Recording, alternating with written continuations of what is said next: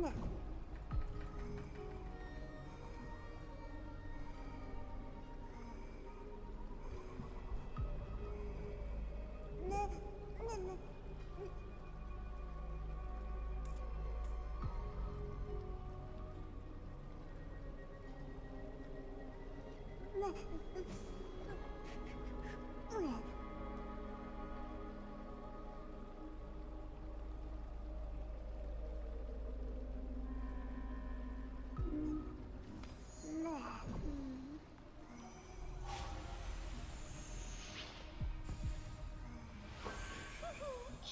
びっくりしたでしょ。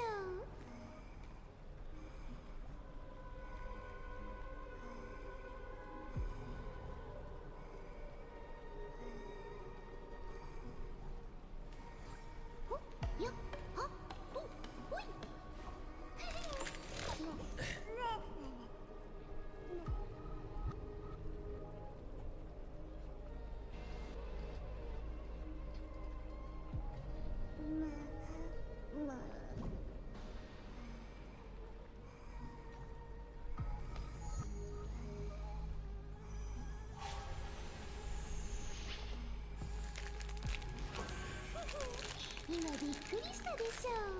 びっくりしたでしょ。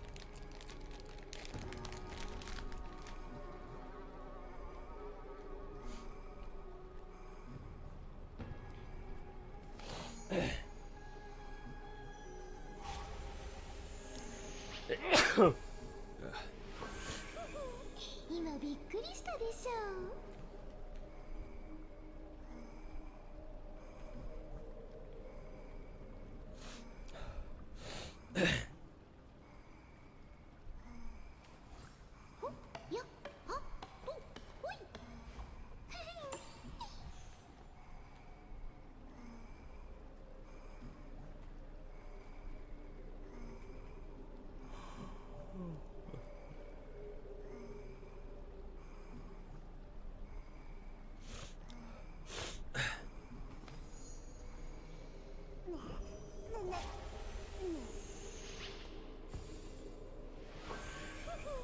今びっくりしたでしょ。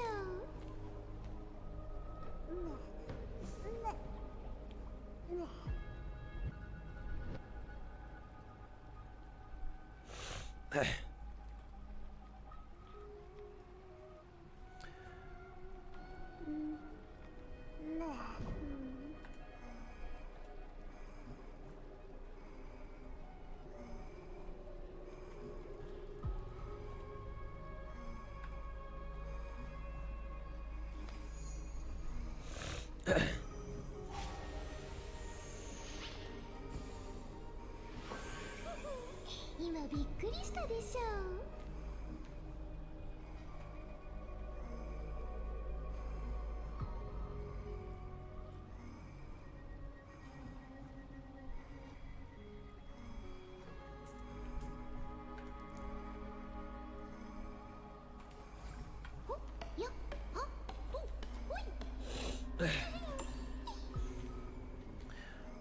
Hey, welcome back, everybody.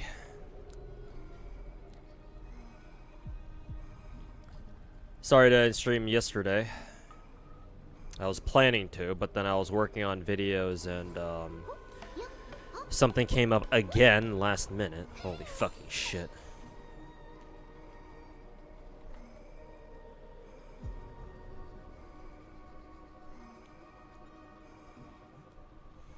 But yeah, hopefully everyone's enjoying their, what is today, Tuesday?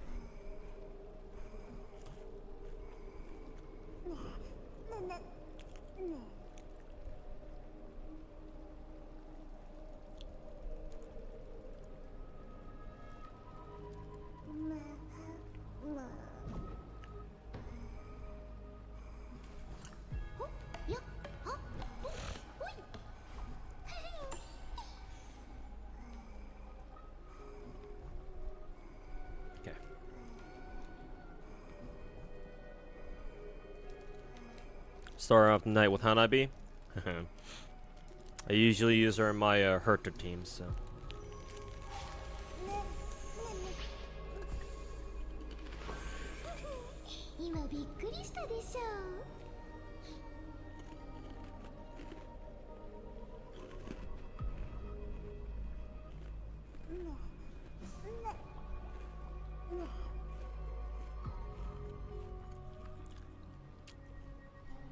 Kinds of videos.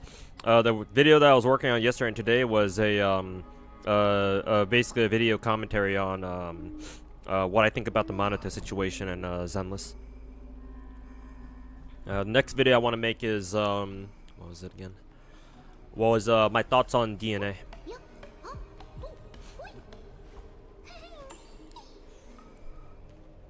And the next video I'll make after that, or I have planned after that, is my thoughts on the 6.0 or Genshin 6th anniversary. As a Star Rail newbie who literally just joined for the Fate collab, spending all your free tickets, E16 Saber, oh congrats. What support banners would you recommend for the team? We had a support banner like right before the Fate collab where you could roll for Sunday, Hanabi, which is this girl on screen, and Tribi, I think it was, all on the same set of rerun banners.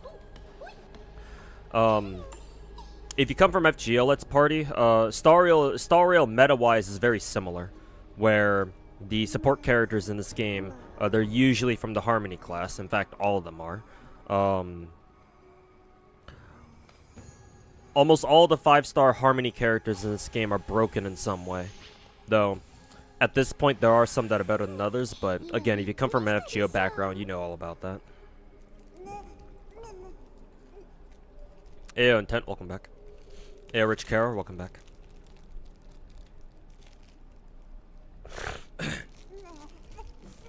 Checked all the teaching positions in your area, had postings, but they're all taken. Yeah, I know what that feels like.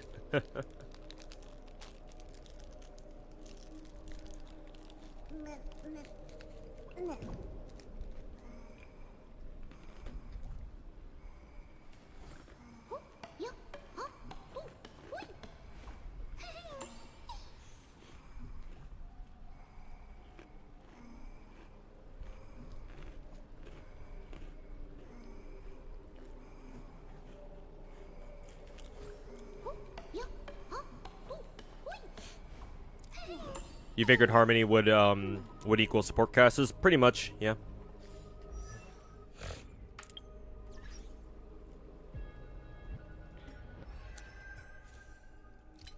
So yeah, the Harmony characters are the dedicated support class of this game. You might have already realized that each class in this game, path as they're called, they usually like cover like some sort of archetype, with the exception of Remembrance. Remembrance is literally just like whatever, just throw anything in there. Every single Remembrance character is different technically. Yeah, I say different, but Casters and Aglaya are both fucking DPSs. So, who is it? MC is more of a kind of a, I guess technically they would be a Harmony character if they weren't Remembrance, and then Hycene is a healer, so Abundance. But with the exception of Remembrance, all the other classes like usually cover some sort of archetype. Harmony characters, they're all buffers, offensive utility, or not offensive utility, just team buffs for the most part. All the 5-star characters are busted. As far as the 4-stars go, these two are busted. Yukong sucks. Well, on paper she has good buffs, but she's really hard to use efficiently. And I think Hanya's okay. You can definitely use her, but I mean, why use her when these two exist? Bronya's the permanent character. She's very good, don't get me wrong, but she's permanent, and she's been in the game for the last like 2.5 years. So, you know, other more recent characters kind of do her job better. You know how it goes. Ruin May technically is a Harmony support, a break buffer. That may change though. with future characters. Still a very good character. Still has her uses. I think overall she might be better than Bronya, just overall performance wise, but she used to be a lot better just in terms of meta when at the time she first came out. Nowadays, I'm sure she still has a use, but I don't really find myself using her that much anymore. Hanabi, or Sparkle, as she's known as in the English version for some reason. Her whole gimmick is that she gives your team 2 extra skill points just by default, and it raises your team's skill point cap too. So normally you might have noticed that normally your teams only start off with 5 skill points total. Having Hanabi on your team, just having her on your team increases that cap to 7 just on its own. In addition, she lets your team start with 4 skill points instead of just 3.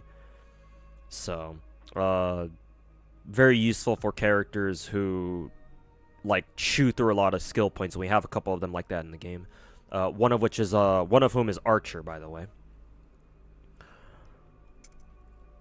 Robin is also one of our better supports. Her whole thing is that when she pops her ult, anytime your team deals any instance of damage, she follows it up with her own damage too. Basically, just free damage as long as her ult is active. So that kind of makes her a hybrid. Buffer DPS kind of character, which is fucking insane. Might not sound like much, but when you compare teams that have her against teams that don't, you will notice a difference in damage output. Especially if you run follow-up attack characters, or characters who use follow-up attacks, or FUAs for short, in order to deal a lot of their damage. Because her ultimate gimmick thing,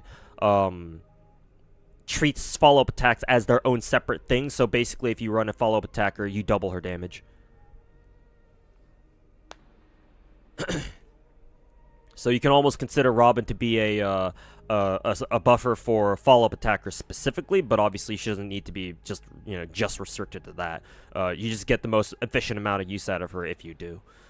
Her brother Sunday, because they're siblings. Her brother Sunday is probably he's definitely the best single target buffer, because that's all he can do. He only buffs single targets. Before him it was probably Bronya, but arguable. Now, there's just no question, Sunday's the best single target buffer in the game. As you might expect, he buffs single target characters, so if you run hyper carry teams, he's your man. Gives you 20% free crit rate just because. No idea why they thought that was a good idea, but sure, whatever.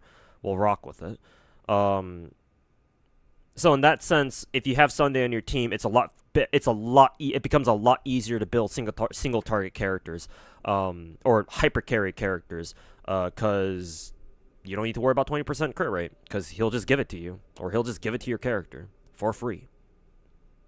So that's cool. Also gives a bit of charge, just like Tingyan, but he doesn't give as much. Still really good single target ultimate support thingy. Anyway. His main shtick is that he also buffs, or he also specifically buffs remembrance characters, or people who have people who have, I think they're called memo sprites in this game, basically people who have a summon. So anyone from here. He mainly pairs with Aglaia, because Aglaia really relies on him to really work. I mean, technically she can work without him, and I've done it before, but she really appreciates Sunday's help. I guess technically casters too, but just not as much. But you don't have to use them for just Aglaia or other remembrance characters. I mean, we don't even have a lot of them anyway. You can just use them for any hyper carry, just in general. I guess I should also mention another reason. The main reason why Sunday's so fucking broken in this game is because his skill instantly pushes his target ally's turn back up to the front. Bronya also has that skill, which is why she was really, really good in the beginning. Sunday has the exact same thing. For either of them, you use their skill on a target ally. It pulls their action up forward immediately and gives them their turn back instantly, as long as the enemy's not moving yet. As long as it's not an enemy's turn currently. Even if you use that skill on a character on a DPS who just went, like they just attacked, and right after them, it's either Bronya's or Sunday's turn. Doesn't matter. Their skills pull their turns back up.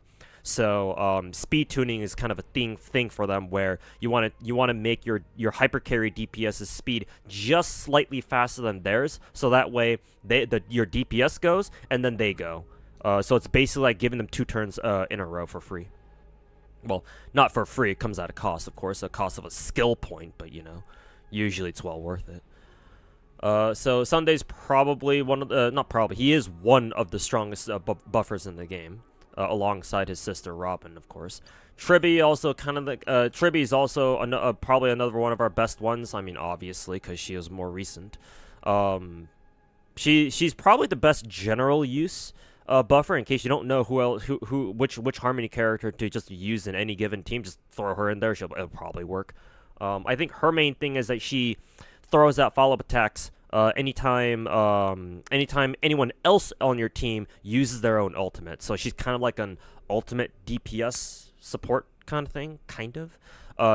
She doesn't do as much damage as Robin, I don't think, because again, Tribby's follow-up damage is limited to whenever her teammates use their ultimates, as opposed to like follow-up attacks or something, or just regular attacks for that matter. But she also gives a lot of other great buffs too. I believe her skill gives her entire team Elemental Pierce, so that's really fucking good. Normally you only see that from characters like Ruin Mei, so that's obviously quite nice. And finally, Serera is our new character. She just came out today. I will try to roll for her, but I don't have that much currency, so it'll take me a while. Her thing, apparently, is that she fucking lets you she lets anyone she uses her skill on, or was it her ultimate? I forget. But anyways, her gimmick is that she lets a character use their skill 2 times in a row. So you can imagine how broken that is. Something like that. I don't know if that's exactly how it works, but I'm pretty sure it is. Something along those lines. Anyway, she's probably gonna be really strong too, just because she's one of our newest. She's our newest character, and Star Rail operates off of operates off your traditional classic gacha meta of whoever's the most recent character is probably better than everyone else. So, welcome to Star Rail. There are exceptions, of course, but generally speaking, that's how this game goes. Anyways, hope you enjoyed the explanation. So yeah, Harmony characters are what you want to roll for first. Again, we just had a banner that had Sunday, Tribby, and Hanabi on it all together, which meant you could have rolled for each and every one of them, not all at the same time, obviously, but because technically the banners are separate, but they were all available, so you could roll for them one by one. So you missed that. So obviously that sucks. However, Serera is here, so you can roll for her. I imagine she's gonna be really strong. I don't know exactly what she does, but I assume it's really fucking good too. Actually, let's just take the time to fucking figure out what she does, I guess. I mean, it's not like I have anything else to do today. At least, hopefully, unless something else comes up in the middle of the fucking night. Anyways. Let's see. Skill grants military merit to one designated ally character. Okay, so it sounds like she's a hypercarry support. Gives Serera 1 point of charge. Charge capped at 8. When charge reaches 6, automatically upgrades the buff to Peerage, dispels their crowd control buffs. Cool, I guess. Character of Peerage is considered to have military merit simultaneously. Okay, so the previous buff doesn't go away or anything. Character of Peerage increases the crit damage of their skill, specifically, that's very specific, by 36%. 36%. Increases their alt-type resist pen by 8%. Okay, so kind of similar to Tribby, I guess. And triggers coup de main when using their skill on enemy targets. After coup de main ends, it consumes 6 points. Okay, I don't know what the fuck coup de main does. Copy. Okay, so Kudamain is Sareja's whole skill duplication thing. So there you go. So her skill does have it. But only when Serera herself has enough like points of charge, I guess. Let's see. Talent. Or go look at ultimate first. Ult gives her 2 points of charge immediately. Deals damage to all enemies. Since she's harming, it's probably not gonna do that much. If no character on the field has military merit, prioritizes granting military merit to the first character. Okay, yeah. So yeah, she'll want Lushaka and Sarkotos, I assume. So definitely another hyper carry support. Kind of strange that they gave us like 2 hyper carry supports in like pretty quick succession. Because I think Sunday was earlier this year. I think. Yeah, I think so. Unless it was last year. Nah, it can't have been last year. I think it was earlier this year. So, I guess they really want you to stop using Tingyun, huh? Let's see. Talent. Character with military merit increases attack by blah blah blah. Okay. So military merit is basically a permanent attack buff. Scales off of Sareja's own attack. Fair enough. So yeah, she's basically just 5-star Tingyun then. Or at least so far. At least as far as her skill works. When the character uses basic attack or skill, Serera gains one charge. Okay, anytime. I guess anytime whoever she's supporting uses a basic or skill, Serera gains 1 charge. Fair enough.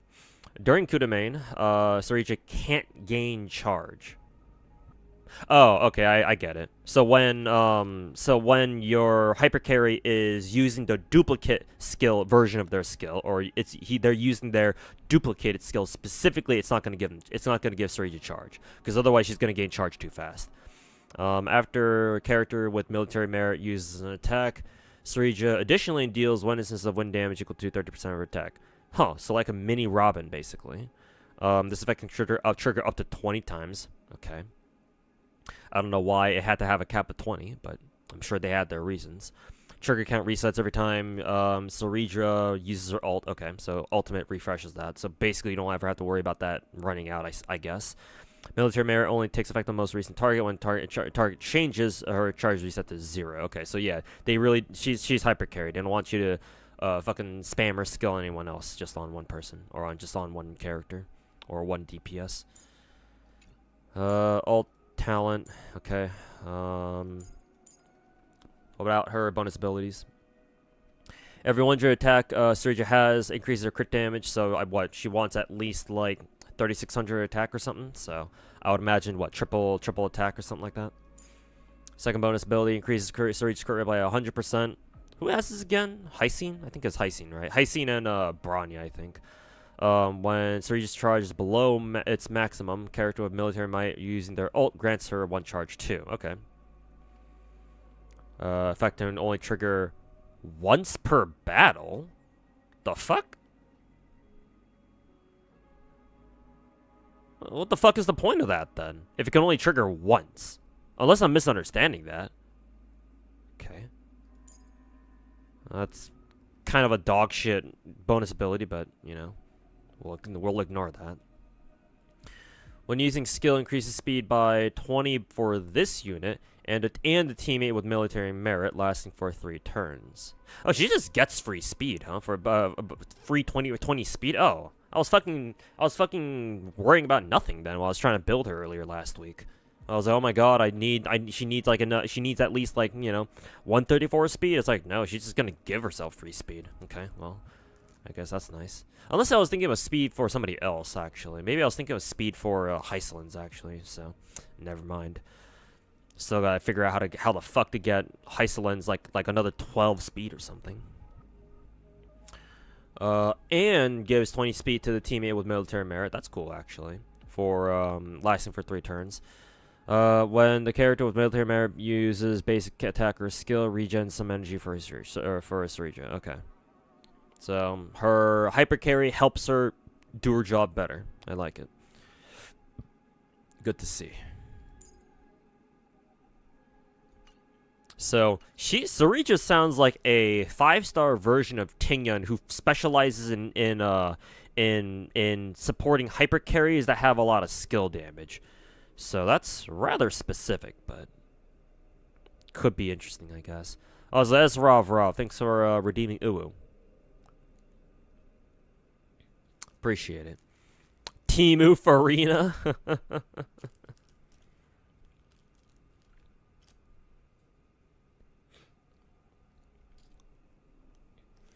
You're kicking yourself for not getting him instead E4ing Saber. Yeah, I know this is just like, you know, fucking beating a dead bush, but or beating a dead horse, I guess.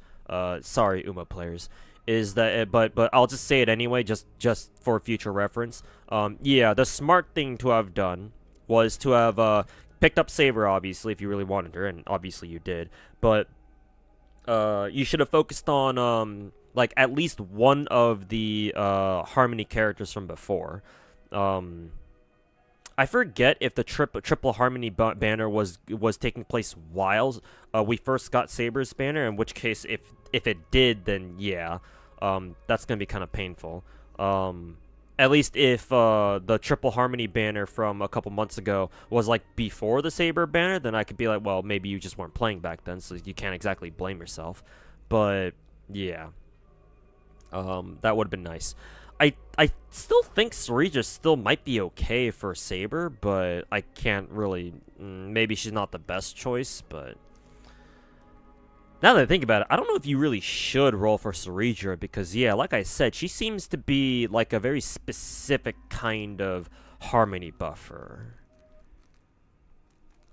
Like, for somebody who just picked up Star Rail, like such as yourself, you should look into more of the general buffers, like, I don't know, Bronya, Ruin Mei, basically anyone here, to be honest. Everyone here can be used as a general use, like general use AoE Harmony buffer. Well, except for Bronya and Sunday, because they're both, you know, single target buffers. But Serera is, like, I think the first one, it feels like, where like she's the first Harmony character to like not really be considered a general use character or general use support. Like, if you want to use Serera, you kind of need to bring along the correct DPS, unless her buffs are just so fucking strong that it doesn't matter if she's not supporting a fucking skill damage based DPS in the first place. That could always be the case, technically.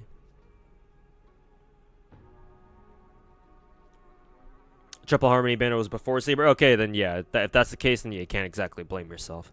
So just gotta wait for them to rerun, I guess. But you did start playing 2 months. But you did start playing 2 months before the. Oh, so you still had a chance of rolling on them anyway. Okay. Yeah, maybe you should have, but again, I don't wanna like constantly fucking beat it over your head. And I'm sure you already get it, but just gotta wait now, I guess. Maybe you can consider picking up Serera while you're waiting.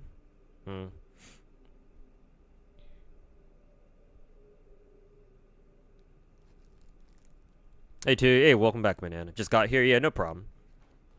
I'm just chilling for now. Stream only started like barely half an hour ago. Serera is only great for a couple of units, like Anaxa and Kevin. Wouldn't really recommend it for newbies, but this being Star Rail, she'll probably be a great unit down. She'll probably be a great unit down the line. Yeah, that's the thing. Let's party. I mean, you play FGO, so you know you should be very familiar with this concept. But it's a very similar situation here in Star Rail too. Some characters might come out where they're like okay, but like they're not their job isn't really as efficient now as it might be later, because like the characters that they pair well with the best aren't even in the game yet.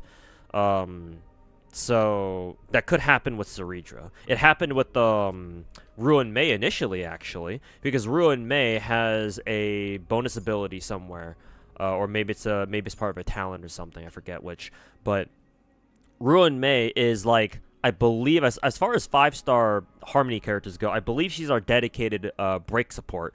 I think we're gonna get another one in the future, but for now, Ruin Mei, this girl, is our dedicated break support, Harmony support. But the problem, kind of, back then was that when Ruin Mei first came out, I think like around 2 years ago, something like that. Maybe not quite 2 years ago, but maybe over a year and a half ago. When she first came out, we didn't have like Firefly. Let me go over to Destruction. We didn't have Firefly, who was when she came out, like by far our best break damage character.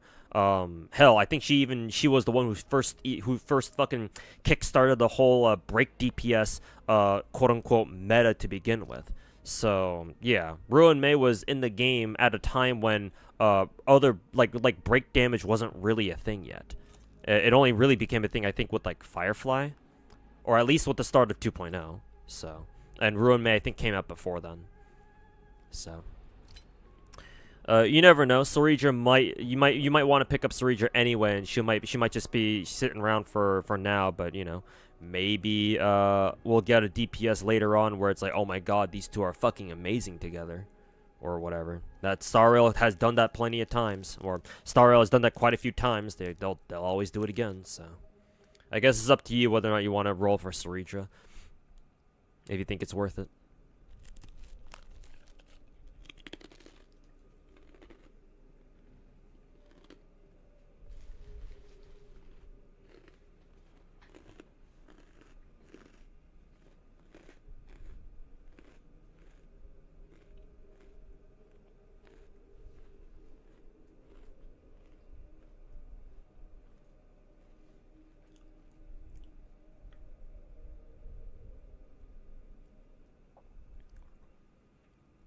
You were beating Panacnia with Daniel and Destruction MC.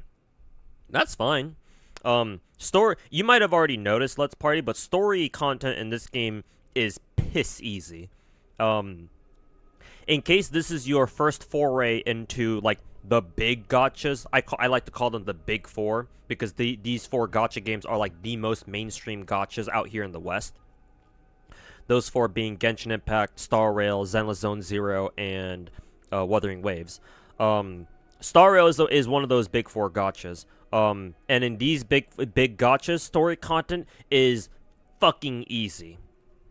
If you have an FGO background, which you said you did, which you said you do, story is a fucking joke.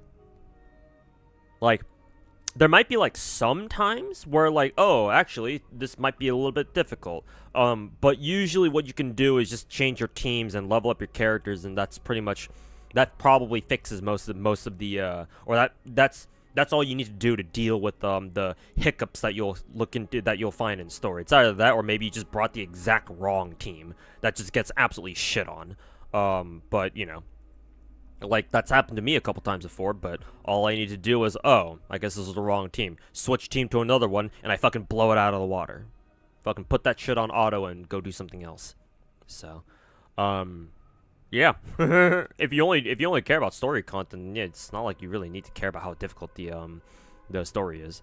It's only when you start caring about endgame content, and I'm actually gonna do some endgame content pretty soon, because I think one of our endgame modes resets, so I gotta go do that real quick. So, you can see what endgame mode is like a bit. Which one was it again, actually? Was it Pure Fiction? It might have been Pure Fiction. Pure Fiction's the easiest of the 3 game modes we have currently. So, just because I show you what it looks like doesn't... Yeah, it is Pure Fiction. Doesn't mean that, you know, it's representative of, like, you know, the real endgame content. People were sleeping on Ruin Mei back then. Kind of reminds me of Kokomi, to be honest. People fucking gave Kokomi shit because, oh, she can't crit, haha, and then Dendro came out. Fucking retards.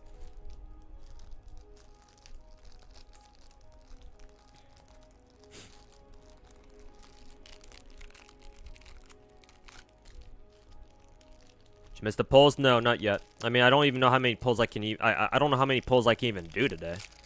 Remember, I spent everything I had for Hysolins.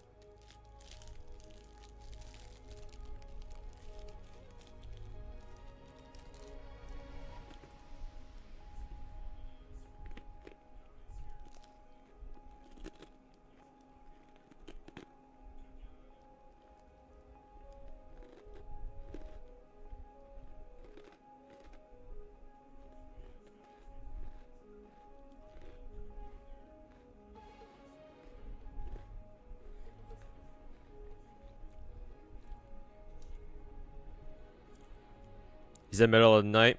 Right now it's only 7:30, so it's not exactly like middle of the night. It's more like middle of the evening, but given my current schedule right now, I don't know what's gonna happen. Who's your favorite Star Rail character? Used to be Bronya.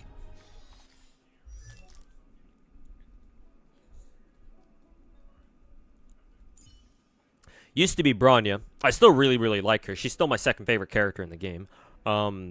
However, this girl exists now, so.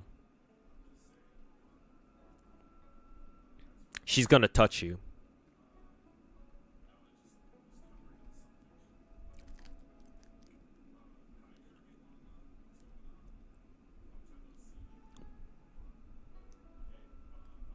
Serera wasn't kind to you, so I hope she treats you well. Hopefully, man. And sorry to hear that your Serera rolls didn't go well. Sorry to hear that. You can blame it on me. Maybe I what is it? Spread my bad gacha vibes over to my viewers or something. When I lost my coin flip to Heislands like 3 weeks ago. Yeah, yo, Finkel.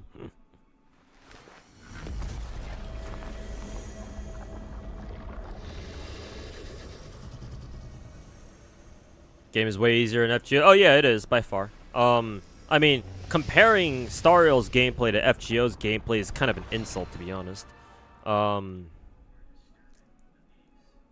Like I've repeatedly blasted this game's gameplay being so fucking easy that I've called it the democratization of turn-based games, or you know, in layman's terms, Star Rail is a turn-based game that was designed for people who don't play turn-based games.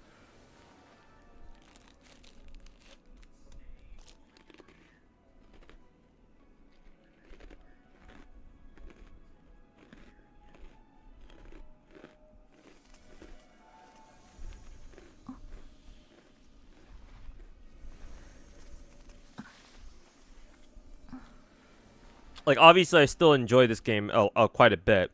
I still think it's fun, especially because a lot of characters I like, so that helps. But gameplay mechanic-wise, there's nothing in this game.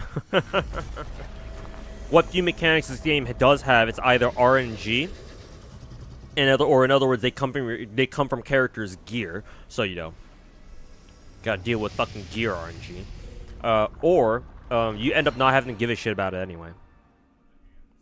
Most of the time. What are you eating? Some rice crackers.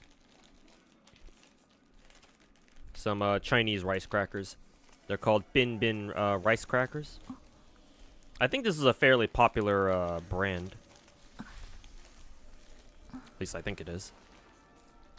Even more than Genshin? Oh, in terms of being casual friendly, yeah, probably. Because remember, in this game, there's not really like exploration. Star Rail is a pseudo open world. It's not full open world. It's not true open world like Genshin is. So the emphasis that Star Rail puts on exploration, if you could even call it that, is nowhere near as much. Though there is a fair bit of it, and if you want to go through all of it, it will take you some time, even still. But it's not as much as what Genshin expects out of you. So, in my opinion, yeah, Star Rail is way more casual friendly.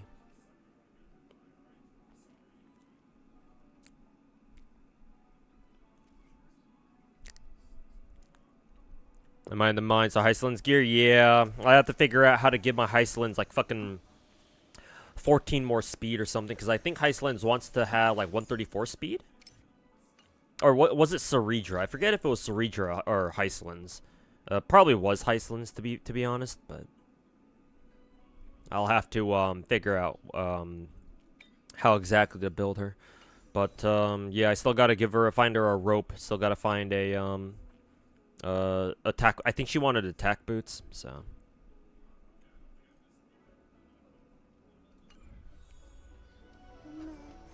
Iceland's wants 134. Serera wants 140 plus. Okay, understood.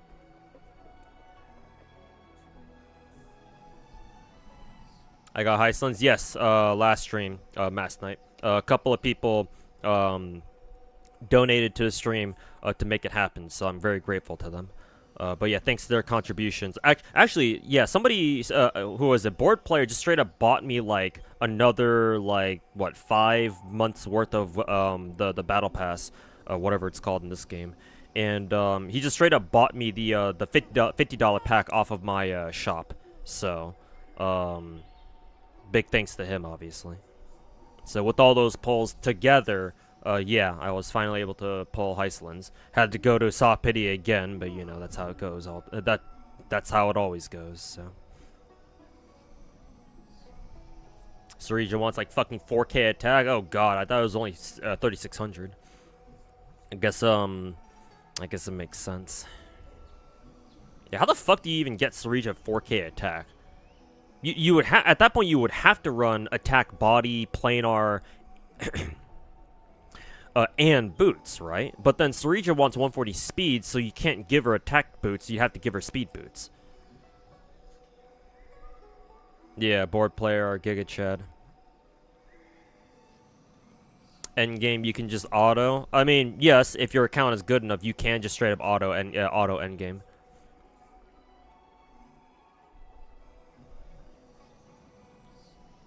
Starro is a dungeon, a certified dungeon. Glorified dungeon crawler. I guess you could put it that way, actually. Yeah, I suppose you wouldn't be wrong. Actually. Oh yeah, that's right. Good point, Soth. Yeah, her event light cone from the Mem restaurant event. I think that event should still be going on right now, right? It's not like it's expired yet. Yeah, and I still have 3 more weeks on it. Yeah, so as long as you do the restaurant event for this patch, yeah, you can get her welfare light cone, and yeah, I guess that gives her a thick stack of attack. Her own signature gives her 64%, double that. Oh, how nice! Must be nice.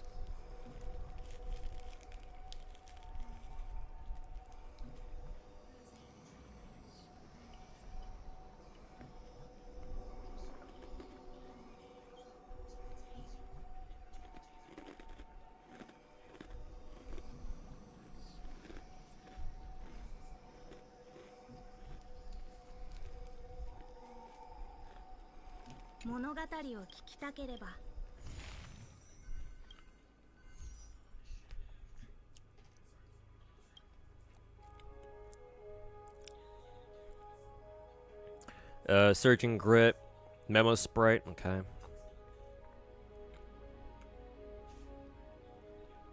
Immediately recover 3 skill points, DOT. My Heislands isn't ready yet, so we'll skip out on that. After ally uses skill to attack enemy targets, deal true damage. Oh, okay. Maybe I can run skill damage, and then I can run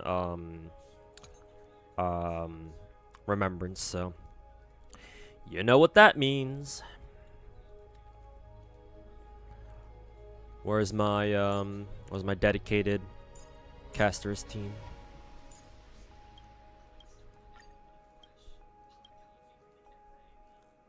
And then for second team, we can run my usual tried and true.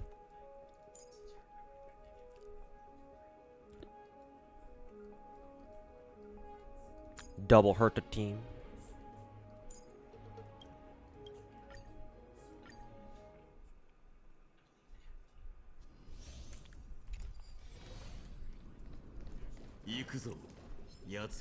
Farming Augusta Echoes are a pain in the ass. Still haven't gotten your last 2 Echoes of double crit. Nightmare Echo fields are really annoying. Thanks, casuals. Really? I actually don't really mind them that much.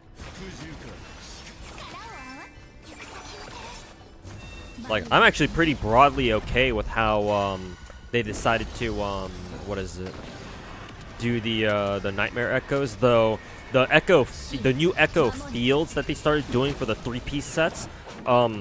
It hasn't bothered me yet personally, but like I do kind of wonder why they only let you farm it like fucking once a day.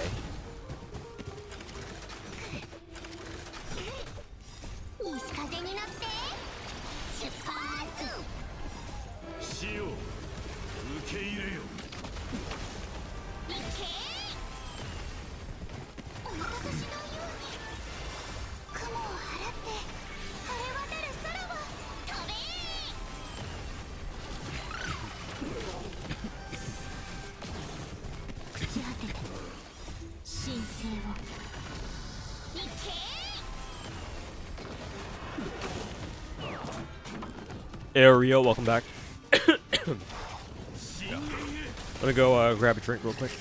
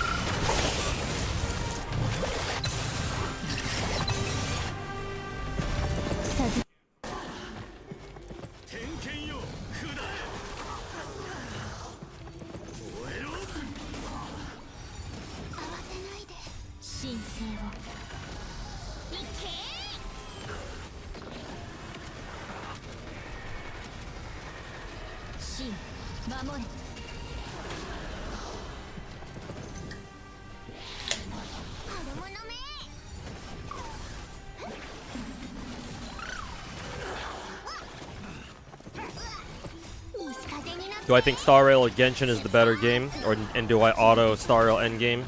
I can auto the easier stages, but I don't think my account is quite strong enough to auto, like, I don't know, MOC 12 or anything like that. Normally I wouldn't want to either. Like, I actually do enjoy playing the game myself.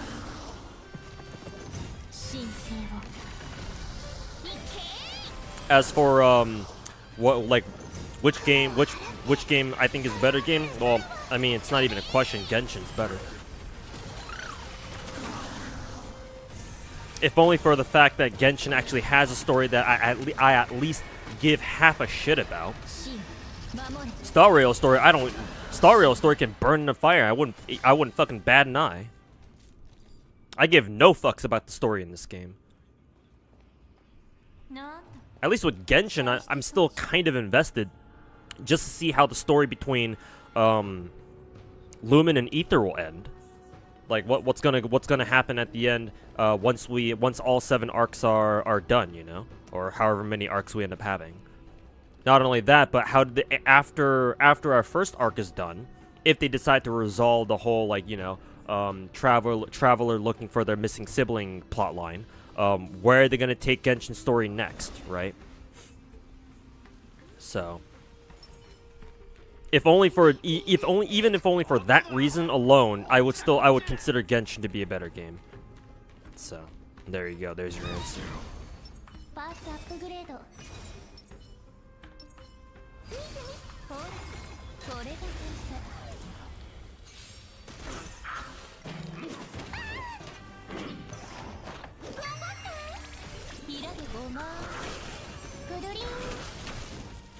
Whimpering Waste is such an unfun mode.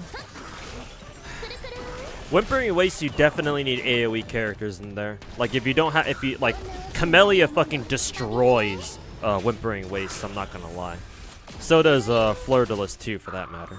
Like, if you don't have, like, really good AoE characters, then, and you only have, like, single targets, or, like, maybe your AoE characters aren't up to par, then yeah, Whimpering Waste will be fucking miserable. But, like, as soon as you have either fucking Camellia or Fleur-de-Lis, or better yet, even better, or even better, both of them, either Camellia or Cartwheel, it's like, oh yeah, you basically beat Whimpering Waste. Even with AoE, you still don't like it.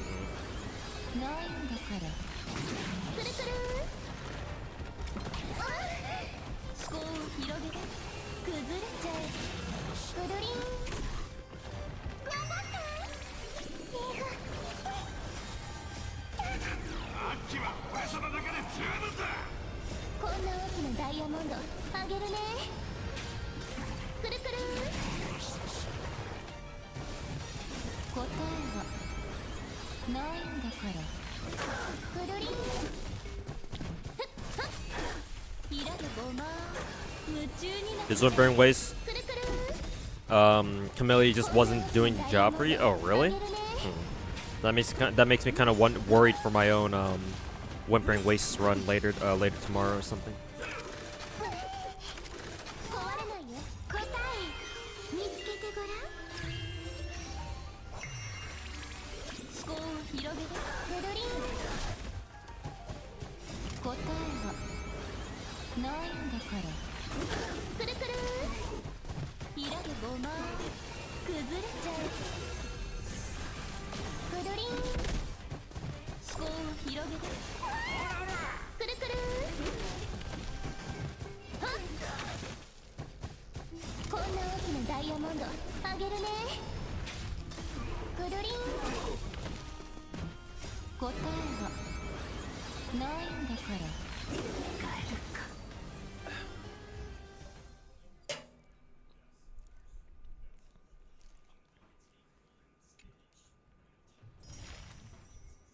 Am I gonna play DNA? Yes, Mikazoa. Especially now that they've removed gacha, because now I'm very interested to see how a gacha game that was originally designed to be a gacha would operate now that it's no longer gacha. So yes, I will be playing DNA.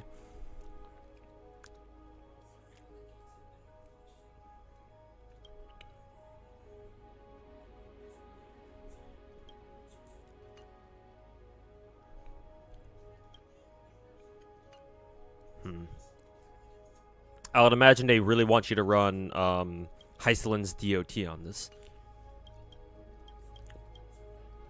Or, I guess Kevin can bully Bronya for a bit.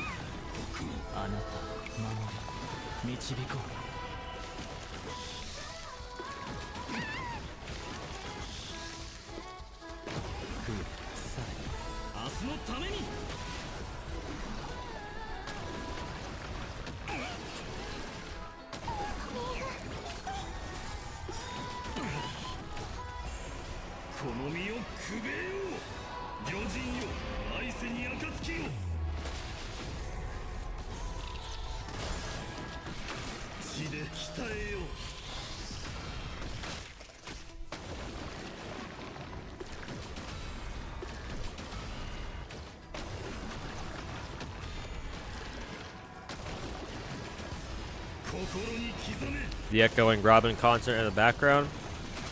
That's probably one of the single most best details that they have in this game. I mean, I would hope they get the details right because the game doesn't really offer much else. But I don't know. I think it's a really cool detail that if you have Robin's ult playing in the background, it starts sounding really far away when Kevin's ulted. Pretty neat.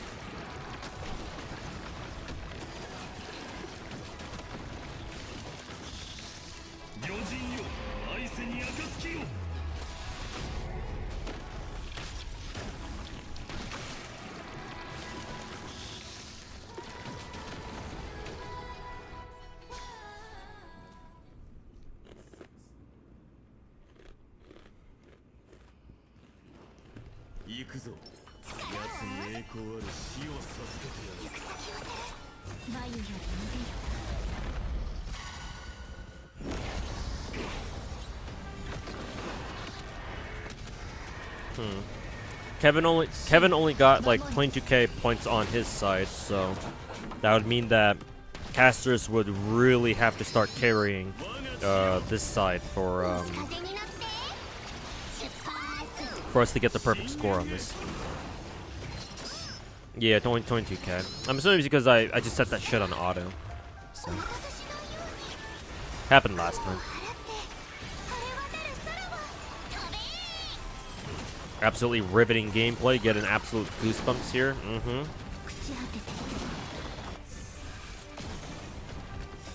The gacha gameplay of all time.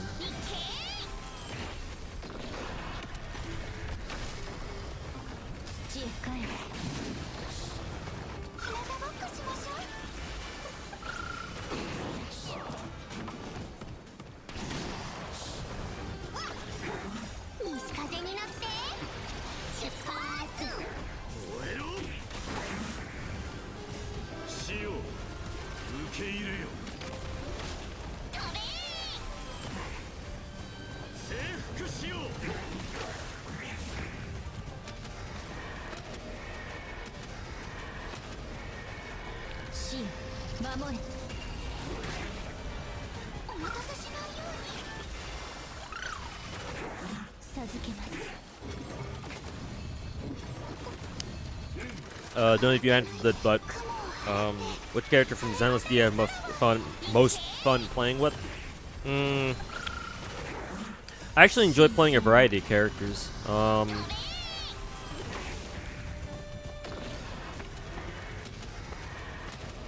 don't know, actually. I actually don't know if I have a favorite team to play in Zenless.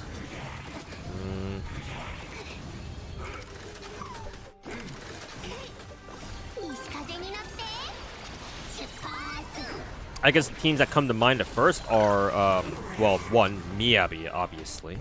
I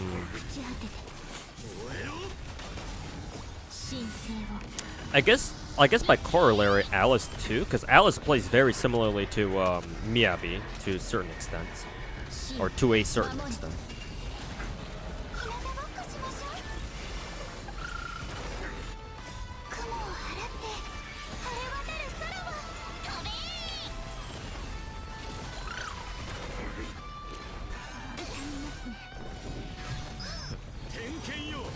that run went really badly. What happened? Oh, because I was playing on auto.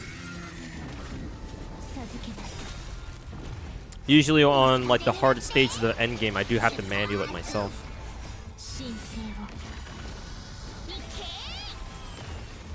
I'm just playing on auto for now, just because one, I'm curious to see if my teams can actually do it, and two, I'm busy eating some rice crackers.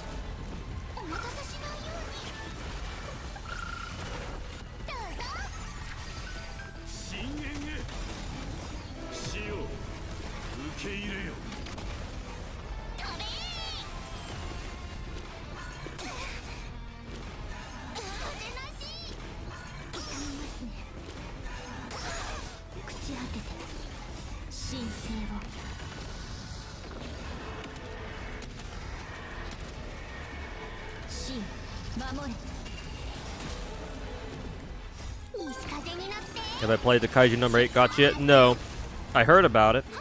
Some of my viewers have been telling me about it, but as soon as I found out that the Kaiju number 8 gacha is developed by the same people who did what, Dokkan Battle and Tribe 9, I was like, nah, I ain't playing that fucking game.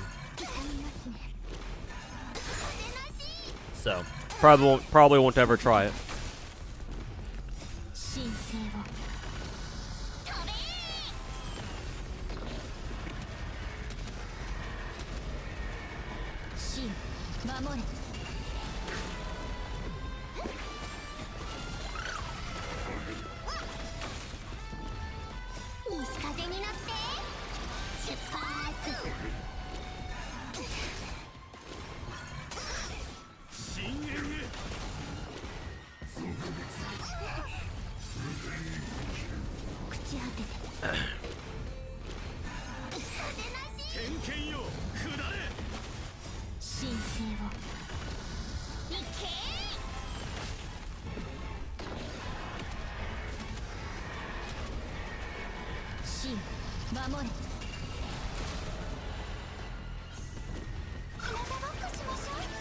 Pre-farmed all the mats for nothing.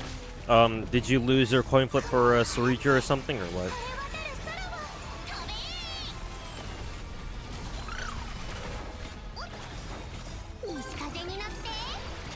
There is one. Yeah, Haviland. Apparently the Kaiju number 8 gacha is very recent. Just came out like, what, last week or something?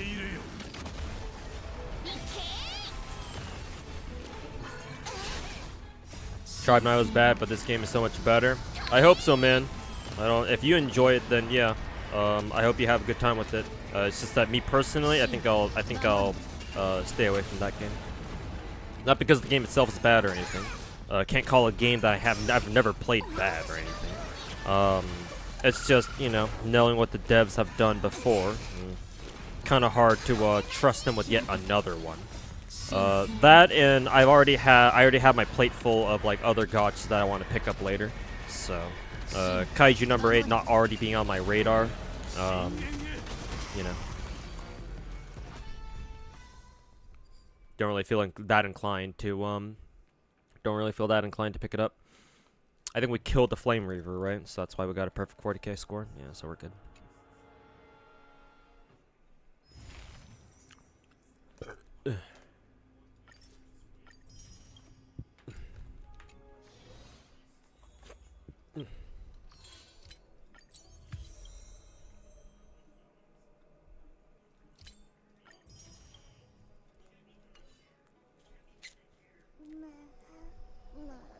Yeah, bro. Ugh, sorry to hear that, Rio.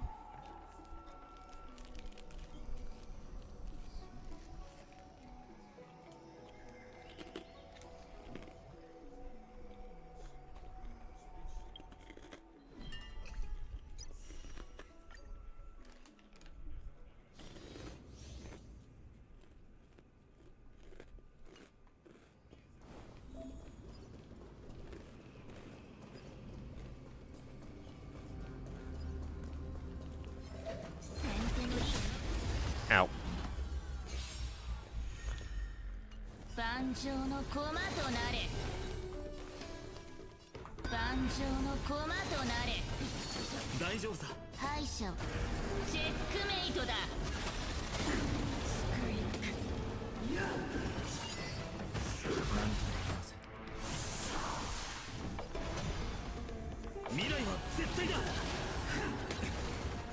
この身をもってあなたを守り導こう。明日のためにこの身をくべよう。本がまだ別日よ、天を引き裂け。余人よ、愛戦に暁よ。空虚その程度。運命に屈する気はない。抜け殻よ。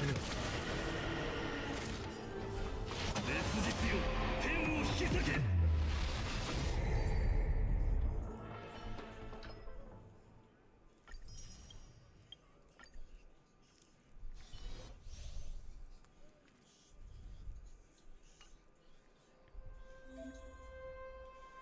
Tribe Night was apparently good, but it was extremely poorly made. Yeah. That's the same impression I had too. Tribe Night itself was a good game, but the devs fucking mishandled that shit horribly.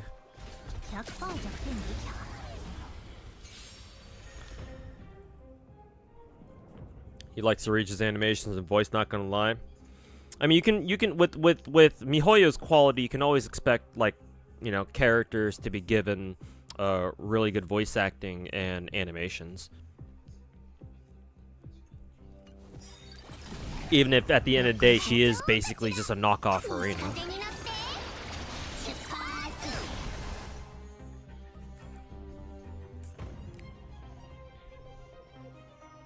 Would you suck dick for 5 million? I mean, yeah, 5 million is 5 million, bruh.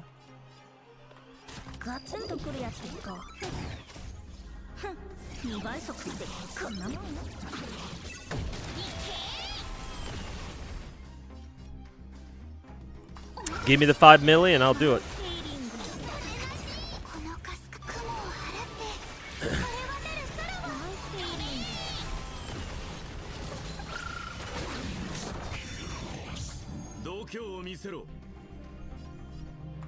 Yeah, I'd be legit fucked in the head and say no. Or, you know, you're already fucking filthy rich.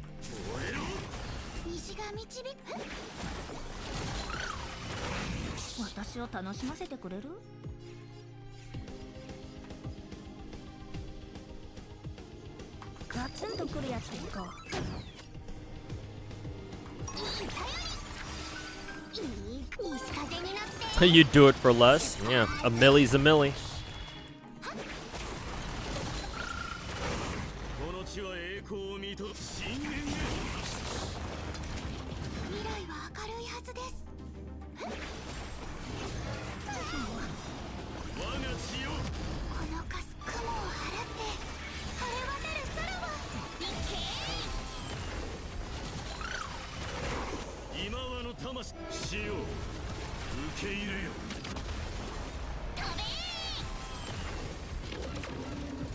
Hope you get lucky with GFL2 at least, though. Then you'll be all right. Whenever the patch for NA goes live.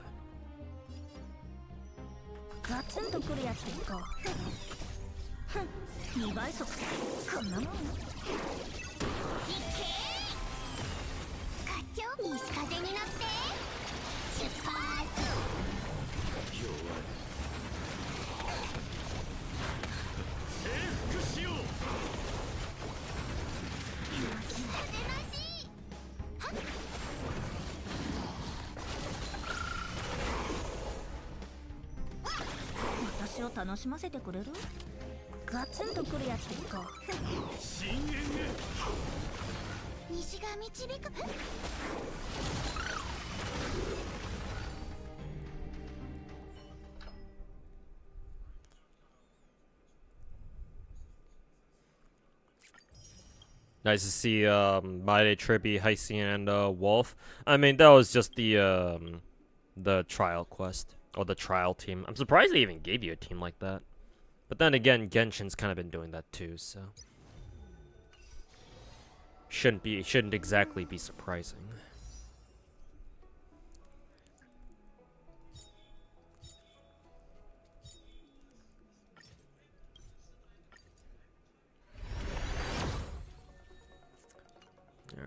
No YOLO, instant 5-star, so. Very well. We shall grind.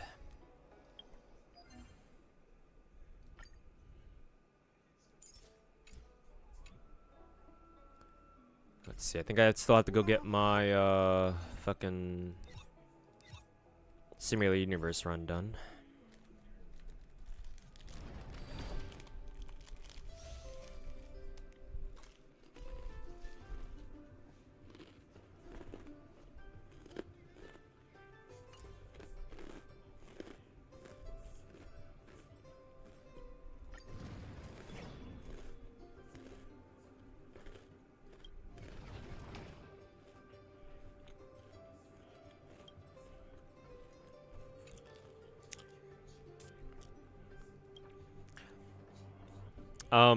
Technically, the team I have for Simulated Universe isn't exactly the right one for this boss, but I don't really give a fuck.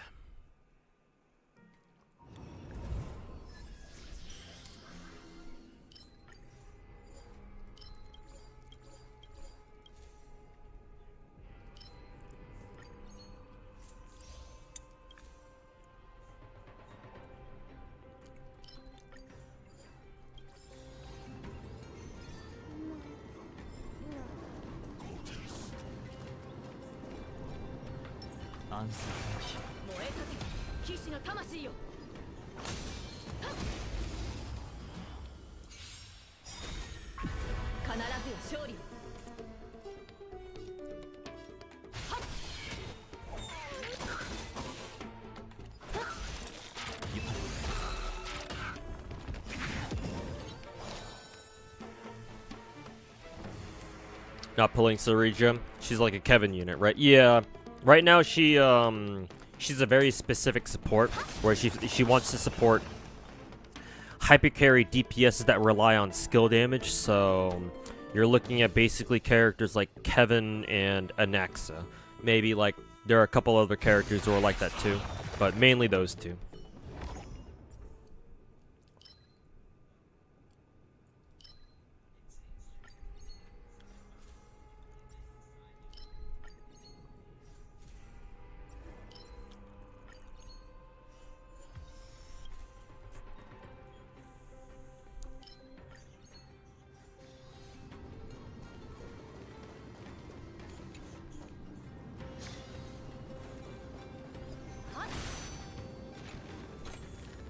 Gacha. Oh yeah, I could have brought Gacha actually. Good point. Actually, you know what? Let me actually back out of this. Because yeah, I don't usually find myself running archer teams. So, you know what actually? I'm going to fucking just redo this shit. Oh yeah, good point.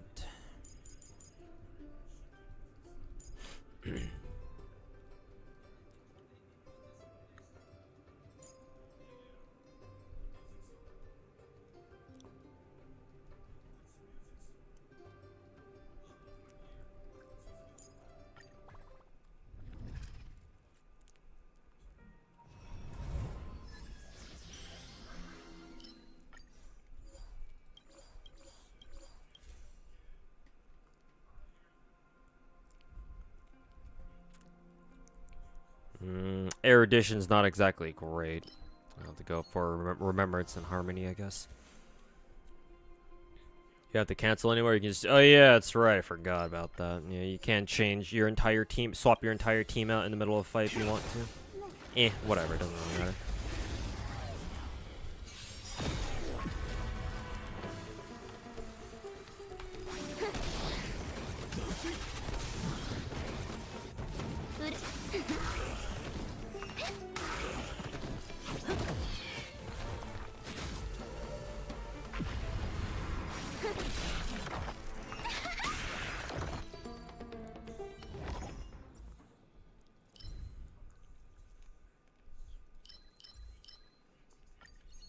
Technically, Elation will be really good for Gacha, I think.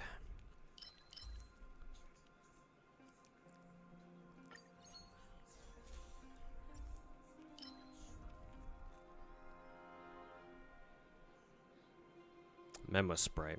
Does my team... No, I don't think anybody on my team has a summon.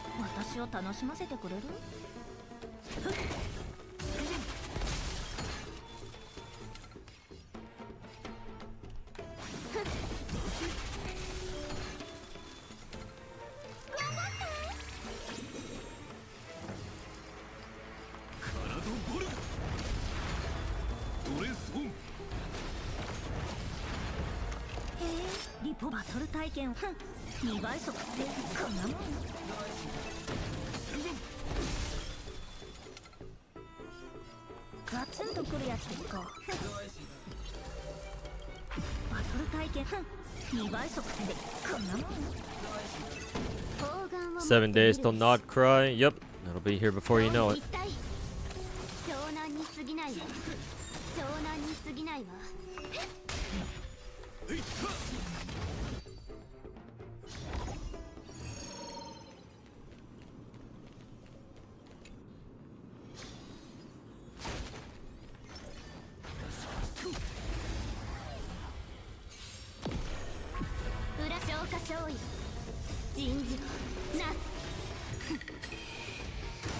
You didn't pull Kevin? Okay, I see.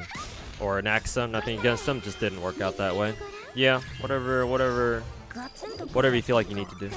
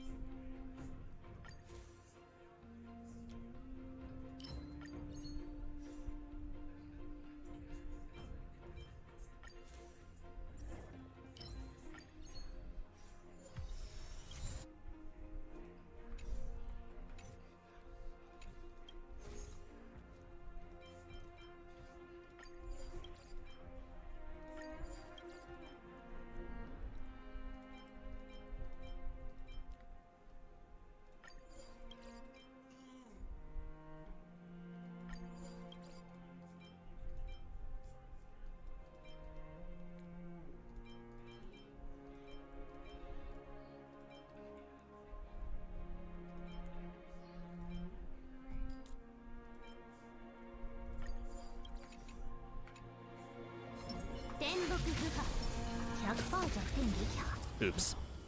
Didn't mean to use Silver Wolf's thingy there.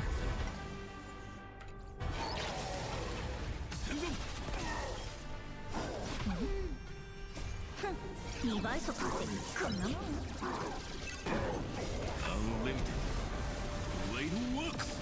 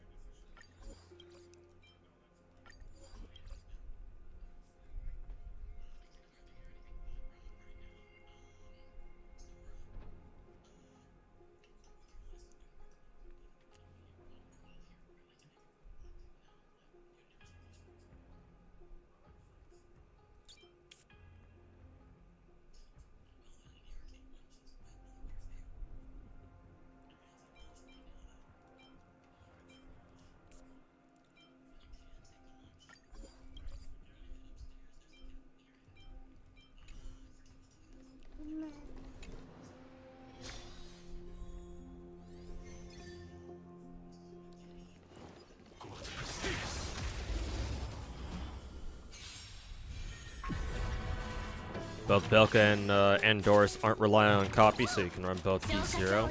Wow. Surprising. Let me check the spreadsheet. Because admittedly I haven't really looked up their shit on the spreadsheet yet. 答え見つけてごらん。動じないで。 体ボルいや逃げ場はない。はいはっ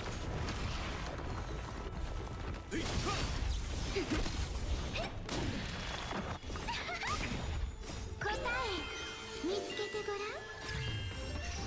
ガツンとくるやつですか。2倍速ってこんなもん。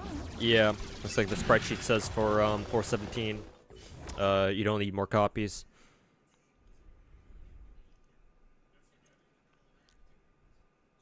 So one will be enough.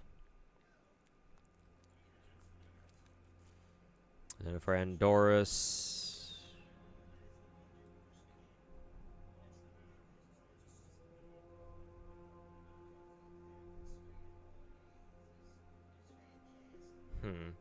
they do say they recommend V1 for G36K, but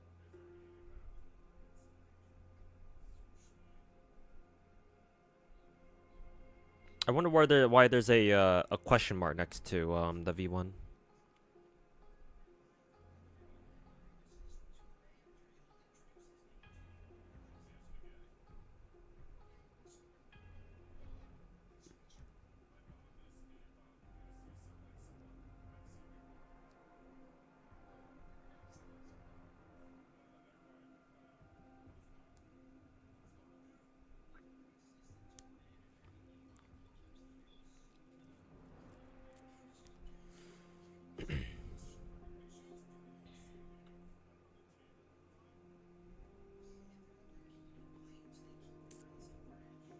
Oh god, does does G36K really need her fucking signature? Are you fucking serious?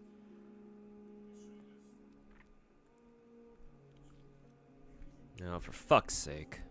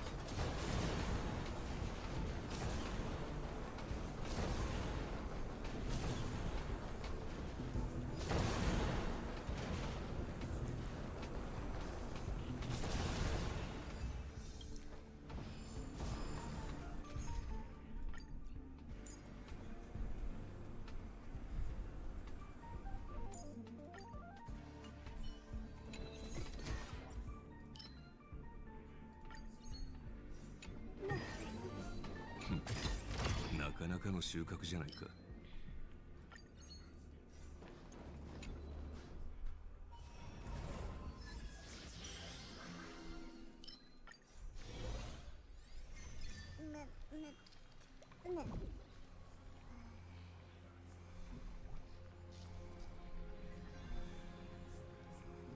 You know their gun names, but from what you know, they both don't really need their signature. Then why does for Andorus? I'll just use their real names. For Andorus or the girl I call G36K. For Andorus, why doesn't she want her signature? Because on the spreadsheet, the only two weapons that are recommended for her are her own signature or like the regular version of it, the G36K.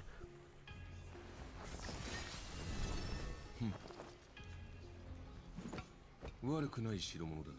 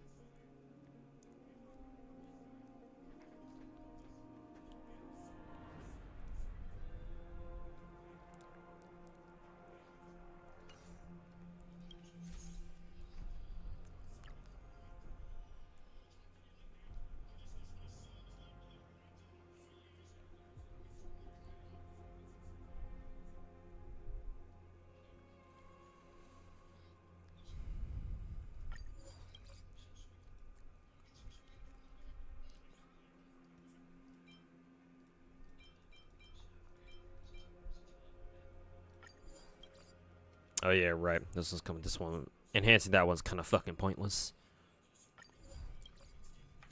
Well, actually, I could probably just replace it.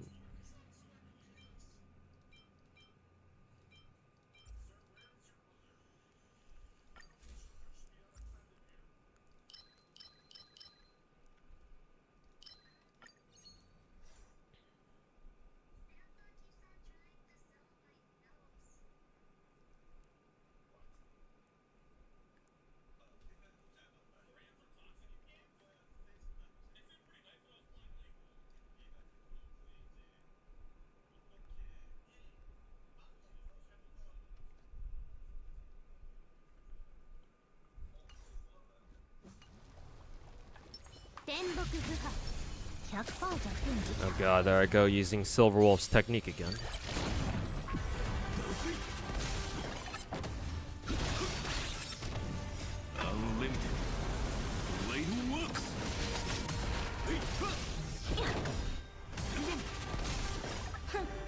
Check Seiya's post about Endorse? No. Maybe I should.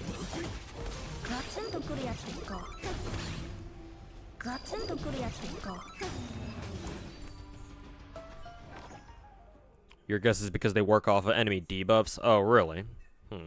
Interesting.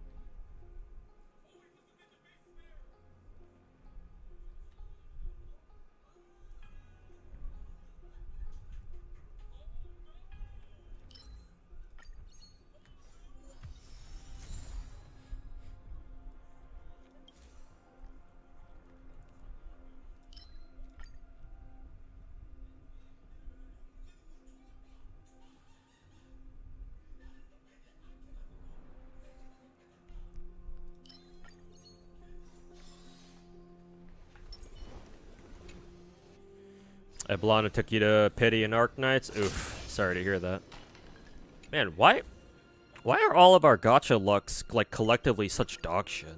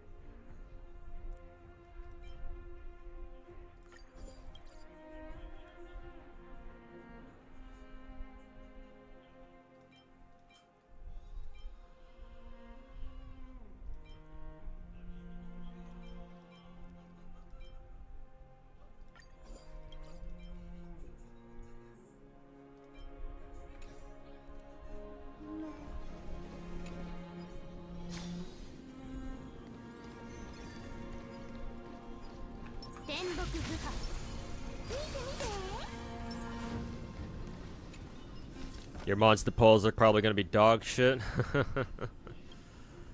I certainly don't blame you for thinking so.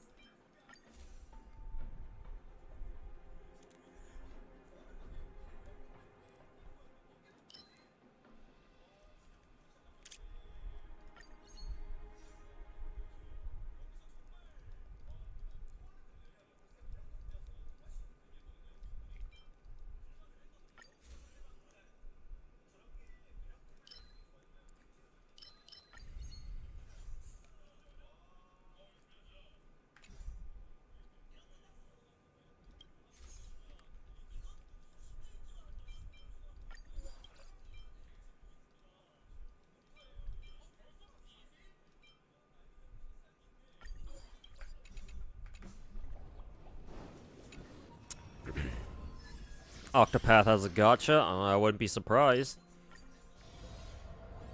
Japanese companies are fucking making gacha games out of any IP they can get their hands on. ブロークンファンタズ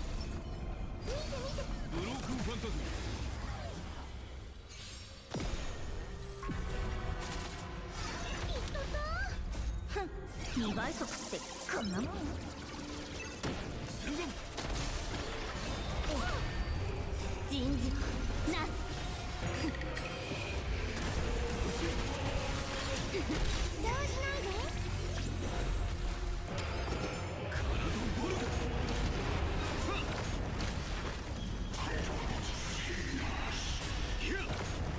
逃げ場はない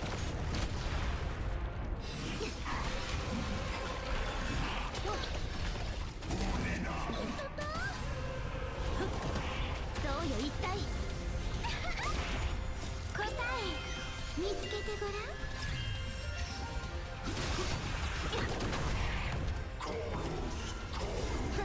2倍速ってこんなもん。湘南に過ぎない陰陽転換。人事なす。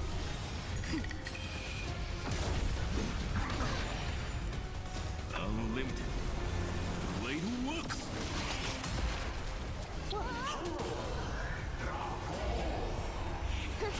戦前体ボルもう少し手応えがあると思ったわね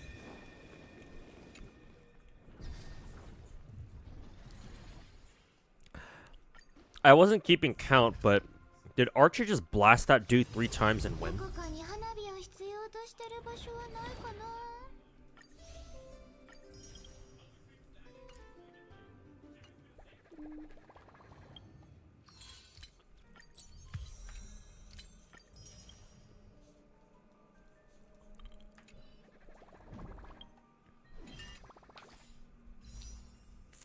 Probably, he do be like that. Mm-hmm. I believe it. Alright, I guess we'll go do this event real quick. Hopefully this drink event is not too long. Well, even if it is long, I don't know what else I'm going to be streaming today, so.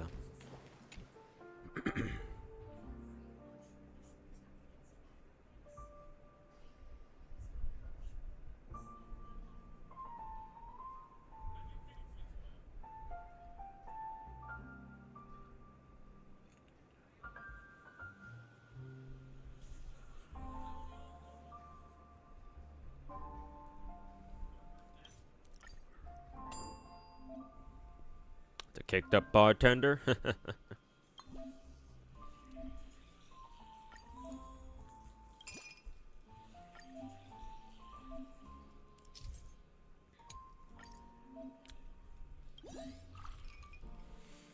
I remember this event from last year.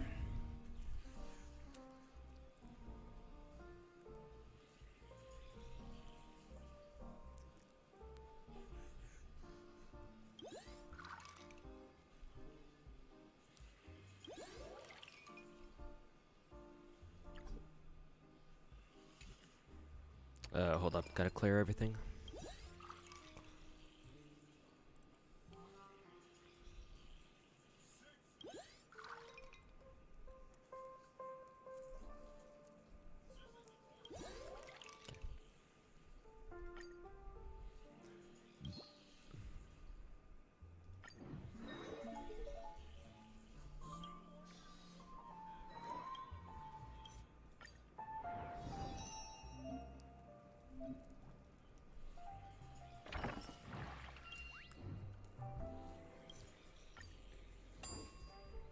Am I getting the Rouge Gotcha skin? I'll try.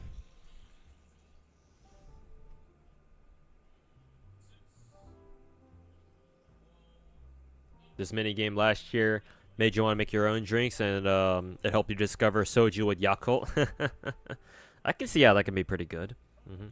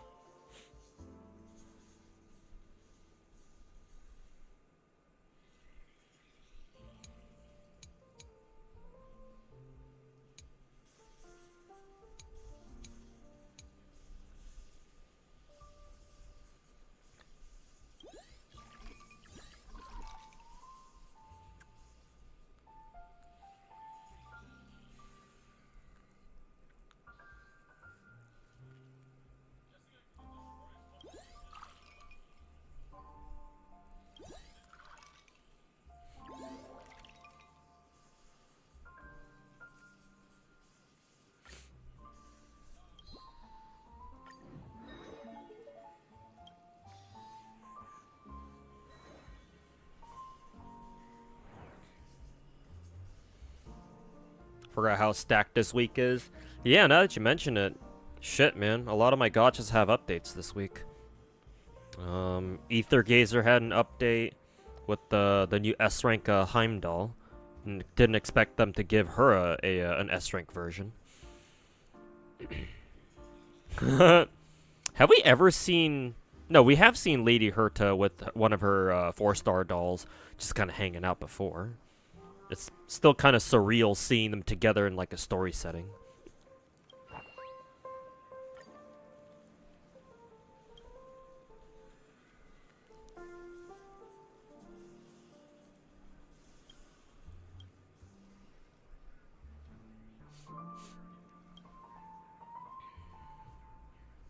Thank God for the skip button.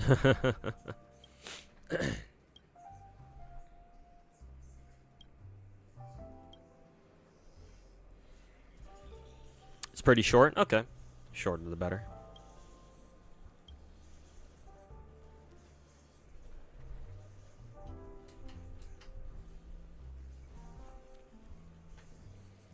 The real black hole is the funding budget. Good one.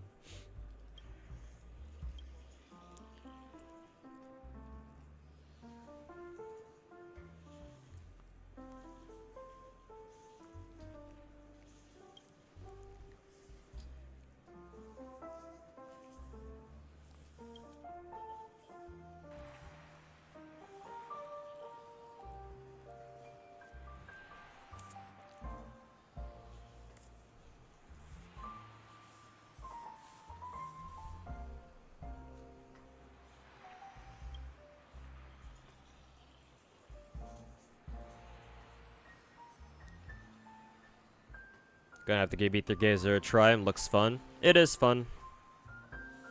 Yeah, do give it a shot. You might like it.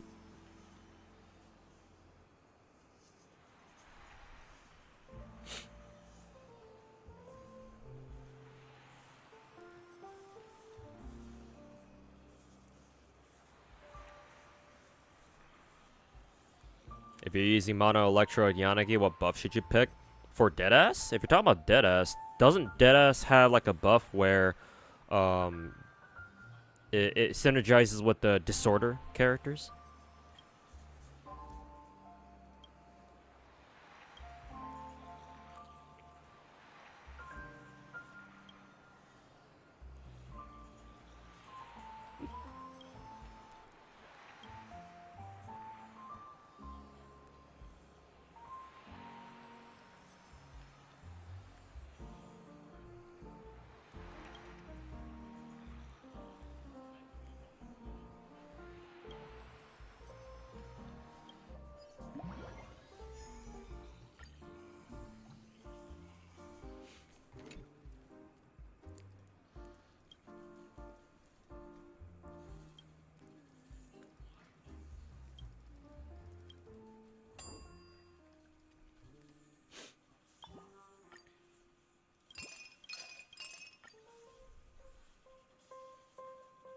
I don't know what they mean by this. Unshakable confidence and a dash collaboration.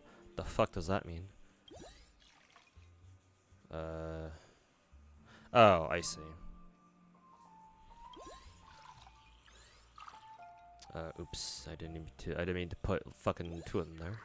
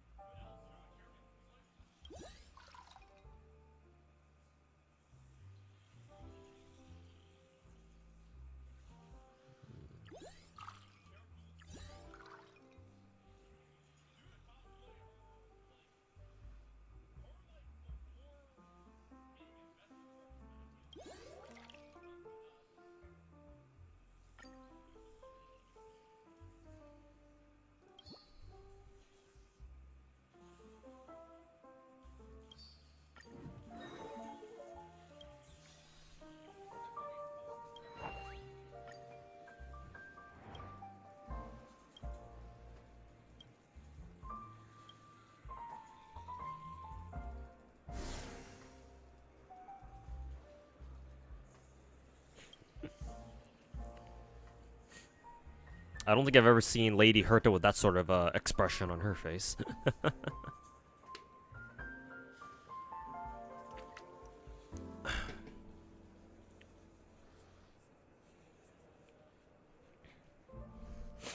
First buff increases attack and decibel rate. Second one gives you damage res for ult, and EX. And third is stun and chain.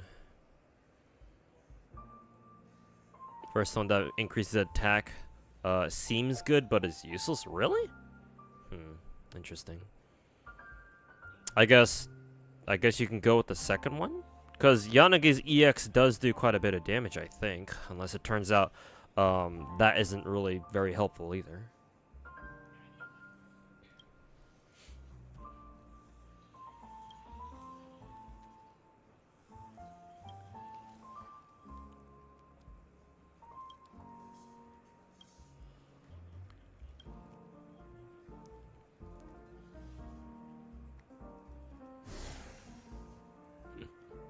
Why is Ruin May smiling?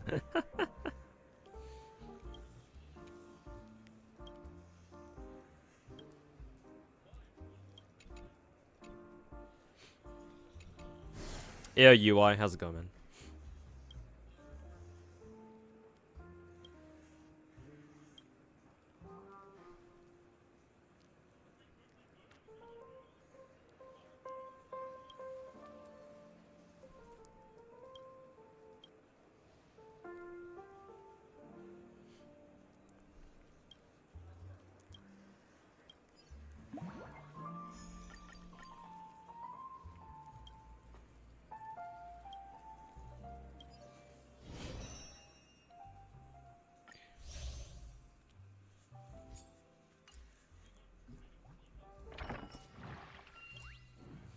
Just woke up. Hey, hope you enjoyed your sleep.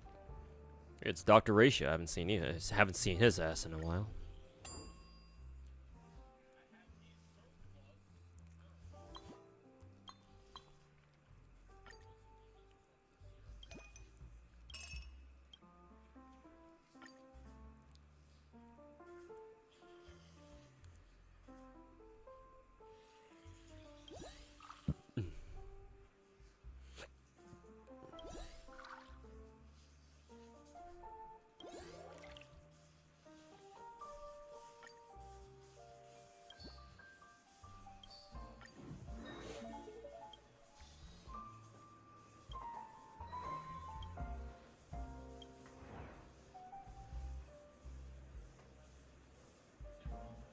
What the fuck is Sushan doing here?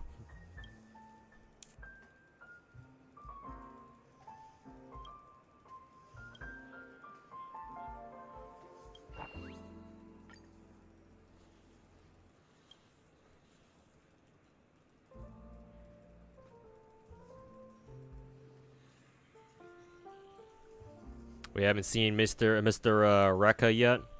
He was good reason to read the yapping. I mean, he was part of the collab story, right? Because he was supposed to be assassin or something.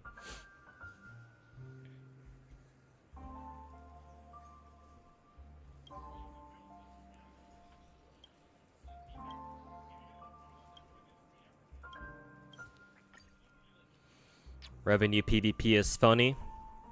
Revenue PvP is retarded. That's what it is. But yeah, it's the it was the end of the month. What, just yesterday, or the start of a new month yesterday. So yeah, I'm sure every content creator and their fucking mothers were doing revenue PvP because that's all they know what to do, or that's all they know. That's all they fucking know. Content creators.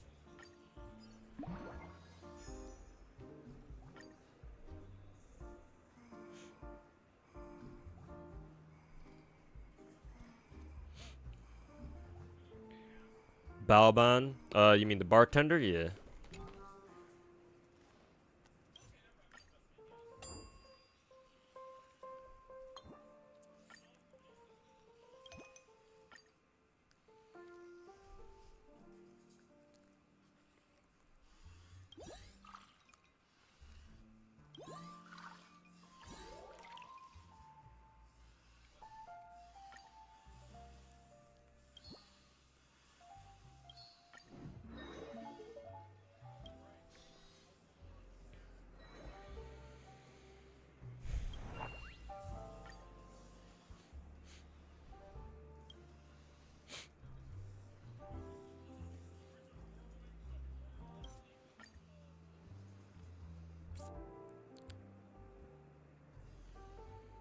Hilarious seeing all the armchair experts making speculations about what those speculative numbers mean.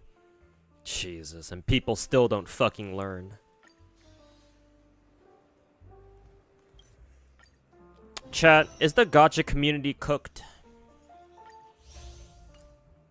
Is there no fucking hope for them, chat? Am I just fucking wasting my time?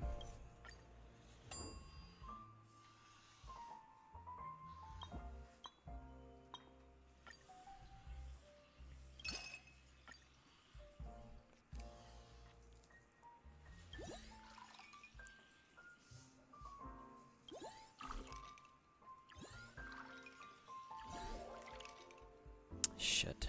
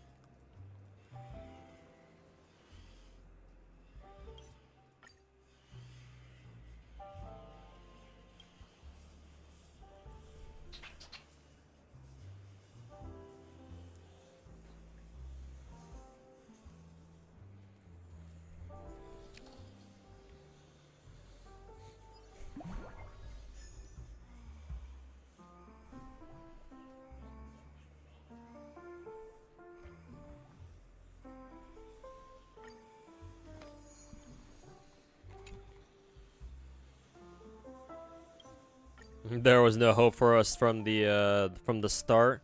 Well, for some of us, maybe. Well, no, actually, you're right. None of us had a chance.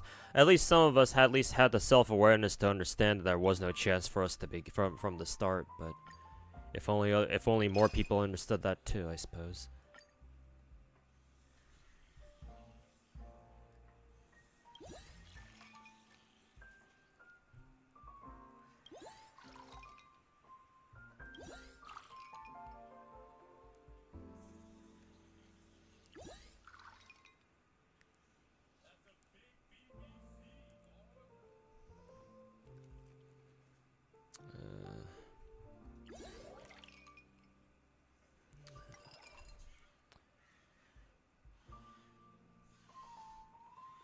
Three color layers?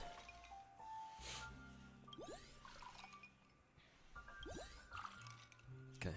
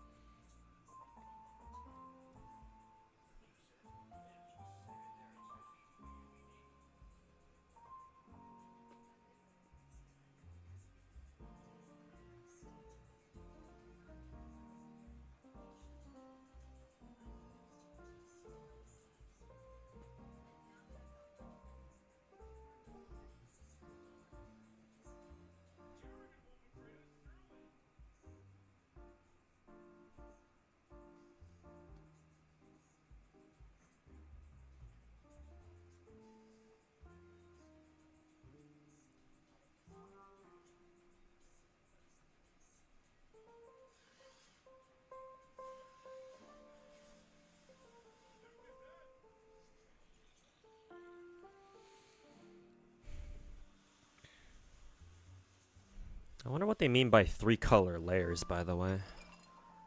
What do they fucking mean by that?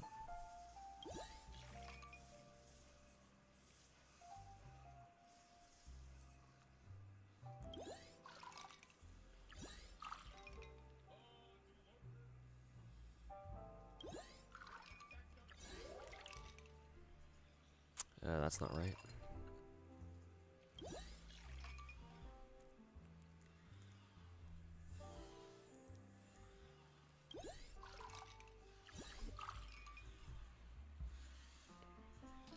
And then a super intense flavor.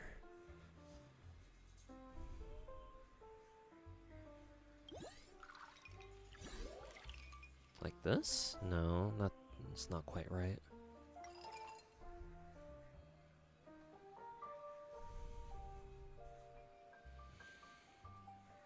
Ryuka Sensei is the voice of the JP Blair bass only when it's about Wuwa. You know, I didn't really think of it that way. Cause yeah, he only really talks about Wuwa now, doesn't he? I mean, even before he joined the whole Wuthering Waves content creator program thing, he only ever did talk about Wuwa, huh?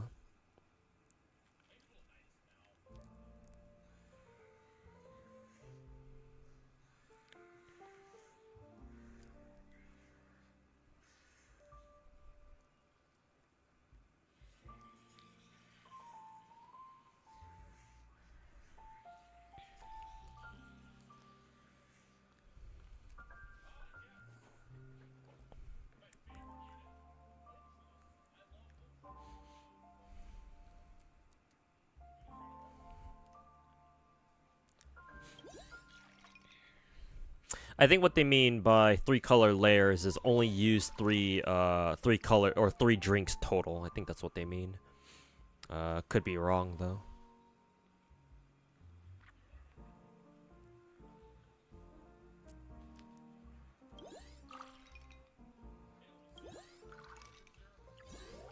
Yeah, like that.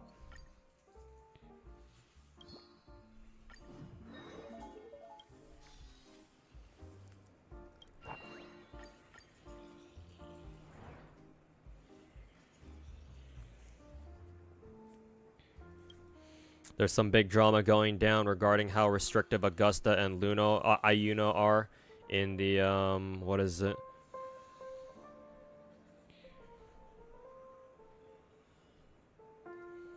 In the Wuwa CC community. Oh, really? Care to share the details on it, or?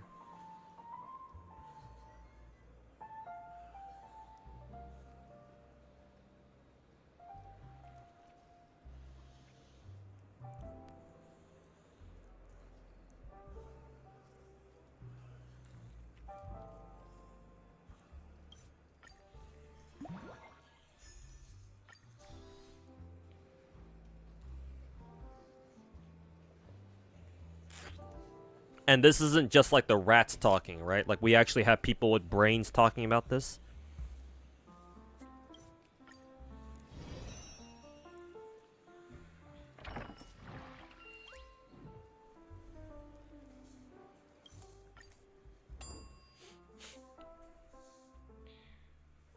Hanabi.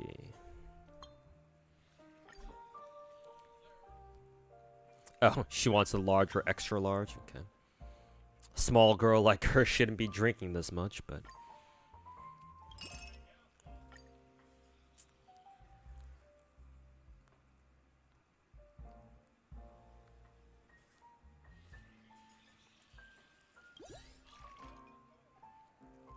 oh. That's the wrong drink.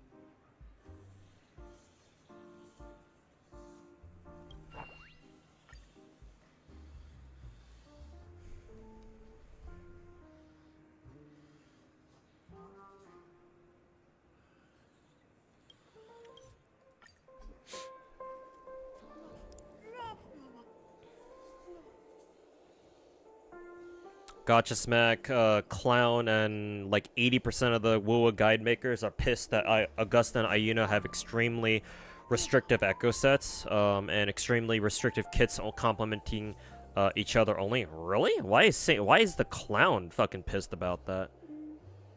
Shouldn't he be on his fucking hands and knees, groveling on the fucking dirt? Fucking bending his ass over backwards that Kuro's given such a divine fucking character? The fuck does he have to do, the fuck does he have any reason to fucking bitch about?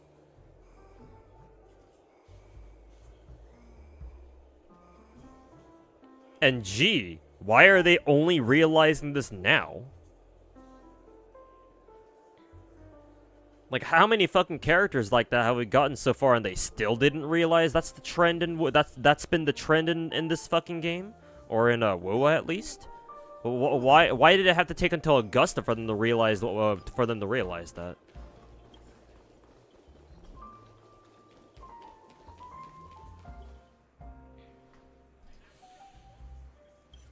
You know, it's especially a fan favorite. She's really popular, but the kid is really bad, actually. Oh, really? Is it?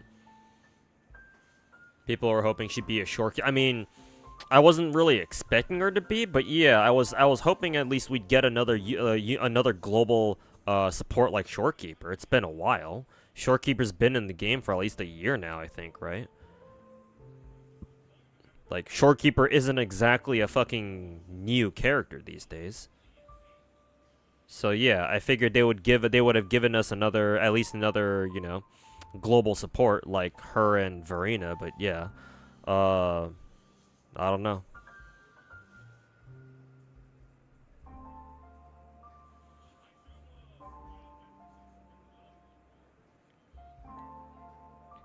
Kind of agree though, it kills Wuwa's team building. I mean, yes, me too, but like, I'm just confused as to why the Wuwa CCs are like bitching about this whole situation now. Like, did they not realize they were gonna keep doing this? Cause like, what was the first character in WoW that operated like that? Where like they have a very restrictive kit where like they kind of need like these certain characters to like maybe not just function at all, but like to operate as best they can. What like Forlova or something? Maybe Camellia? I don't know.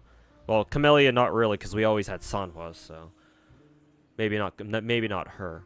But I don't know. Forlova? Technically, Forlova was one of our more recent characters, so I guess maybe you can't make a trend out of that. But I don't know. Maybe I'd say at least since Lupa, perhaps.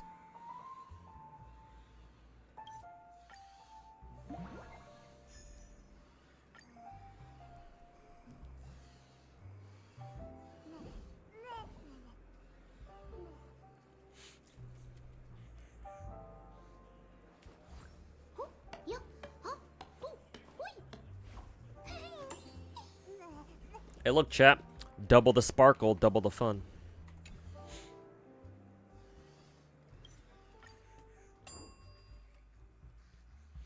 I don't know. To me, WoW never really felt like a game that you could like make a whole bunch of teams with.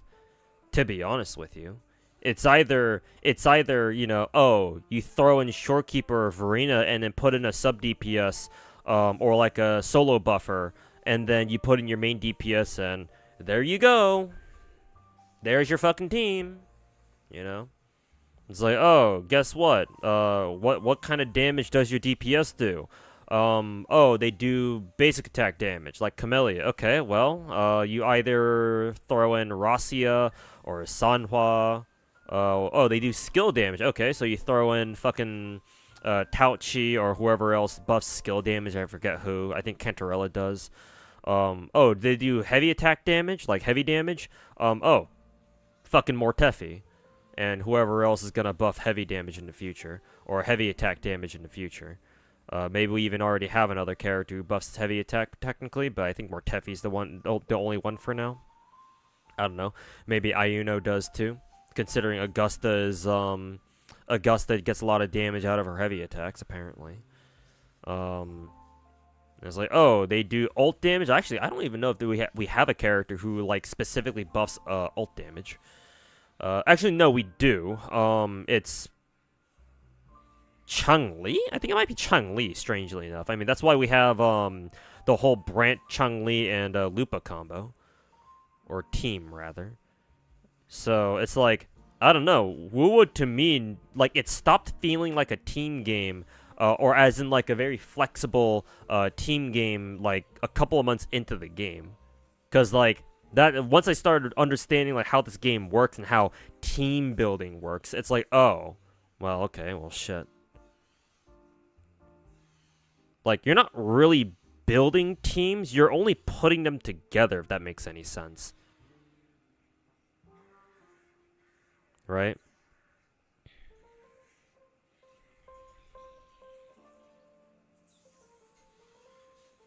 No, people are complaining that Ayuno isn't a shorekeeper because they complain that rotation supporters are PGR level type of kids and they just want to swap skill, swap skill, blah blah blah. People are bashing on PGR?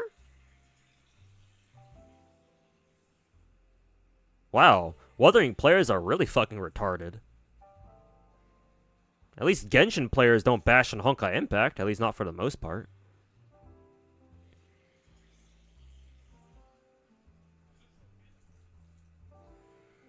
Oh yeah, Banana, that's right. Good point. Yeah, we started seeing it first with like Zanny and Phoebe, right? Yeah. So yeah, it's like I guess with Zanny and Phoebe, yeah, this has been a trend.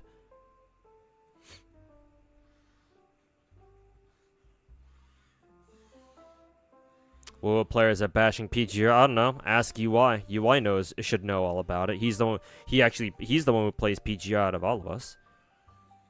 Well, I'm sure he's not the only one, but.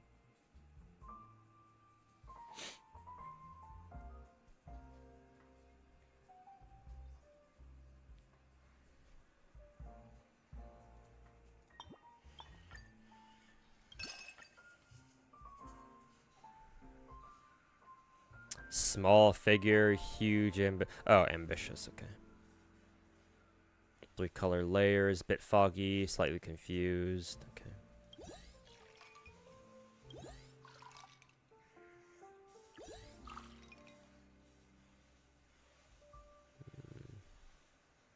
Hold up.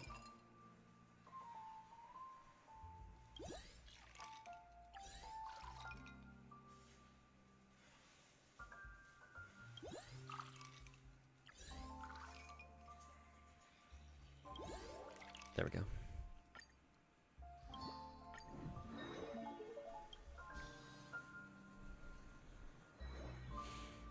You guess because literally everything about Augusta only works for her weapon, echo set support, gameplay being locked behind her non-existent shield, it's pretty fucking bad. At least for Forlova, the character before Augusta is actually super flexible and has like nearly 10 teams that she can be a part of.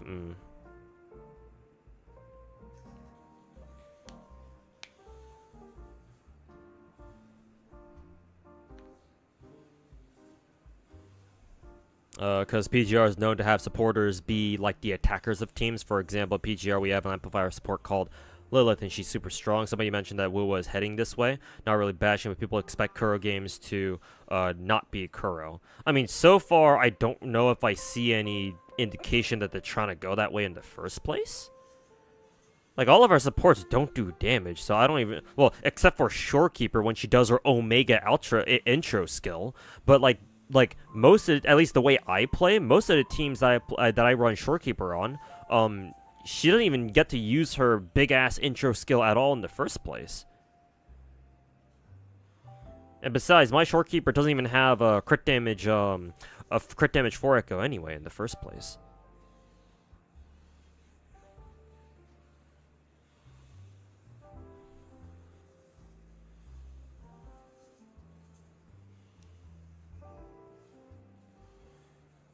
But yeah, other than maybe Shorekeeper, like, what support character in Wuwa right now, like, even does any damage?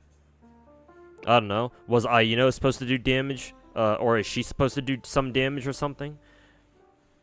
And, even if she does, even if she ends up being a support and it can do a good amount of damage herself, like, why do people have a problem with that?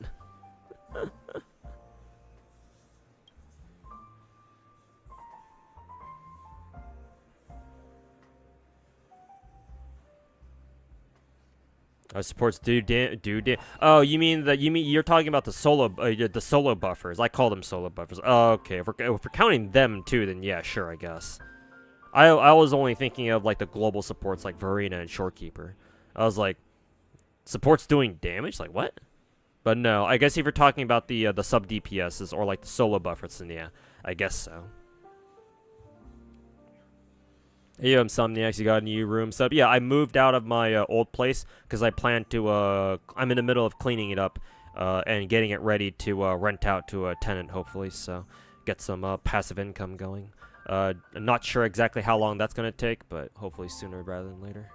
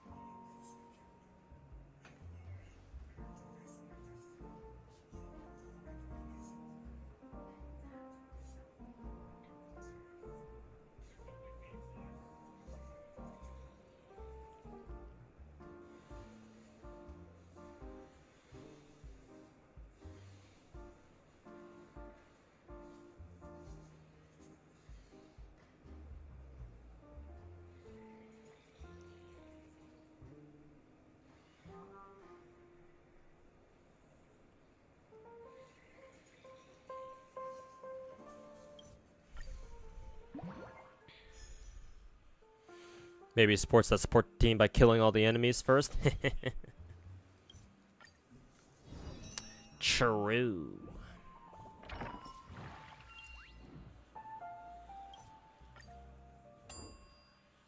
Hey, it's Kafka. It's up to me to decide. Okay. Oh, okay.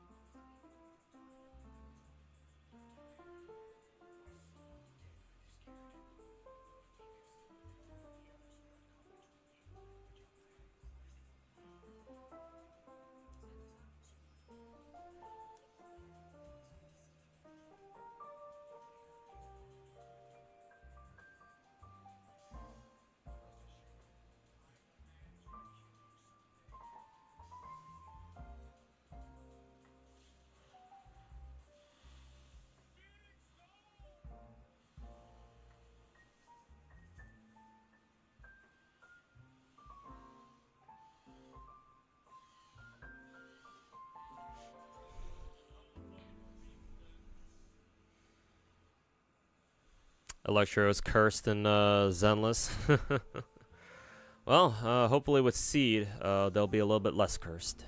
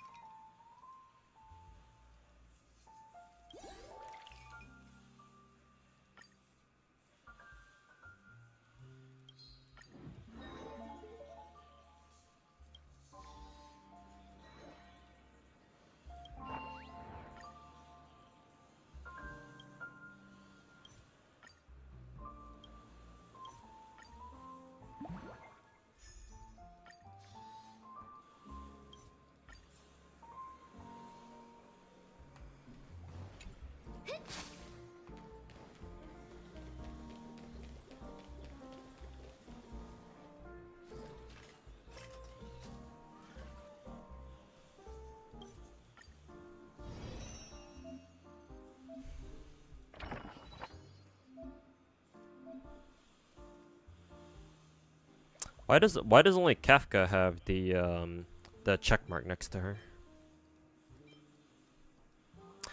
Oh, everyone has a new third one? Oh, okay.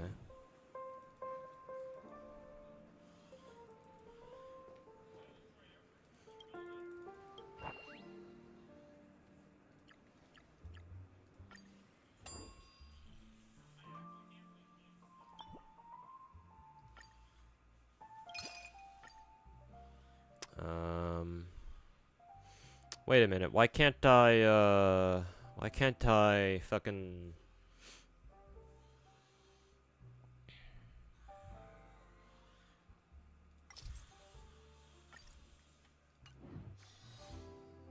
Fuck. Are the third drinks optional? Maybe they're optional.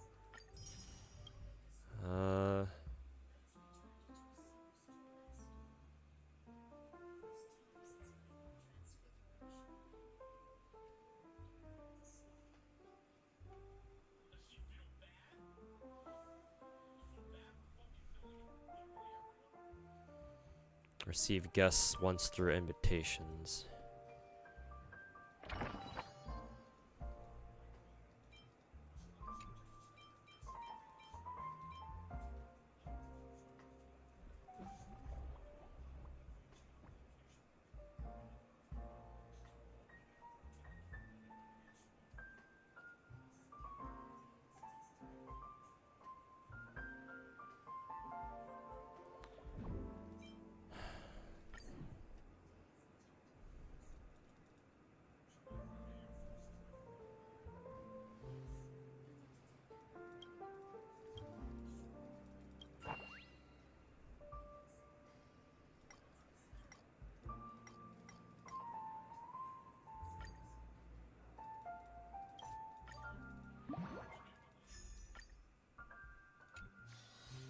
Let's see, did that do it?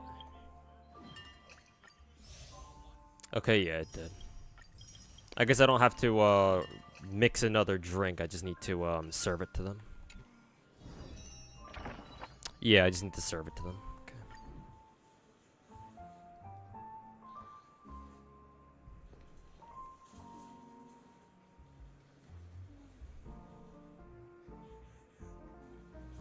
Wish they'd go back to the Stellaron Hunters soon. Starro, by far the most interesting faction. Yeah, that'd be nice. Hopefully, whichever planet we go to next, they return to the story spotlight or whatever.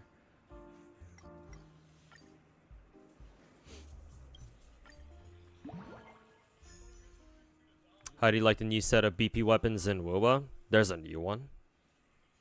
I wasn't even aware. Are they actually worth using, or?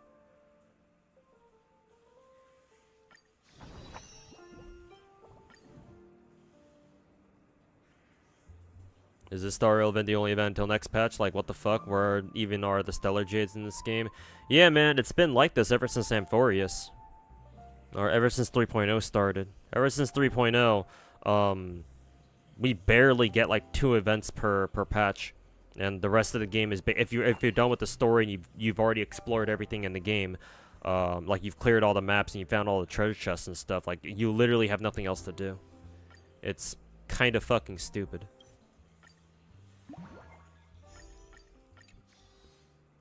Oh, oops, I didn't mean another cup. I guess we're getting Topaz drunk right now.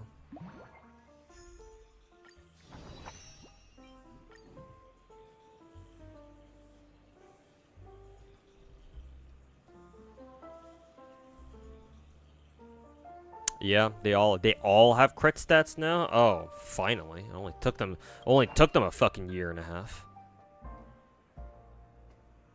Oh, not quite a year and a half, but like a year and a quarter or something.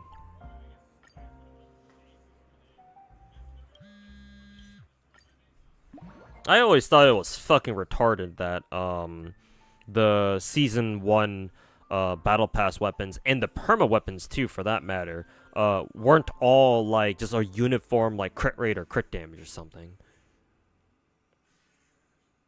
Like, why are some of them only attack percent? Like, who the fuck thought that was a good idea? The fuck? Like, actual fucking clown behavior, man. I thought Saint Tontus was supposed to be the clown of Wuwa, not the devs.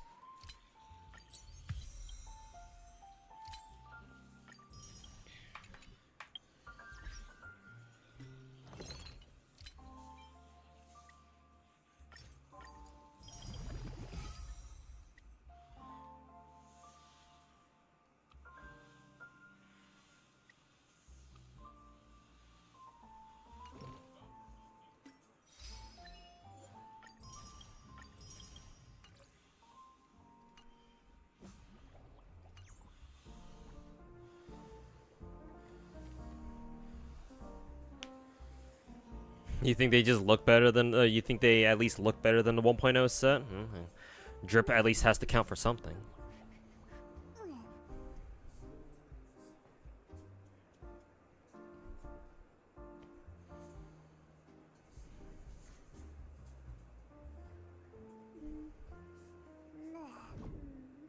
Investing in the favorites in this game is absolutely miserable.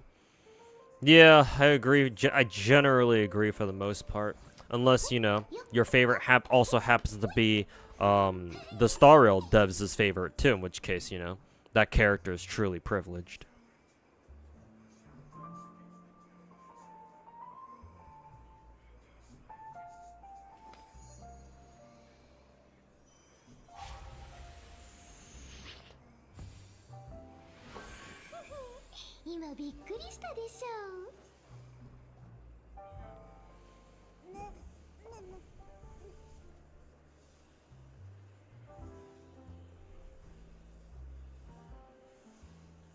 Rectifier is good for encore. Pistols are decent. Broadsword and sword are both kind of meh.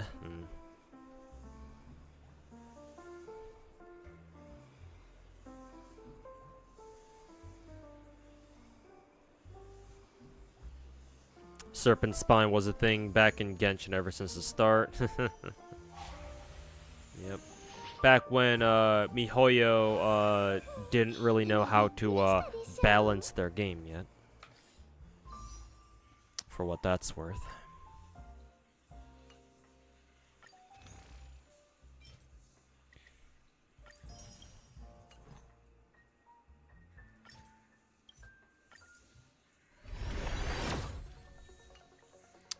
Still no early 5-star. Rip.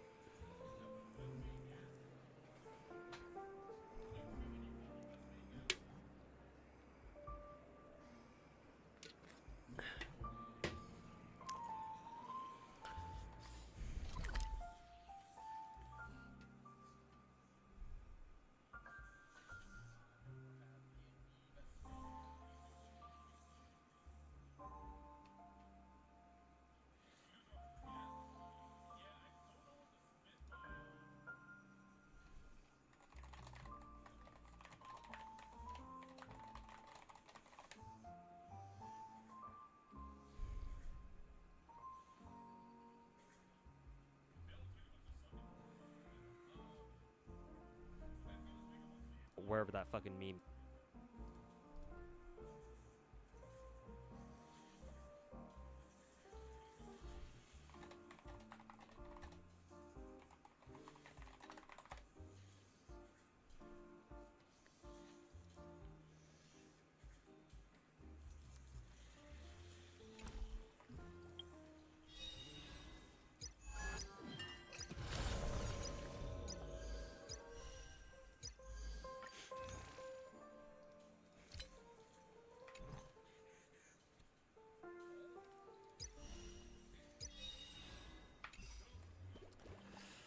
Well, I guess I can go try to farm as much shit from the Enforius maps, I guess.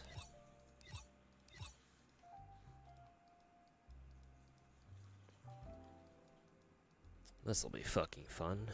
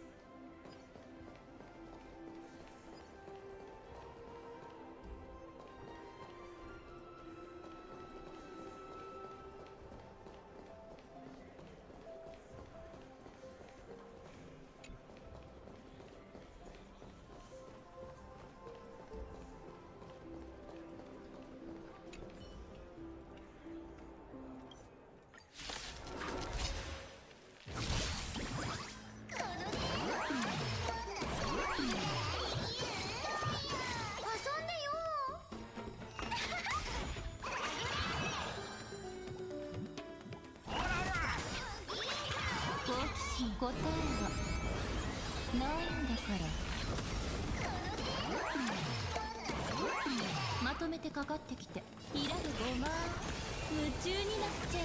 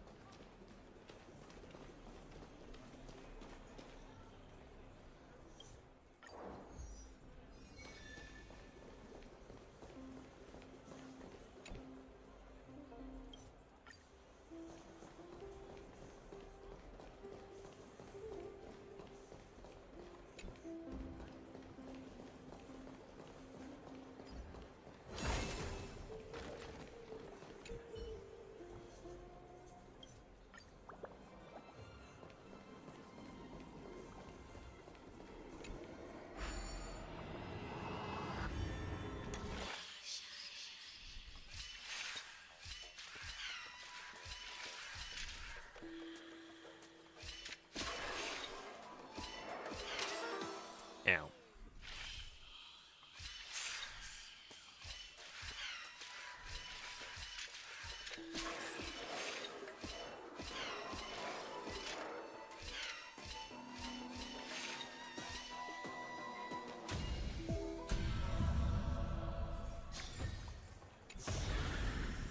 これだけいらないからあげるね。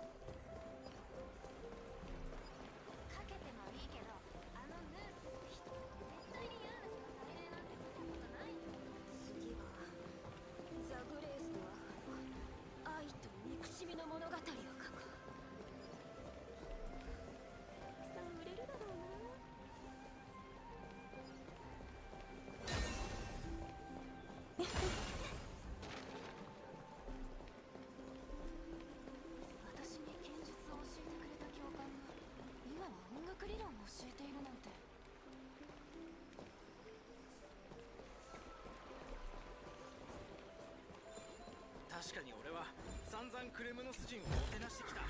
なんでもてなし方なんざ知るわけないだろう。そっちの都合なんて知らないよ。来月には代表団が来るんだから。よっ。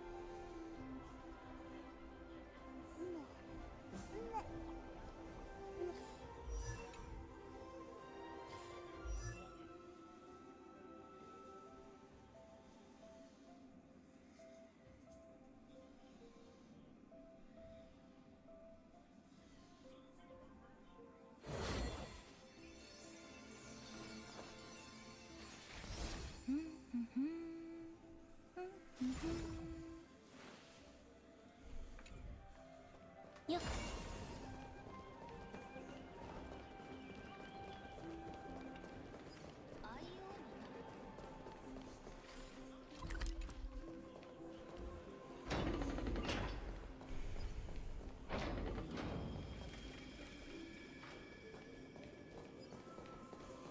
Friend told you that the new Muv-Luv gacha game is up. I wonder if my friend Protagonist is playing it, because he's a huge fan of Mulov.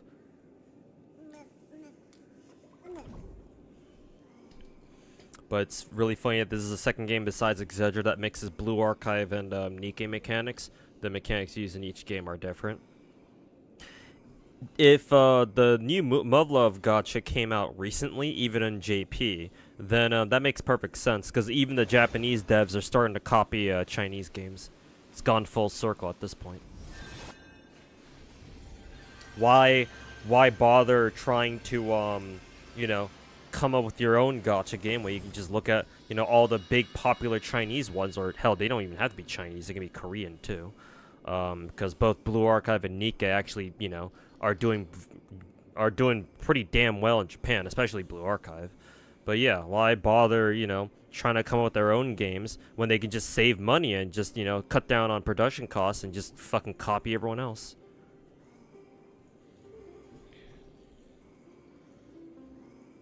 Yeah, Lazy, I'm aware. That's why I corrected myself and said that both of those games are Korean.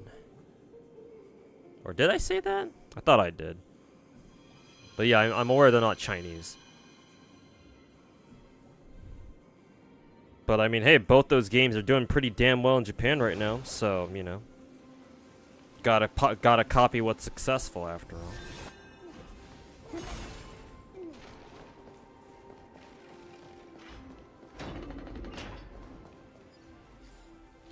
Oh, I went out the wrong way.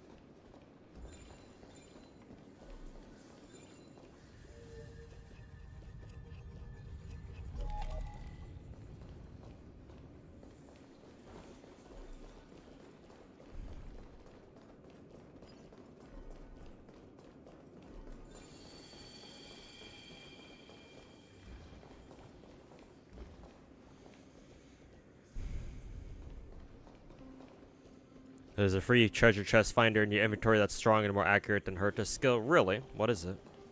Unless you're just memeing.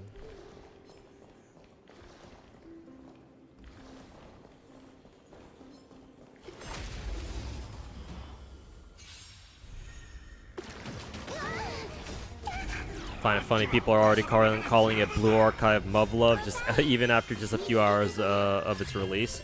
I mean, given how popular, you know, Blue Archive and Nikke are, it's like if other gacha games do like the same thing, then people will definitely notice.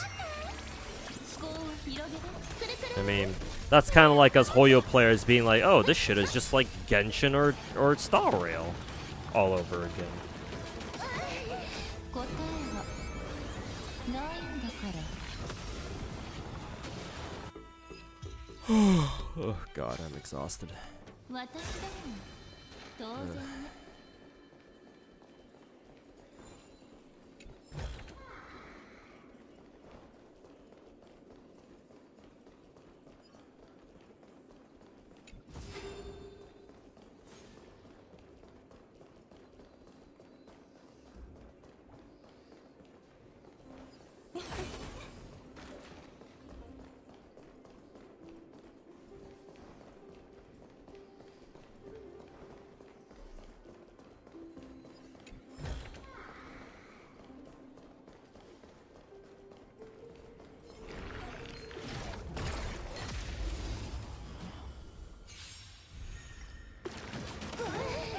こんな大きなダイヤモンドあげるね。動じないで。答え見つけてごらん。色でごまくるりん。あっちは俺様だけで十分だ。はっと。コハルちゃん頑張って。思考を広げて。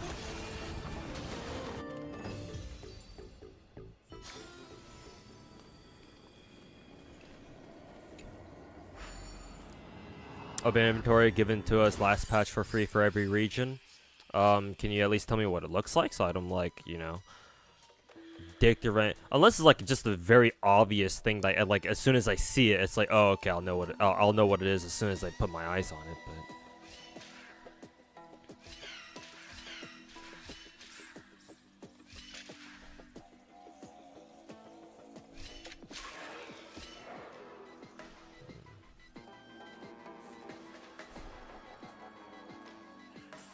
I actually have no idea how this puzzle is even supposed to work.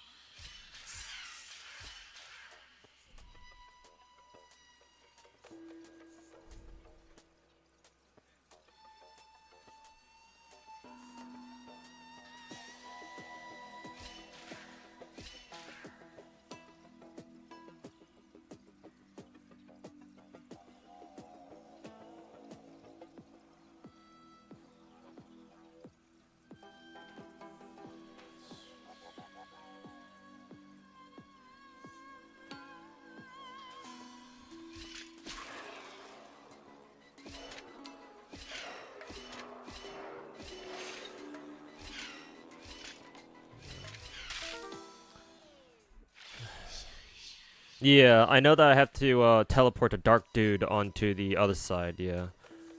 Dark dude, that sounds wrong. Something about pushing the yellow button as soon as you move right. So I think your the first move has to be take one step to the right. But on the turn that the other guy appears, you want to be next to the button so that way you can push it, so that way that'll cause the other guy to fall down and get portal over to the other side. Let's see. Do that. Do this.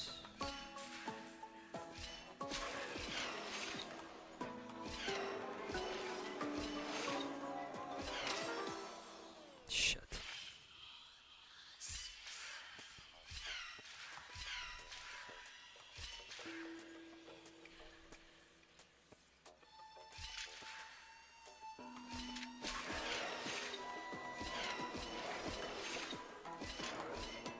There we go.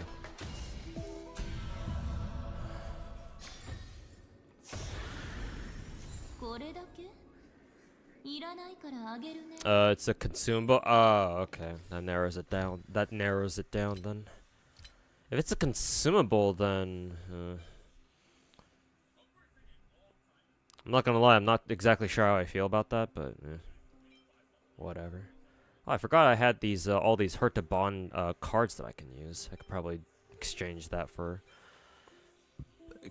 something.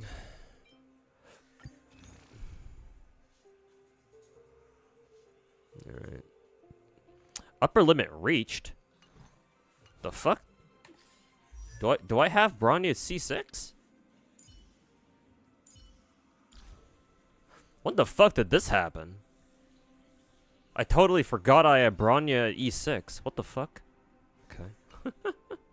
I wonder if she's worth using now. Man, imagine having an E6 character and just completely forgetting about it. Well, I mean, it is on Bronya, so you'll excuse me for forgetting that I had one. I was about to say, like, what the f...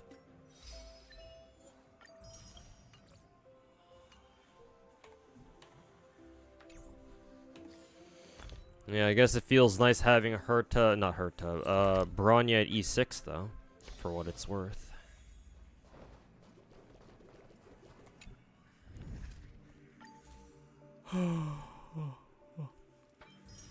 I just had 20 Stellar Jays kind of sitting around there. Cool.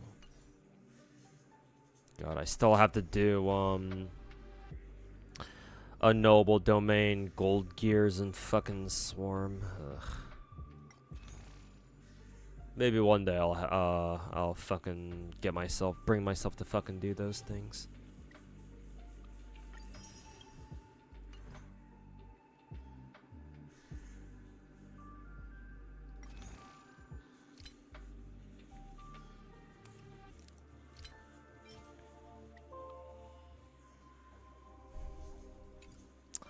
Hopefully, we don't need our, hopefully MiHoYo won't force us to use these, Herta bonds anytime soon.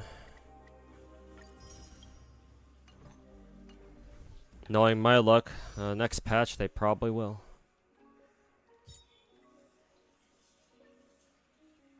Oh, I got one more ticket than was necessary.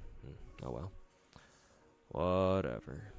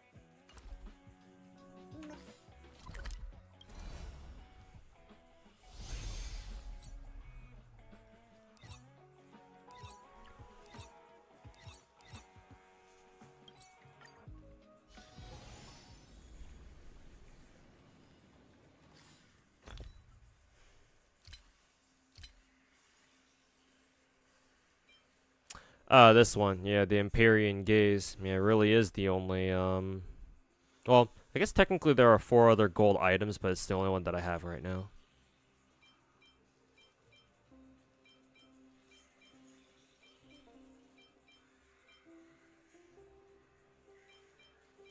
Okay. But hey, it's nice that they, gave us an item for all the other, regions, too, for what that's worth. I'm pretty sure I haven't finished all of the Panakani maps yet. Maybe I have, actually. I don't remember. I think some of the Jinja, what is it? The Shinjo maps I haven't completed yet. So at least I'll be able to use which one is it? This item.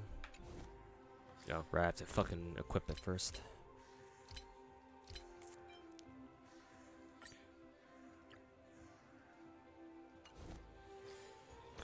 Can I even equip it? No, you can't.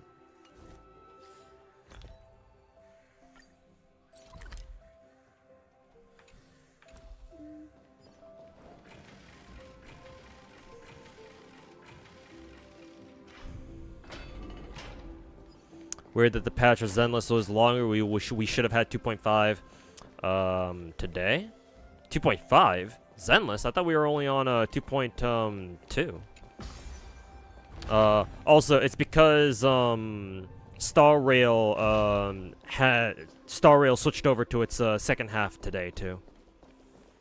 I'm assuming that they didn't want to overlap with one of their games. So, but then again, it's not like this was a new patch. So actually, I don't know. I don't know why they were like, oh, you know, let's delay Zenless's patch until like fucking 2 days from now or something. Because yeah, I thought Zenless was gonna update today. I guess it's not gonna be today or tomorrow, huh?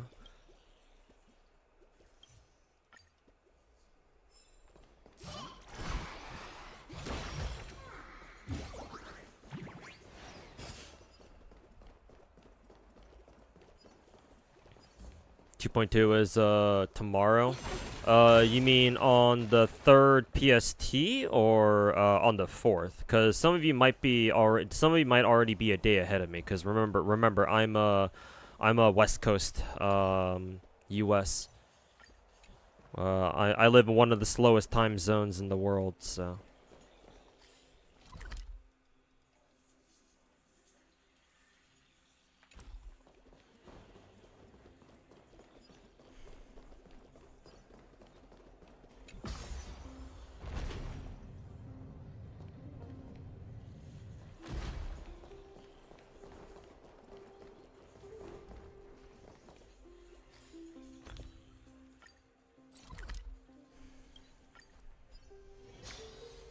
Wednesday? Okay, so hopefully it is actually tomorrow then. Because today's still Tuesday for me right now.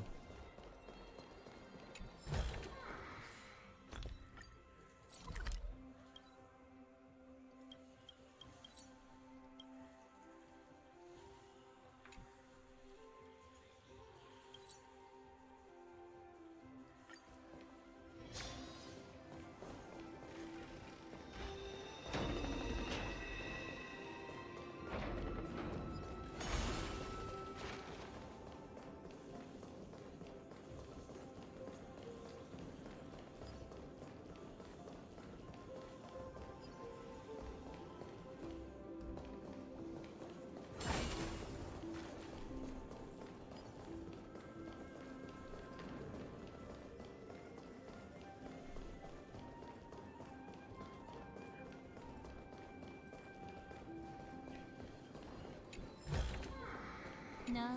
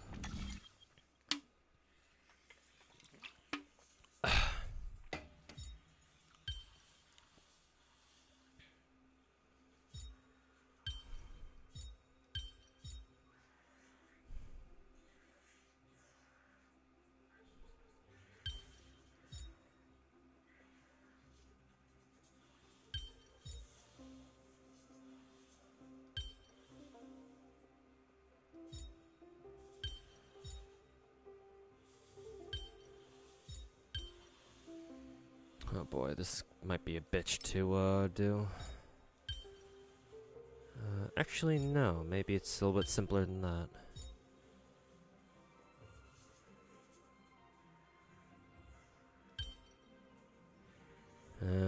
Is it though?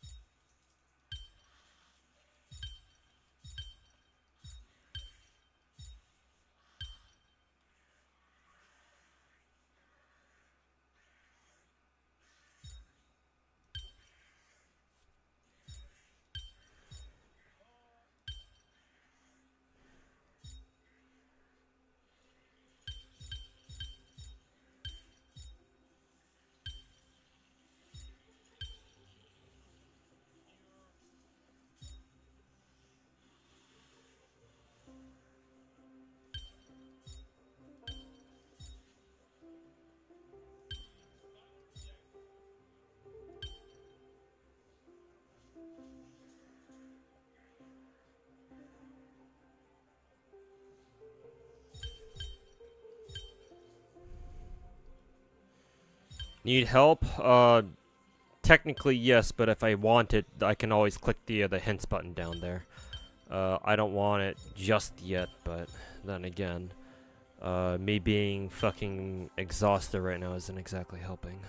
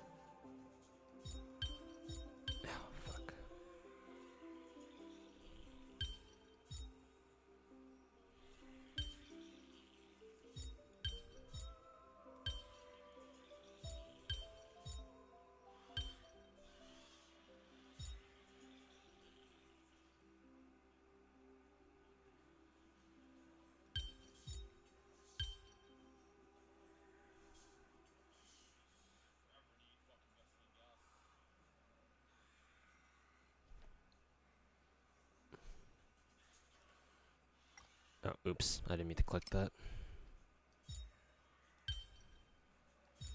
For what it's worth, I don't think I saw what the hint was. What the hint was telling me to do. So.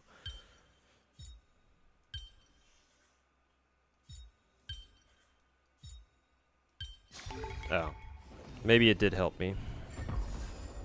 Maybe it put a piece where it should have. これだけいらないからあげるね So. Not gonna count that one personally.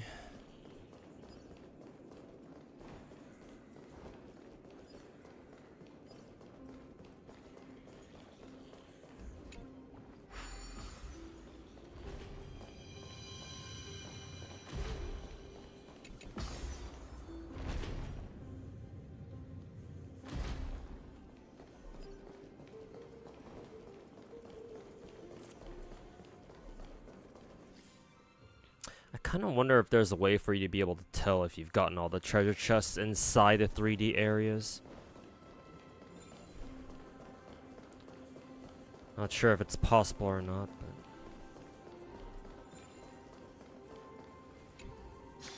What did releasing Black Tide do again? It gave me a, achievement, so that's something.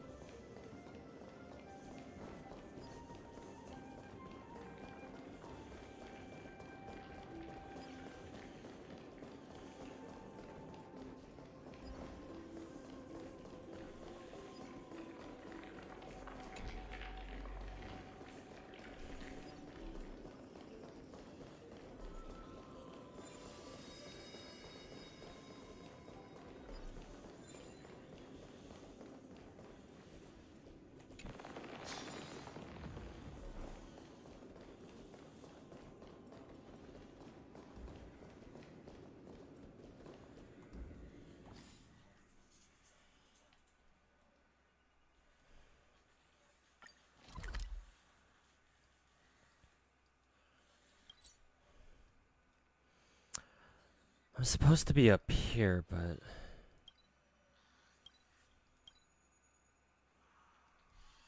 Oh, maybe I'm supposed to go down from here?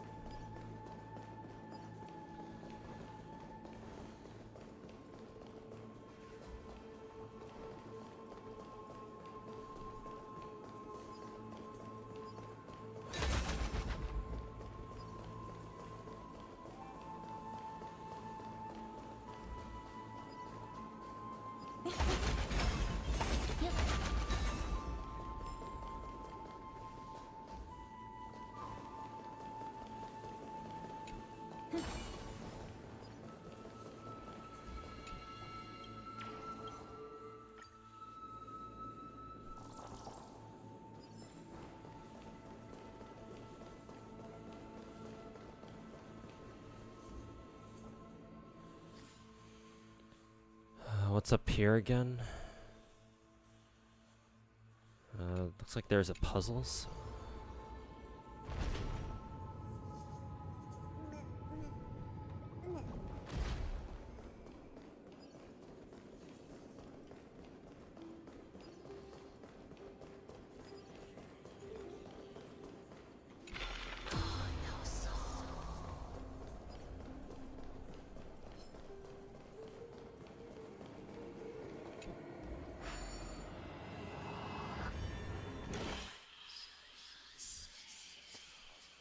Oh boy, one of these puzzles again.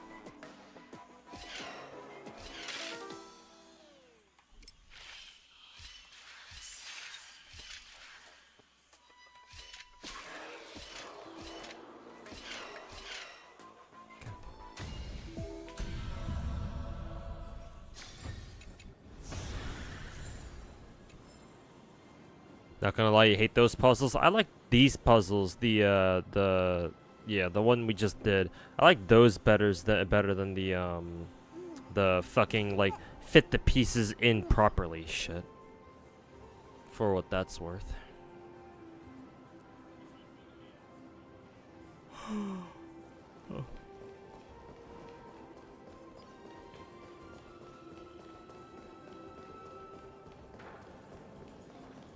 Yep.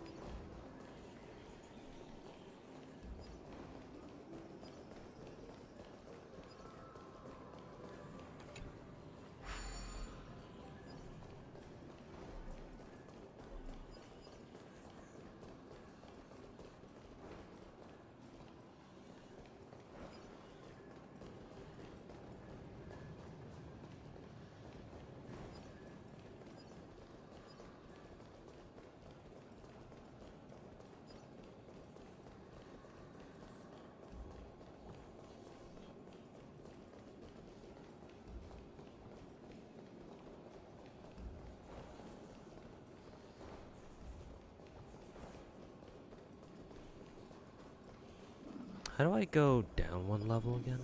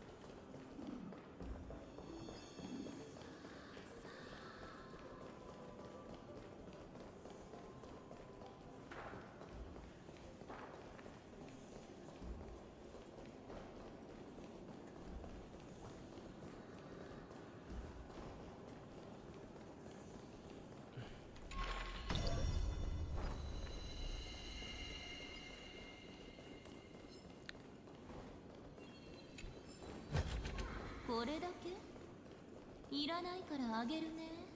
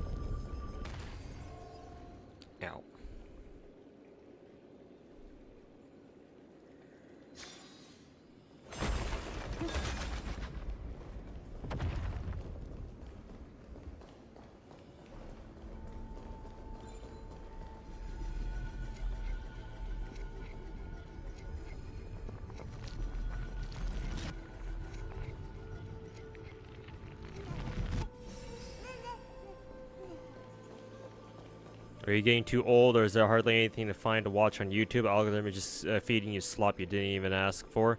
Nah, it's not just you. Actual good content creators to watch, and good content to watch is getting rarer.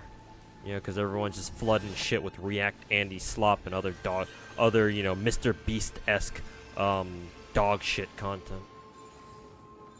So no, I don't think it's just you.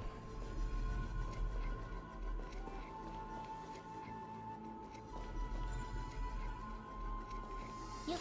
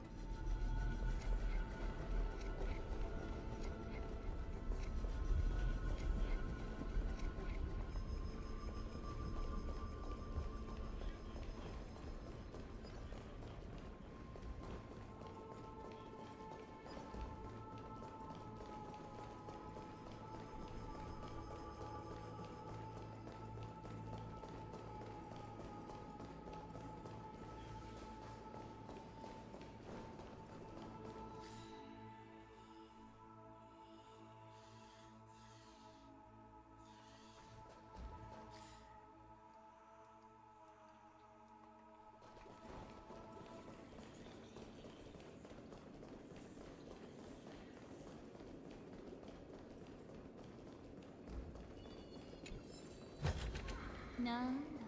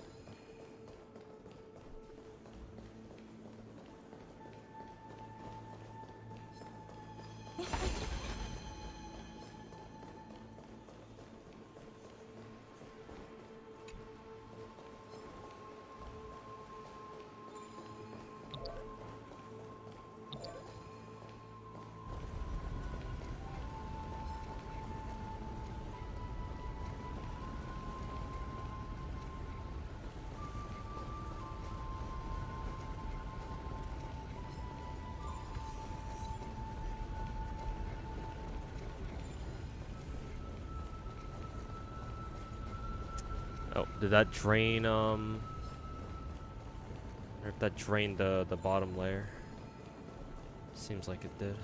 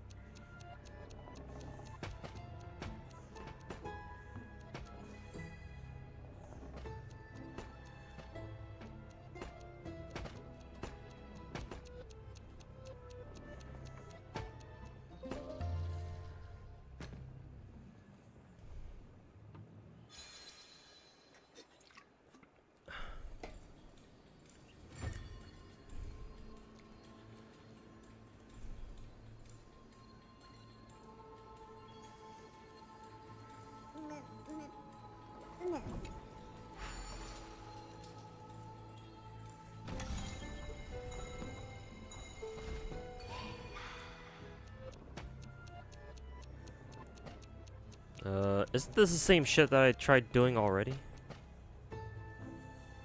Yeah, pretty sure it is.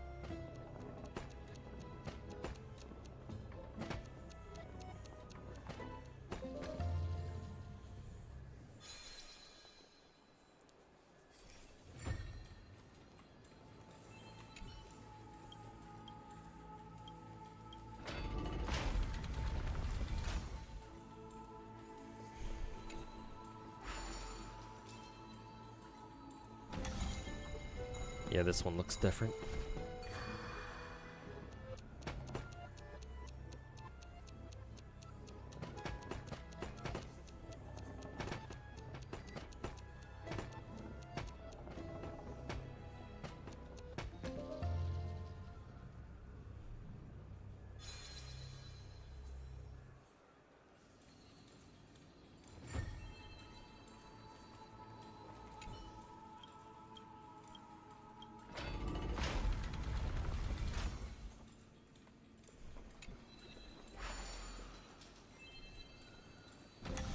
Would I drop Blue Archive for Stellasora? Well, considering I don't play Stellasora and I don't plan to, probably not. I'd have to see gameplay of Stellasora to get a better idea, but.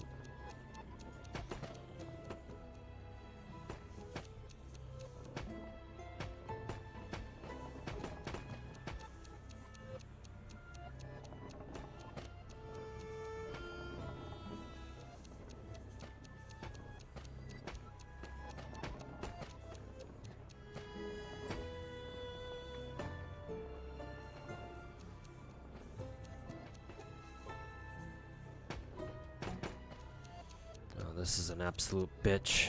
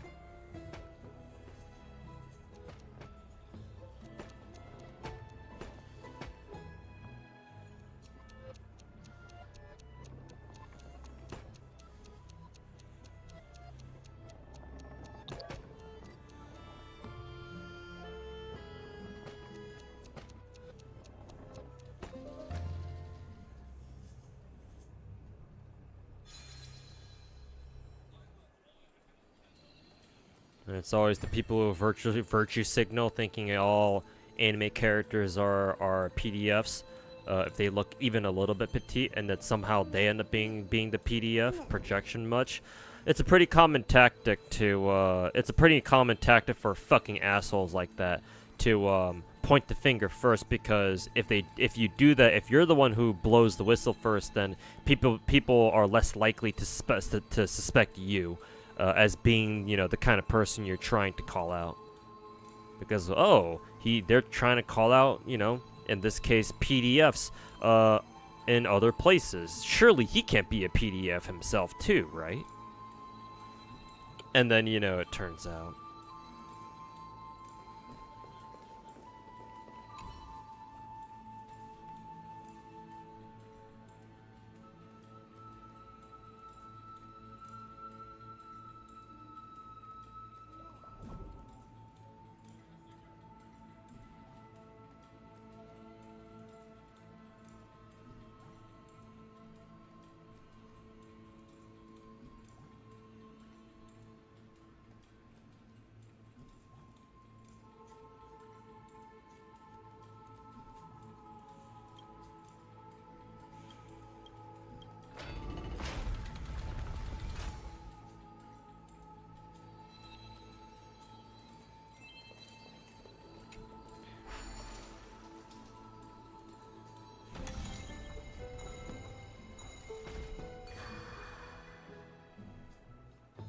Wouldn't be surprised with all those allegations Saints throwing out, he ends up being one himself. That would be fucking hilarious.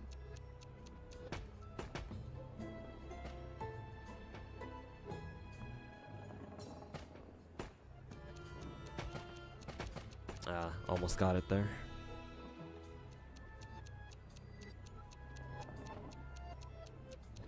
I didn't react quite fast enough. I could have gotten it done in one shot if I had been paying attention.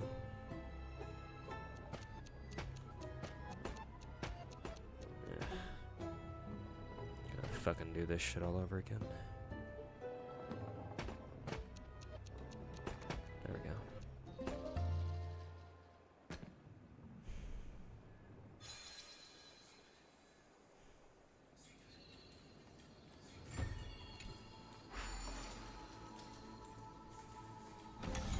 Oh shit, didn't need to do this again.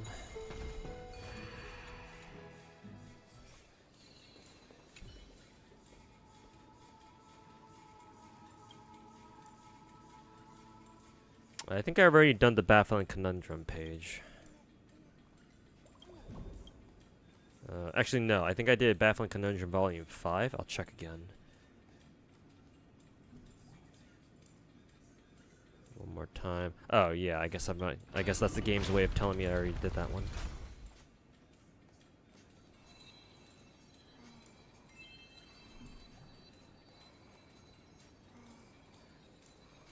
All you know is that St. Thomas is a moron when it comes to gacha games. Yep.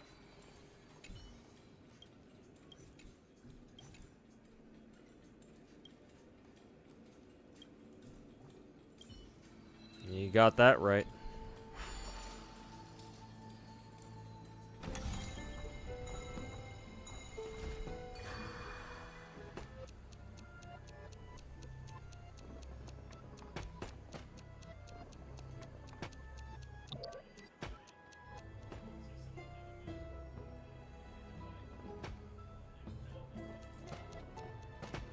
There we go.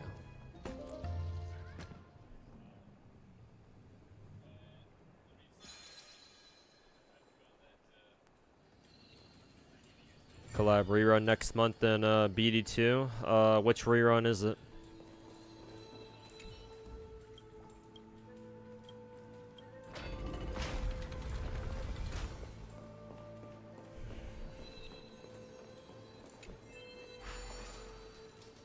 Ow, fuck.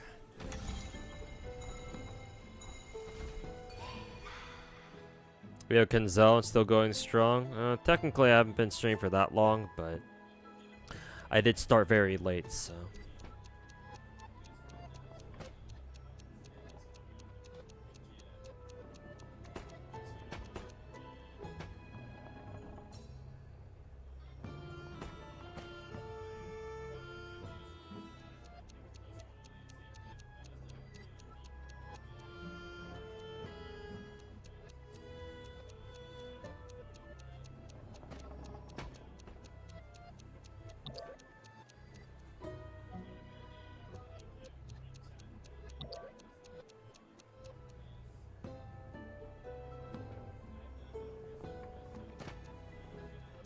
For fuck's sake.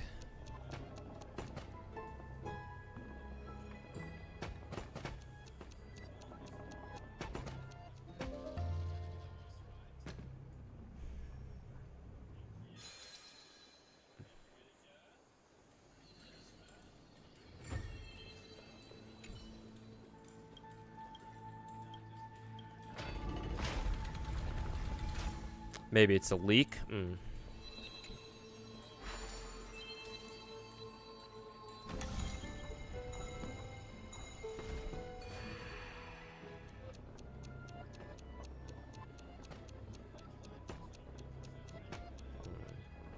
How is this one supposed to work?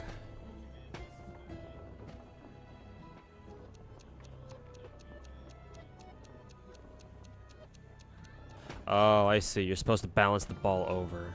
Well, that's gonna be a fucking bitch.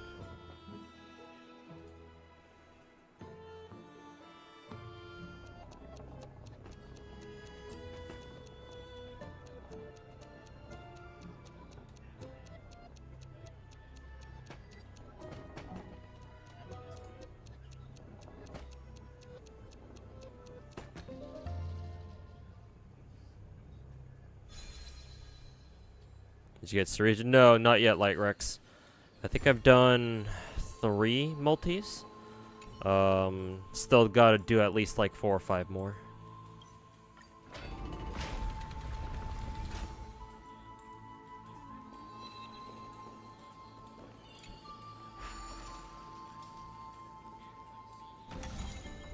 Did I do this one? I feel like I've already done this one.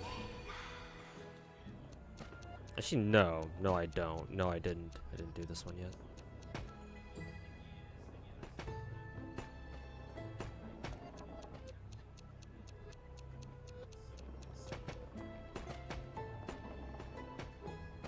Ah, fuck. I can tell this one might be annoying.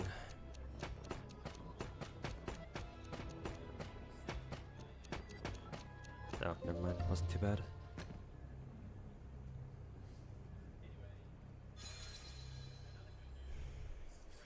Saving everything for Evernight. Yep, I don't blame you, man.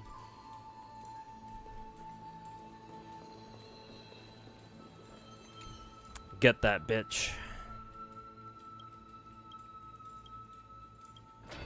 Alright, final puzzle.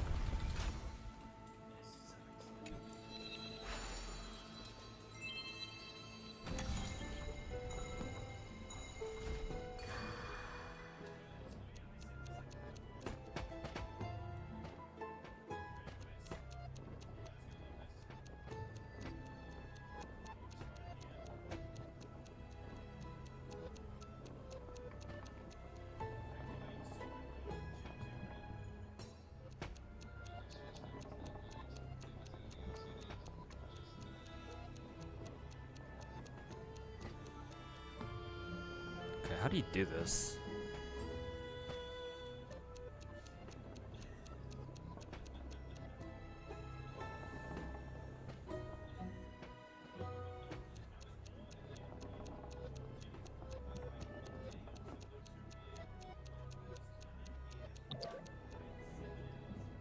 Oh, like that.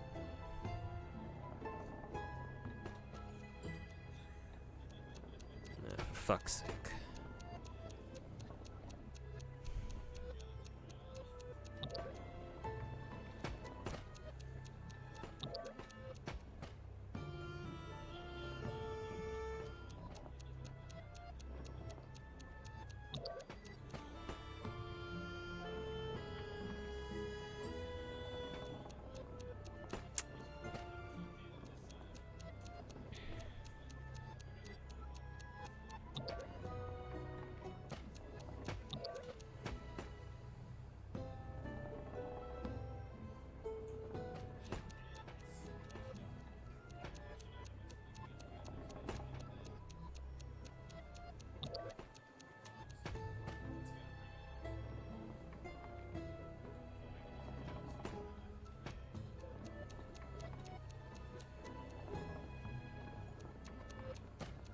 This shit is really fucking annoying. Holy fuck.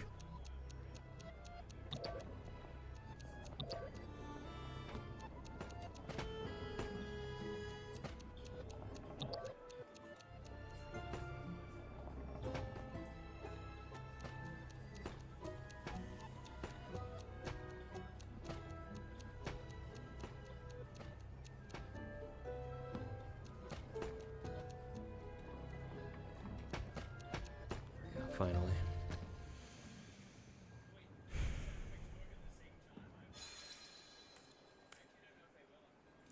Question about Star Rail collab. It was just Saber and Archer, right? No second banner with Lancer. Not yet. We're speculating that they might give us a second follow-up banner because I think they kind of hinted at one during the first Fate collab livestream.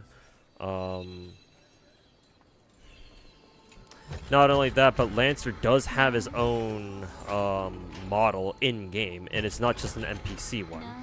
So we're thinking that there should be a follow-up, like with Lancer on Raid Up, but we don't know for sure. So as of right now, it's still speculation.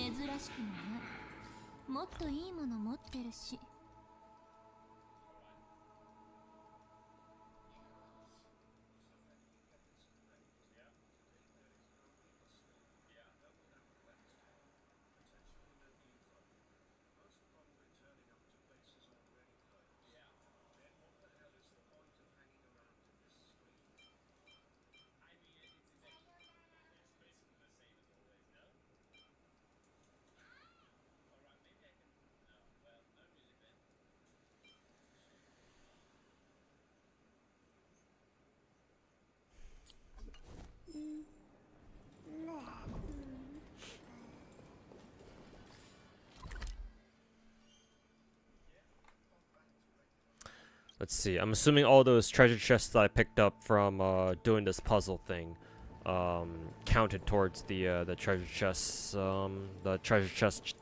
tally for the map.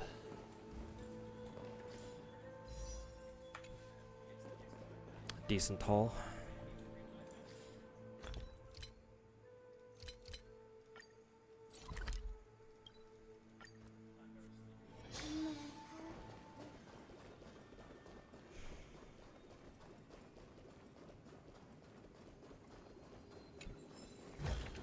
なんだ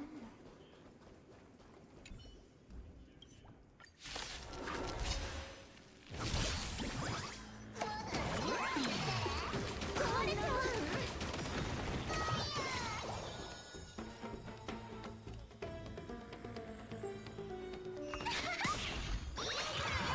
足手まといにみんなを守って私がこんな大きなダイヤモンドあげるね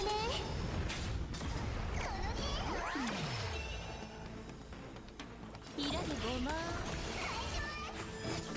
くるりんかくれんぼ答え見つけてごらん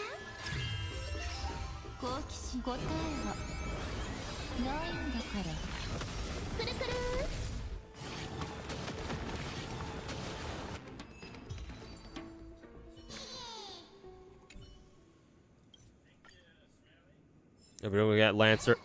If we don't get Lancer as a banner in a collab, surely it's because they're planning to make another one later. Surely. Oh, that's cute. Teleported us back here.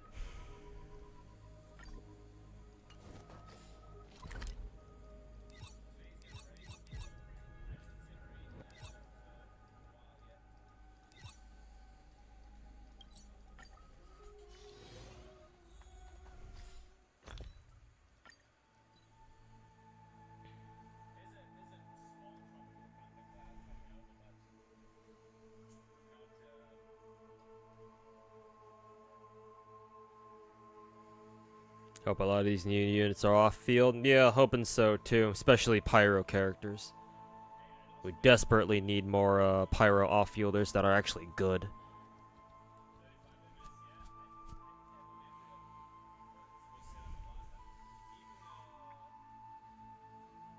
Hey, too, what's your thoughts on level 100 being behind a paywall? I explained this plenty of times before, but I'll explain it again.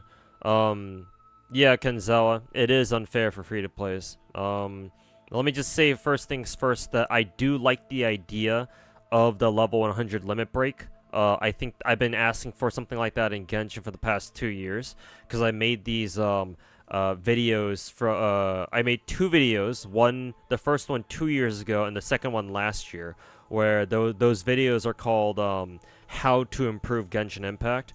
And in both of those games, I was asking for, or in both of those videos, I asked for a way for Genshin devs to give us a way to limit break our characters up to like level 100 or something. I think honestly that every gacha game ideally should allow their players to like limit break the level of their favorite characters that way, so that way it makes your favorite characters more special. Considering gacha games are all about, you know, finding your favorite character and, you know, trying to make them work as best you can. I feel like you know, some sort of level breaking, like limit breaking, like mechanic like that, is always nice.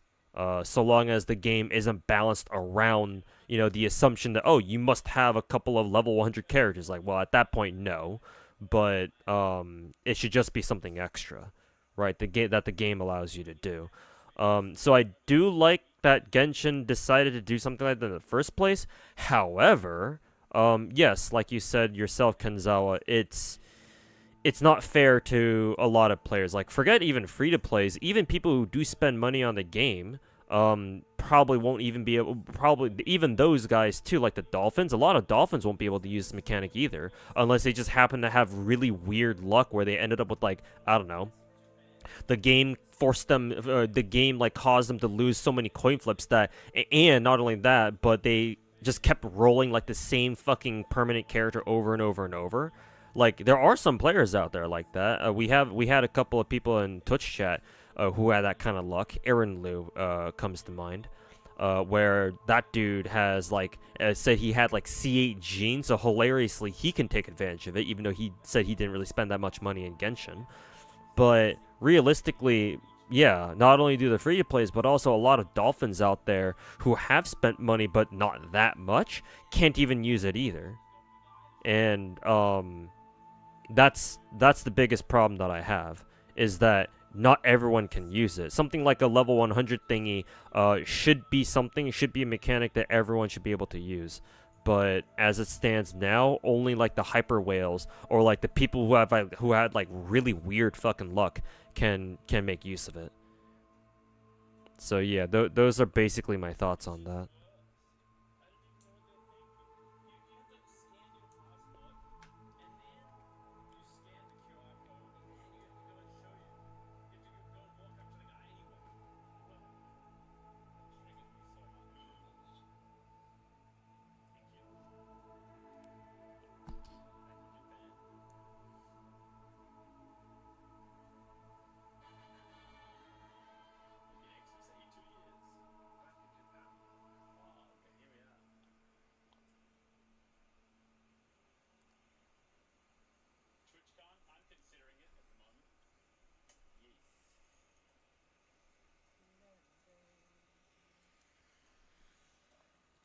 Okay, back.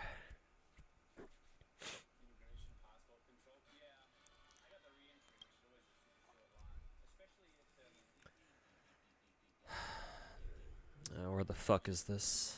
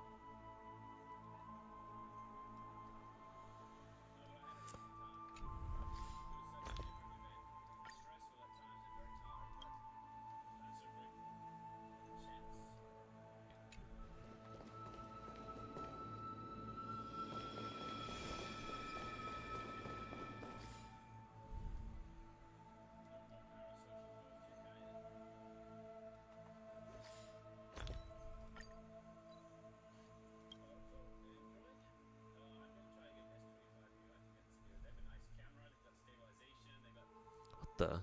Why does it say there's a chest down there? I thought I already got that.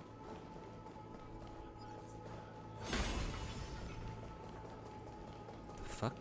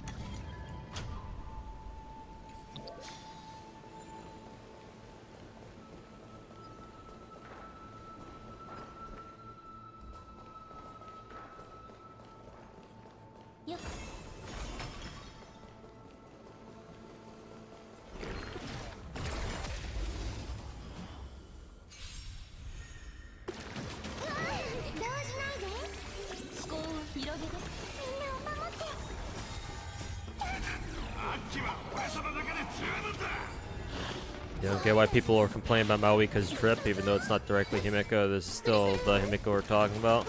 Well, remember, most people who play Genshin Impact have never played Honkai Impact, and they never will. They don't even care about it in the first place.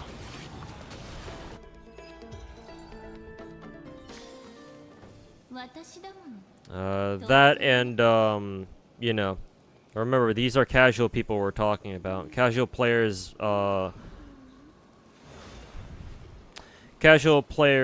and especially people who don't play the game, they care a lot about their immersion. And to be fair, Maoika wearing a fucking bodysuit and being the leader of a kind of people who are supposed to be, you know,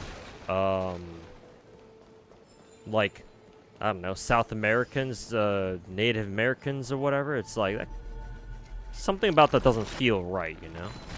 Or it's definitely a choice.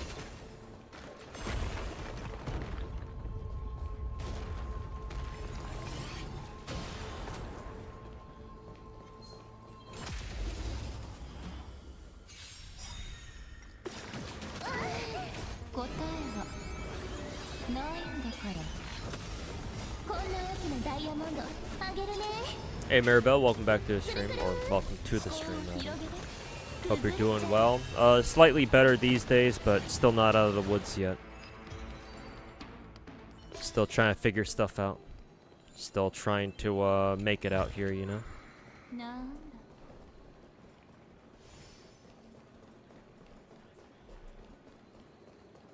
But still trying to hang in there.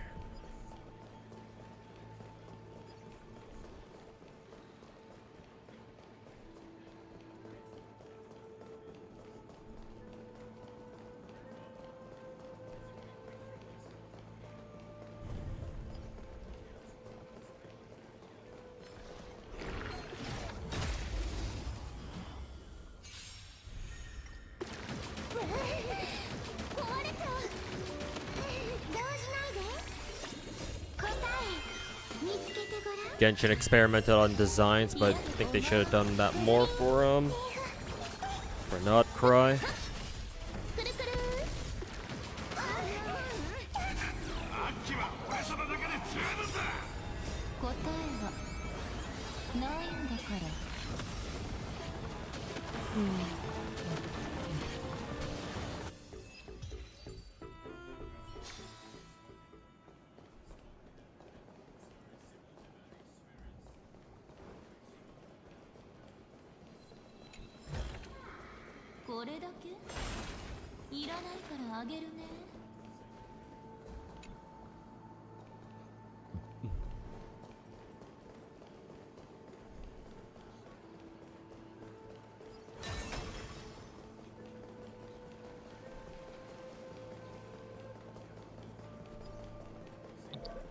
Wasn't there supposed to be a walkway here?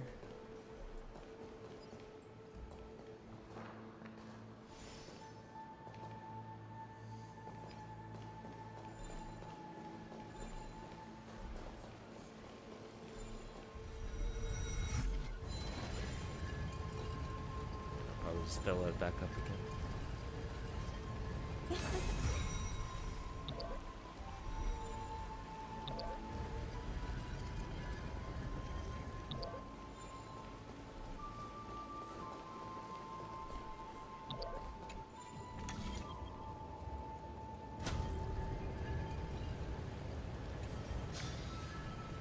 Or if the poison has to rise to, yeah, then the walkway becomes possible.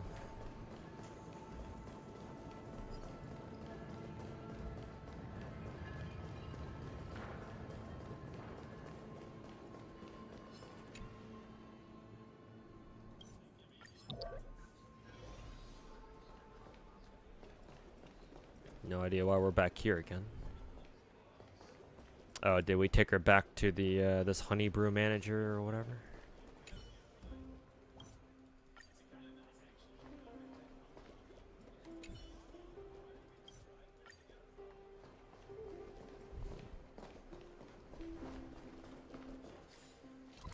No idea. Actually, technically, this is still the same map, so I guess that makes sense.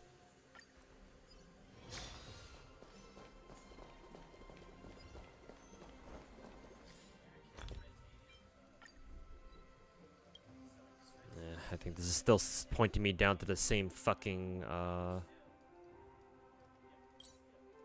3D map.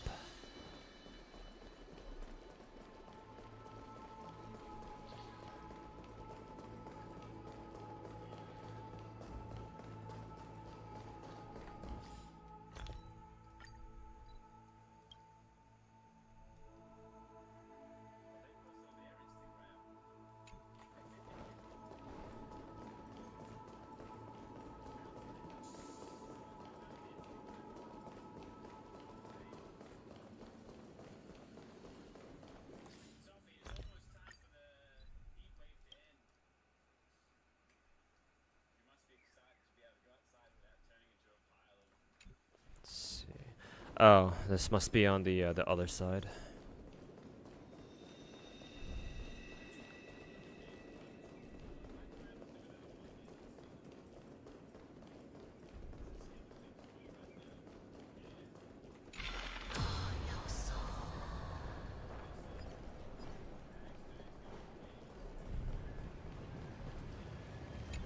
However, I don't really know how to lower the poison level all the way down. It's kind of the issue.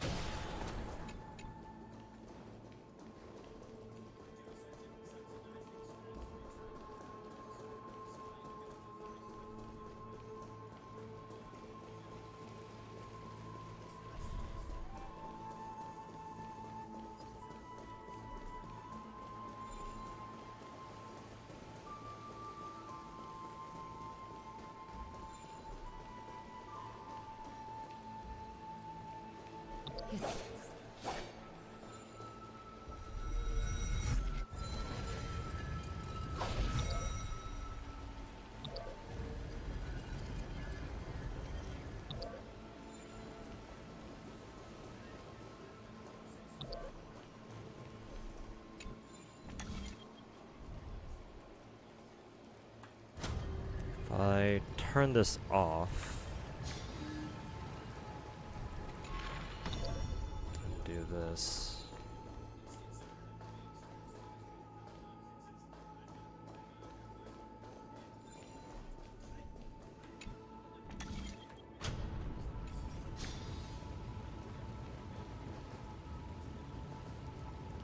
Water rise is rising.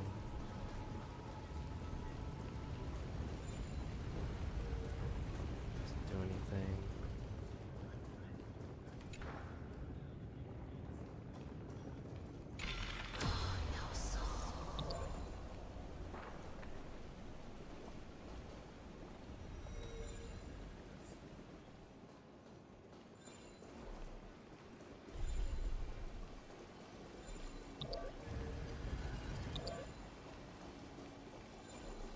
I don't know what to do here.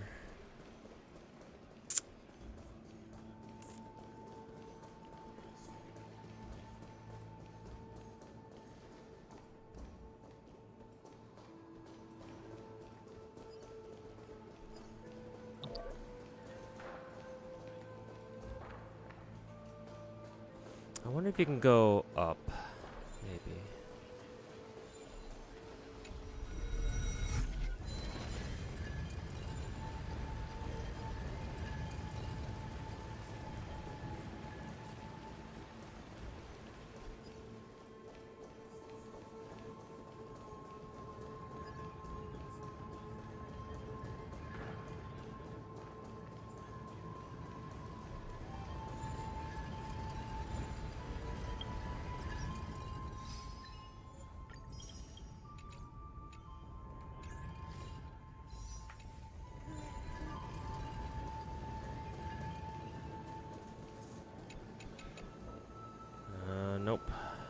doesn't work.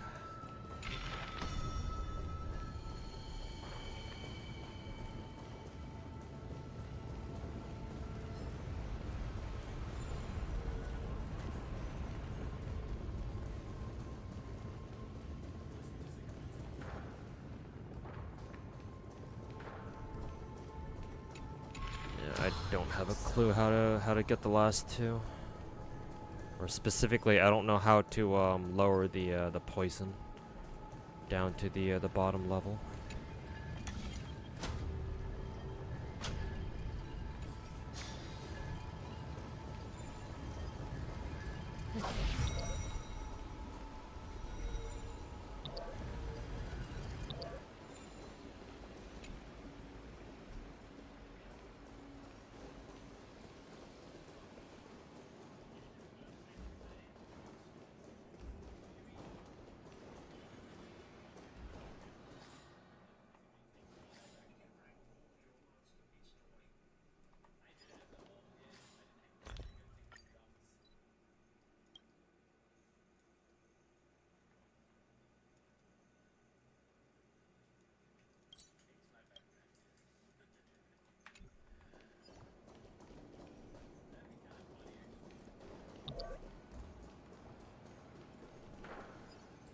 Yeah, there's a treasure chest down there, like the thingy says.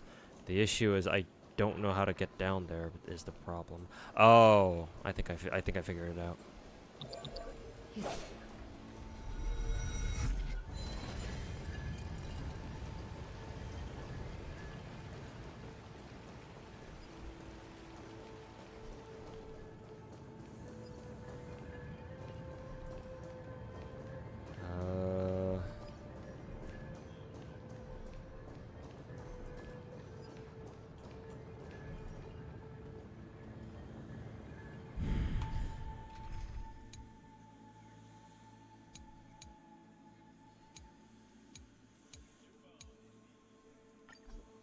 This probably won't work.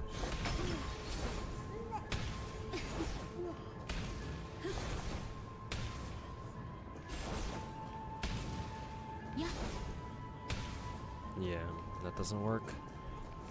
I figure it was worth a shot though.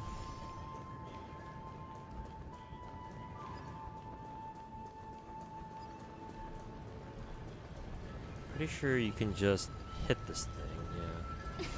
Hit it and it'll start going down.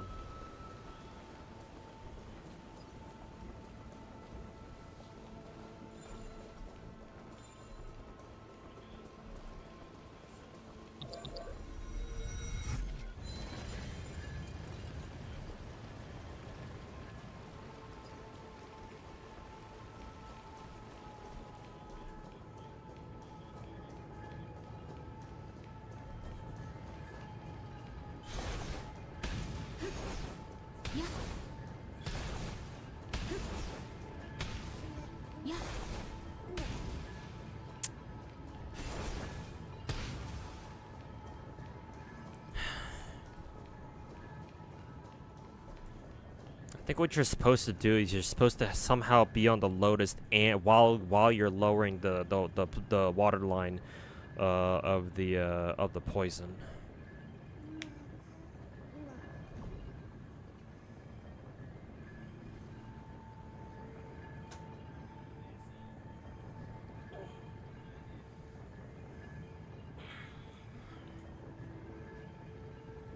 I think that's what you're supposed to do, but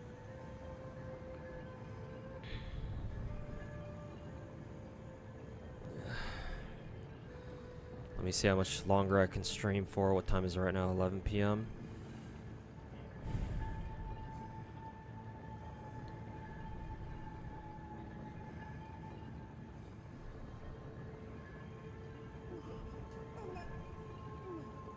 I think I'll stream for like another hour, I think, and I'll end it there.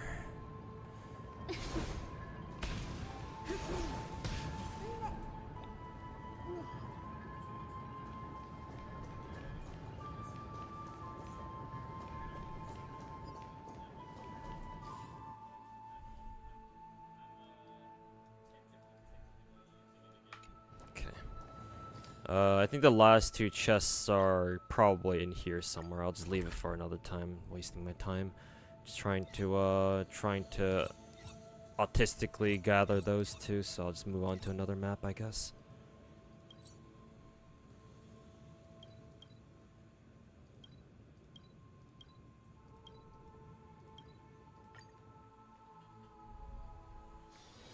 ここは賑やかでとてもいいですね。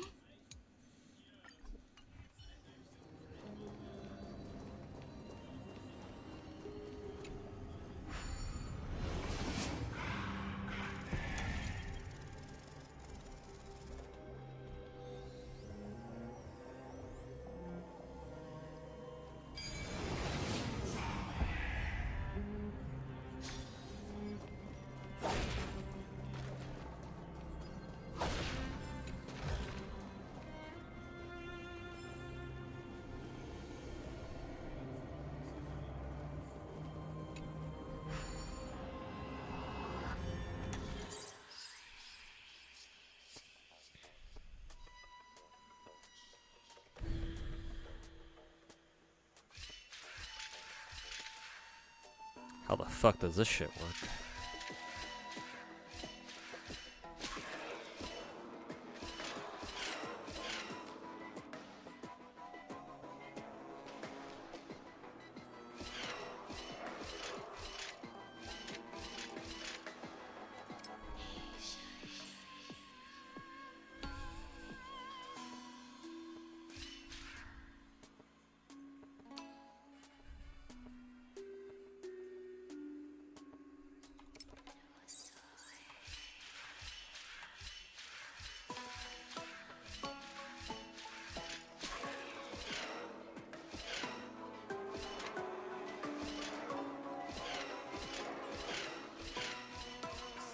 That was a bit easier than I thought.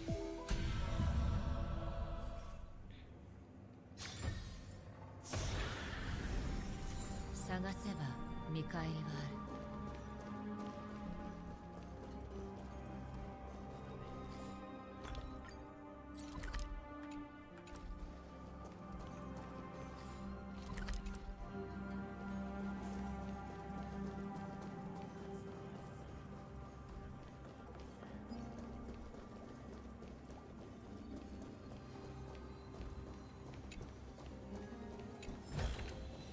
ってことはこの世界は滅びるのかい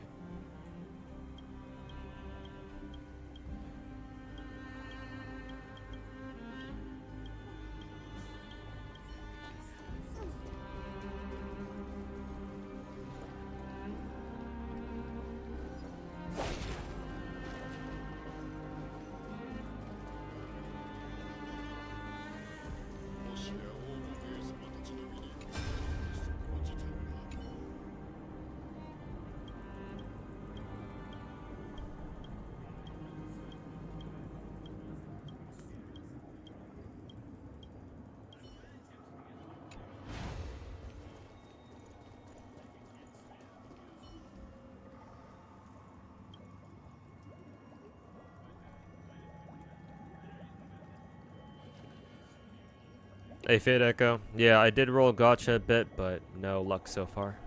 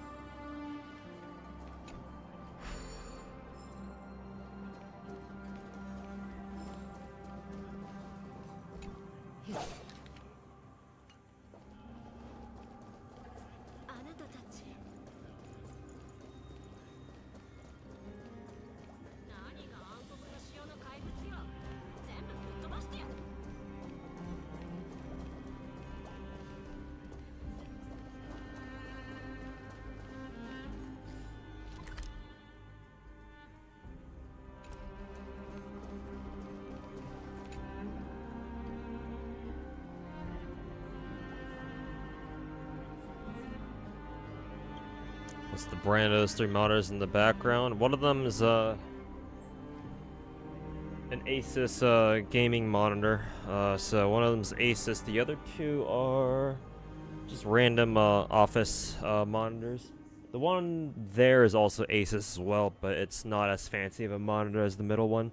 And that one on the right is on the not right. To my left anyway. Your left too. Should just be a regular old. Should just be in a regular old Dell office monitor. Nothing too special.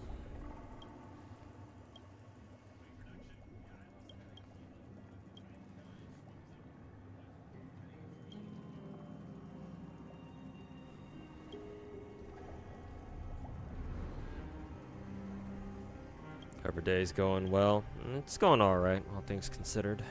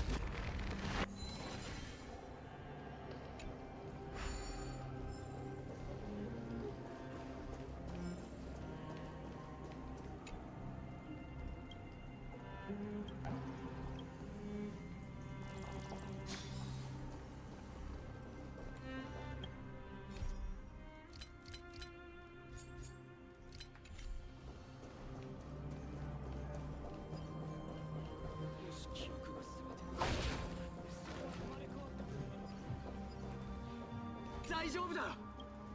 災いはいす。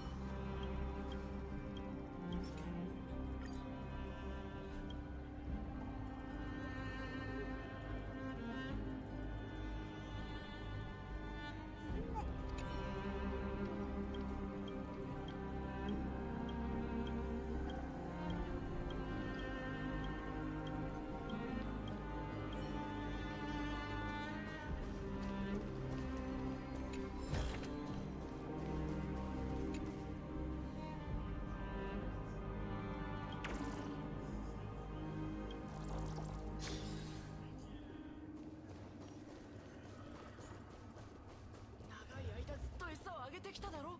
ちょっと頑張ってくれよ。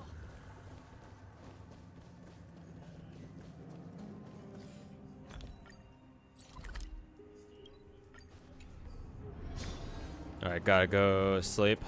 Good night. Alright, Finkel, thanks for hanging out, man. We'll catch you next time. Hopefully we'll catch you tomorrow.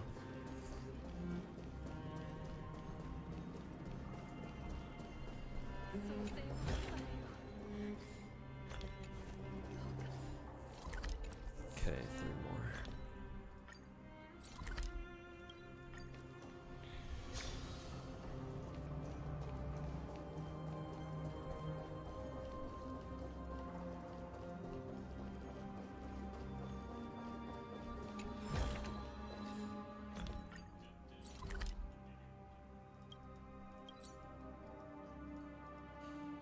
Where the fuck is this one?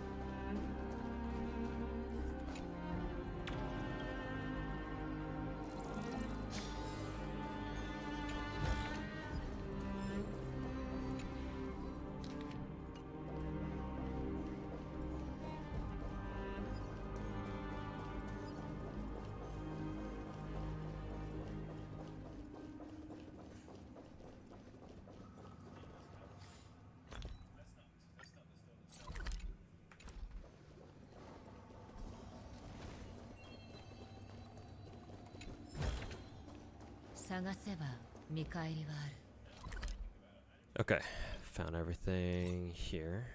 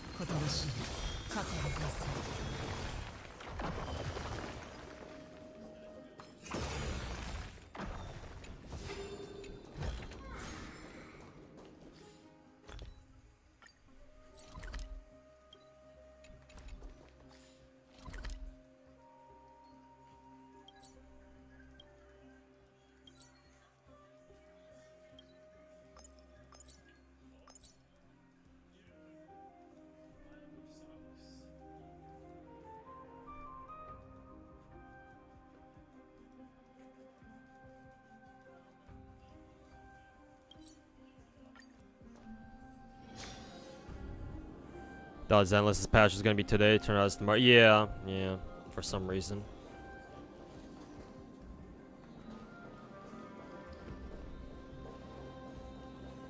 Maybe some cultural thing or like some sort of social thing in China or something, I don't know. Just a guess. Could also be because they don't want to, what is it? They don't want to overlap with Star Rail getting a new character, but I don't know if that's true.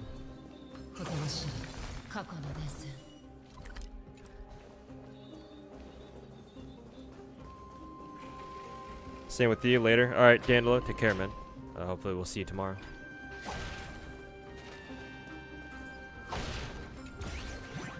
That's Barbados.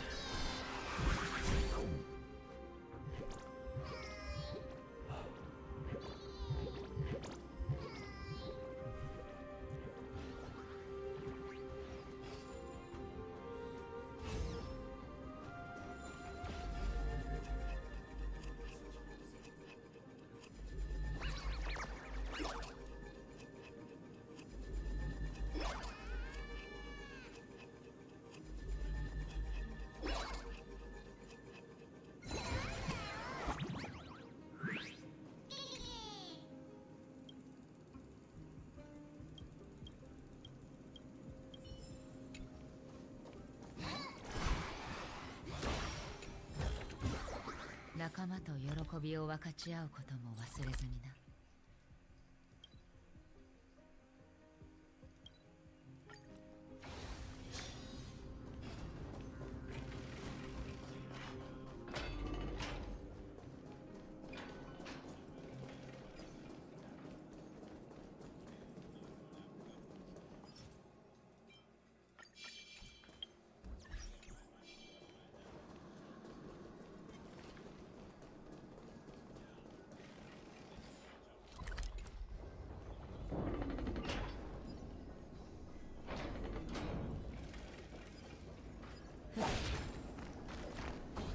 ほとばしい過去の伝線。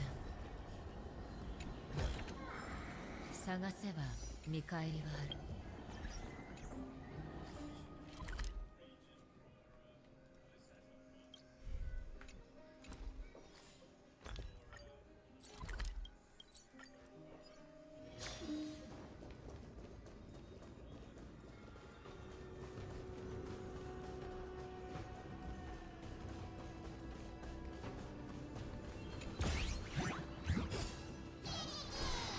Pulling for every character in GFL 2? Yeah, I'll try. Are 417 and G36K at the same time? Or, let me use their real names. Are Belka and Andoris together at the same time? Or will their banners be staggered?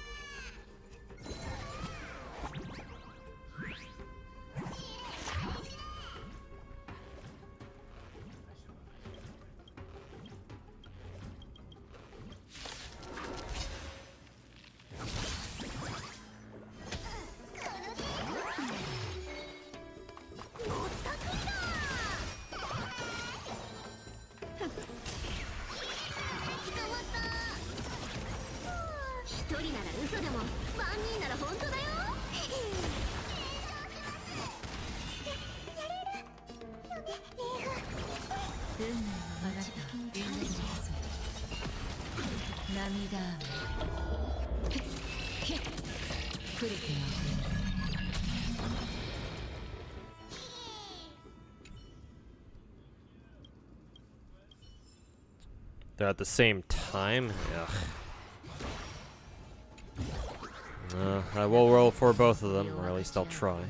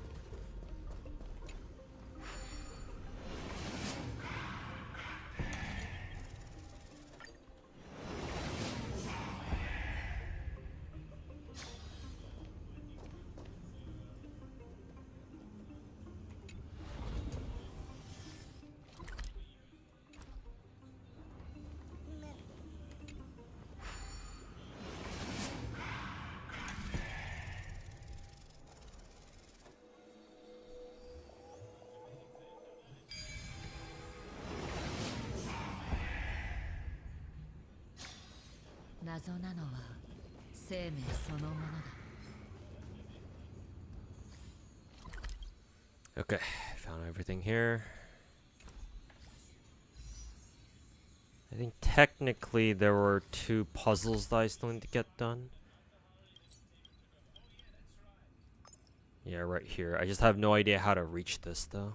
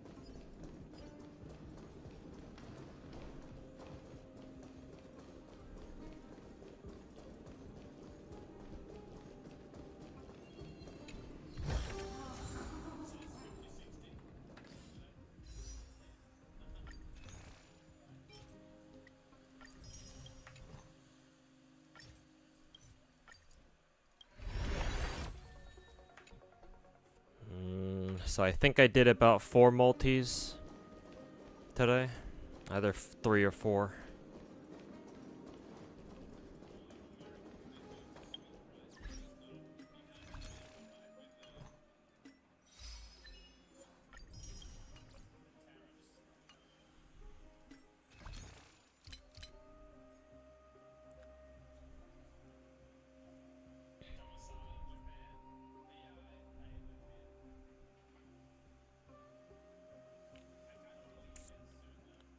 I guess I can buy the $15 pack just to throw in 1 more multi and see what happens.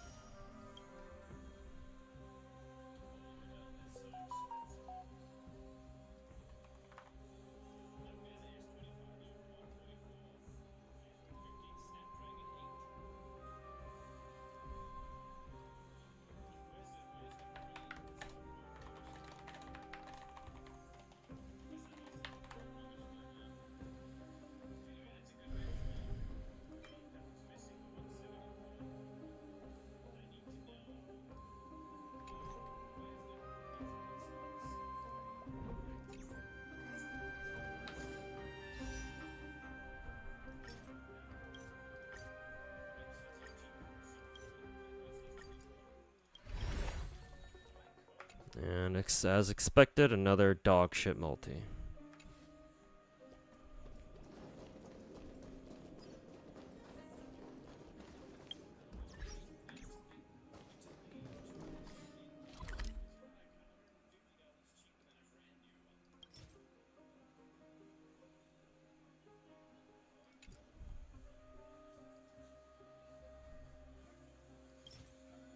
Man, I've got a lot of these, I've got a lot of fuel. Should probably use some of them.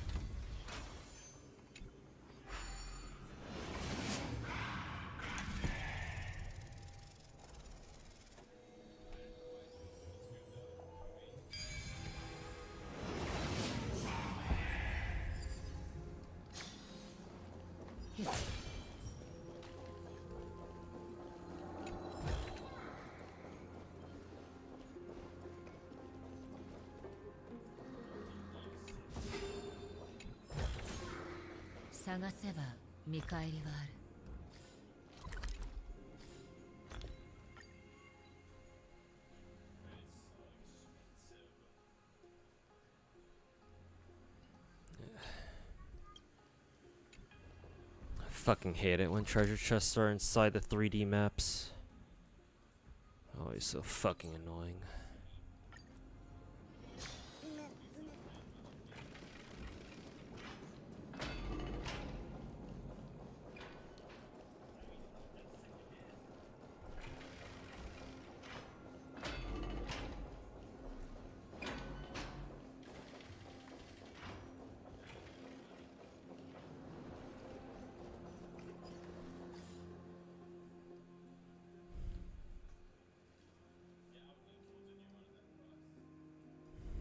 Gotta deal with this fucking bullshit again.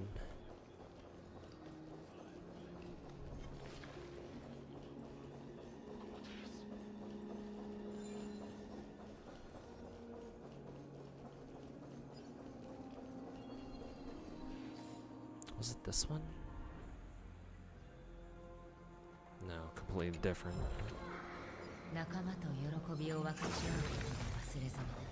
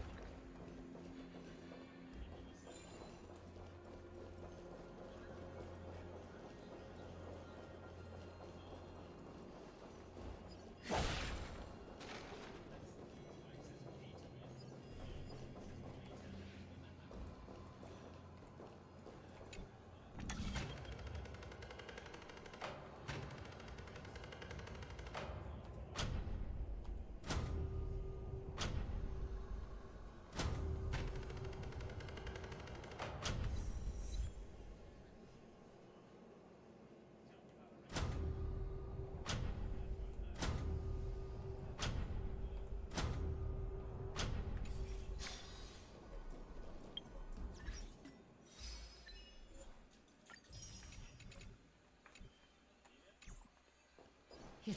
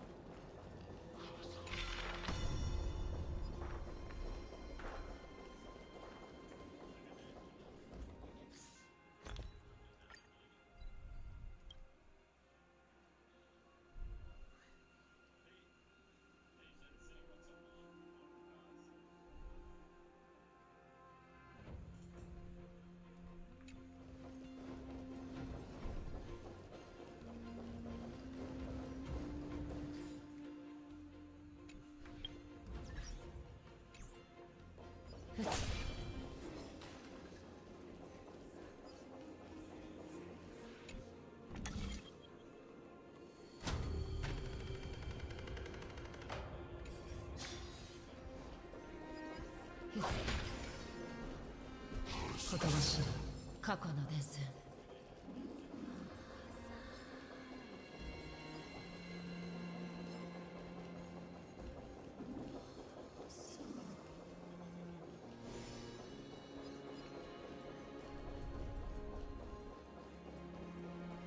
Hey Shimazaki, you catch me streaming?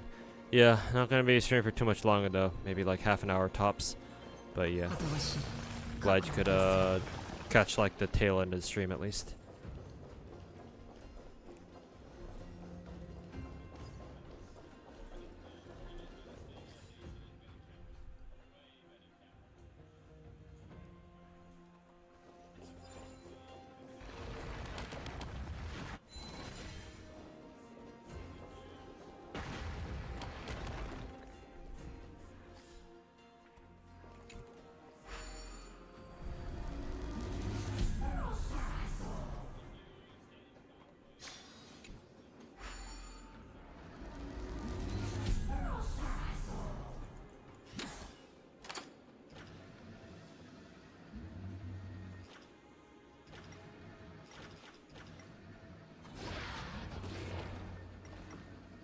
Also, wasn't there a coin here? Oh, the coin must be only accessible on the other side.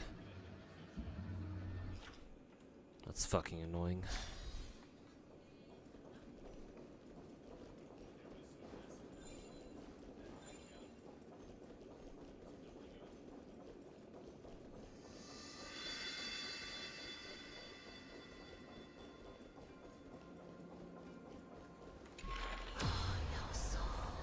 Oh, no wonder. The fucking,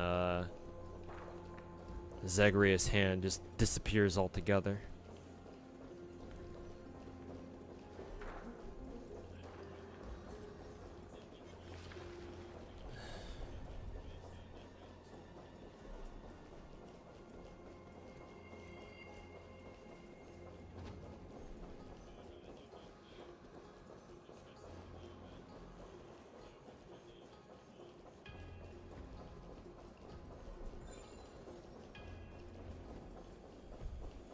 Guessing you already talked about revenue earlier? No, why would I talk about revenue?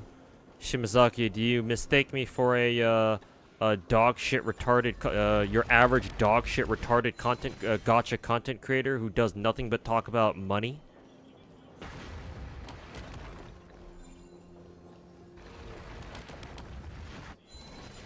Hey, yo, Julian the Vampire Knight, welcome back.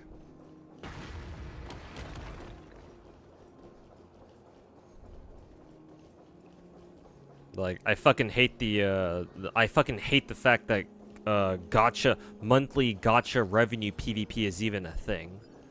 Like, if I had to point to one thing that, only one thing, and in order to show like other non-gacha people that gacha players are fucking retarded, I would point to that.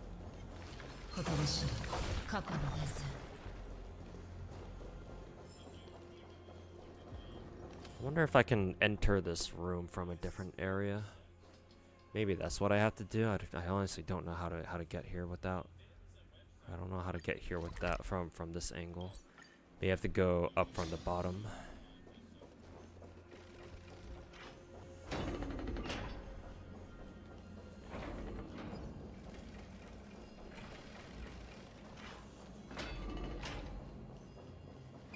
Oh yeah, there it is. Big chest too.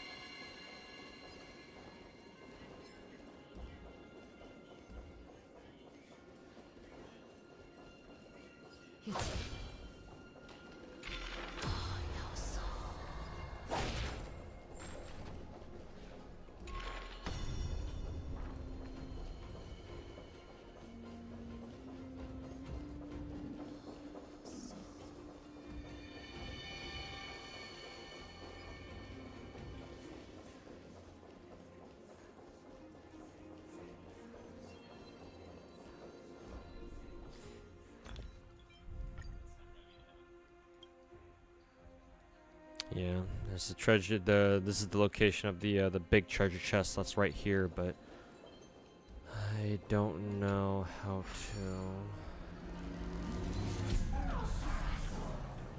to gain access to it.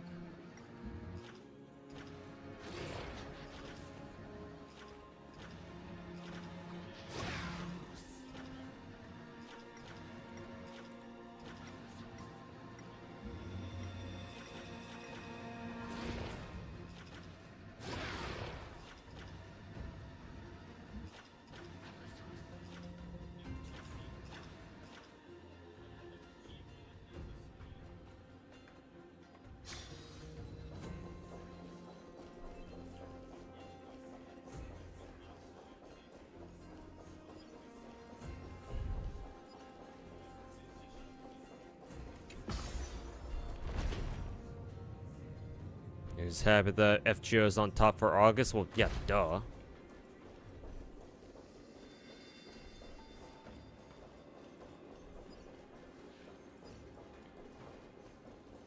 Like, was it ever gonna end any differently?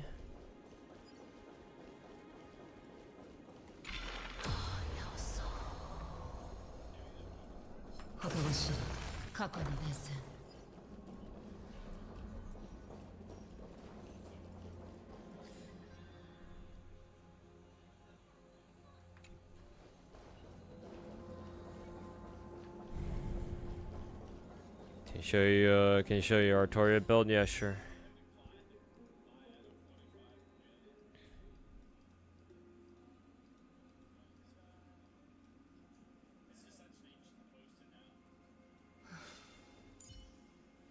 My Saber has 64 CR, 203, about 204 CD. Remember that Saber has a bonus ability right here where she just gains 20% crit rate for free.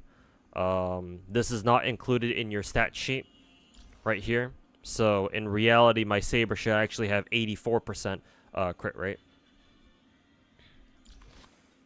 I did grind out her light cone. Unfortunately, I fucking lost the 75-25, and it's thanks to that loss that I'm still suffering on my I'm suffering on my fucking rolls now. So the game can go fuck itself.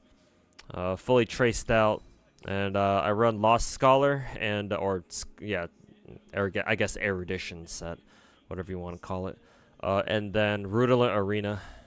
Right here.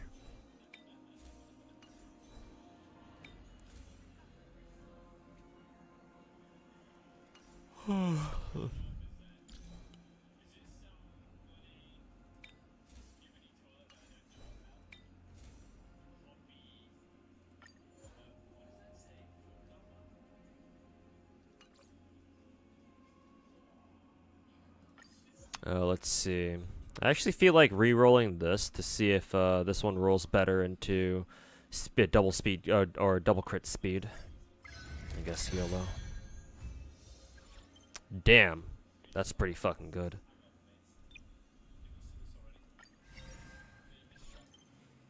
Okay. Now though, the problem is that my saber, yeah, like I thought, now she's dipped below 134 speed, so I'm gonna have to change it at some point.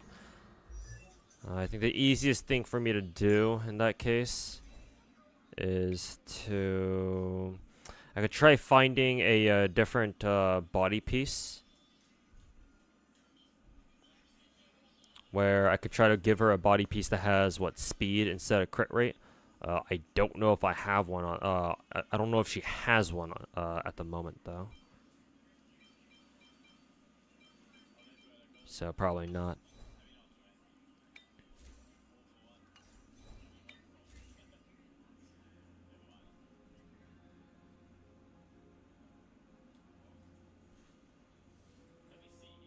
Give me that shit.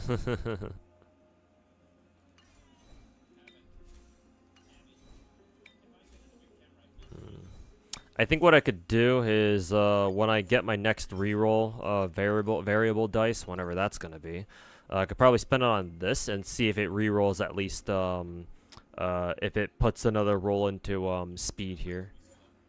That's the hope anyway. And then maybe it can still keep some crit rate, I guess. Actually, Saber has more than enough crit rate, to be fair.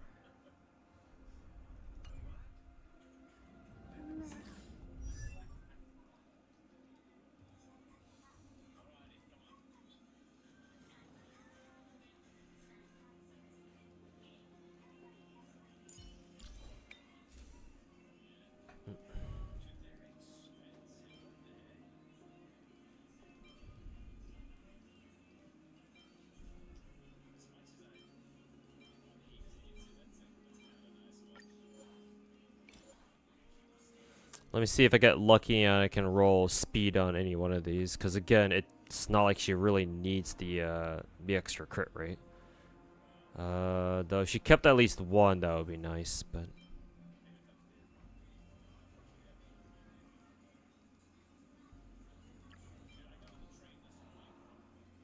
ow.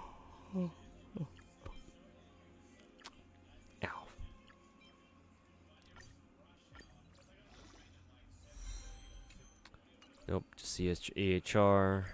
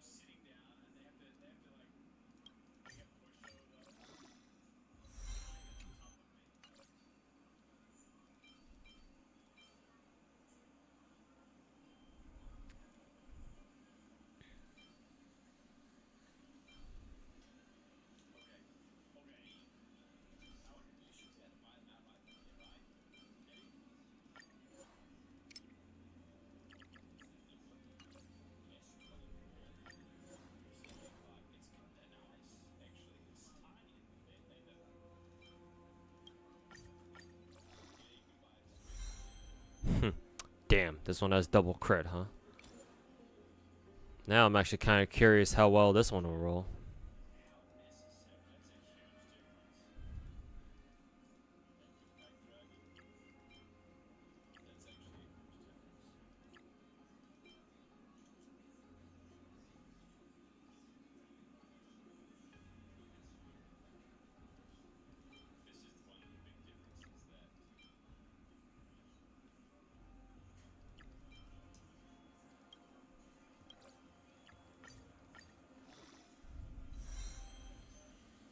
Huh, this is actually pretty decent. One down the line.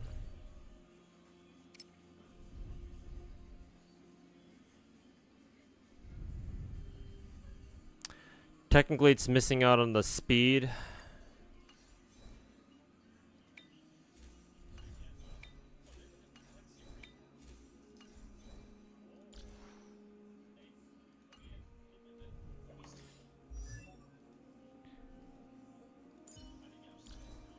But I think what I can do at this point is I can give Saber a replacement crit damage chest. Let's see, synthesize. Scholar lost in erudition. Body. Gotta salvage some stuff.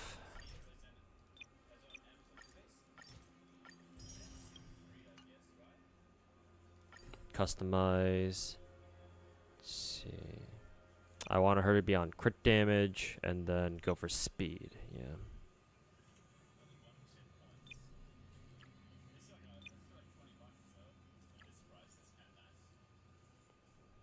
Yeah, crit damage, main stat, and then speed. Actually, let me double check just to make sure I'm not giving her about to waste my fucking self-modeling resins.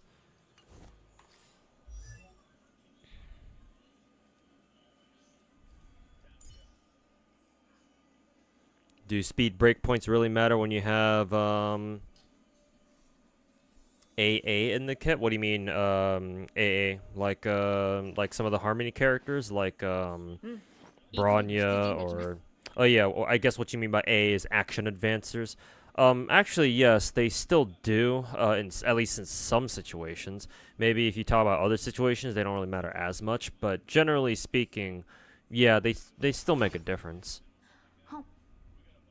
Even with action pushers, like you know Bronya or Sunday or whoever.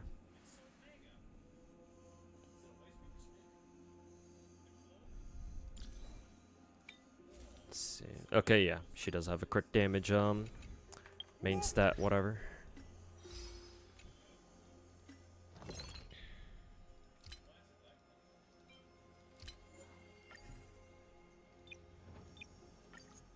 Okay, crit damage main stat with speed sub. Let's go ahead and synthesize. Damn, it rolled crit rate anyway. Holy fuck. Oh, okay. Let's see how it rolls then.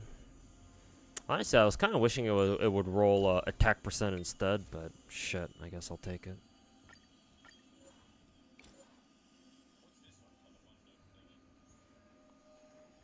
Saber wants 134 plus speed. Yes, she does. Because 134 is speed threshold. So. Or at least it's a speed threshold, and it's one that she should be able to hit. Assuming, of course, that you gear her properly, but...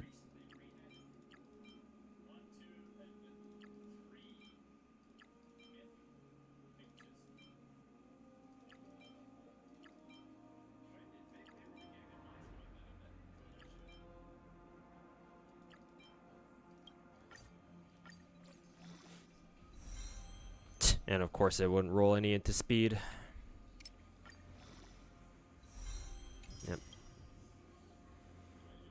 So I guess I know I guess I know what other variable dice I can use on this one then. Actually, can't I craft variable dice?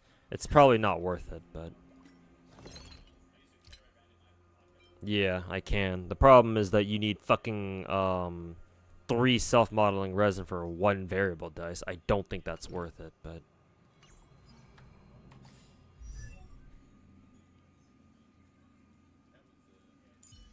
that does mean that my Saber is going to be stuck at 1 below speed threshold, which fucking sucks.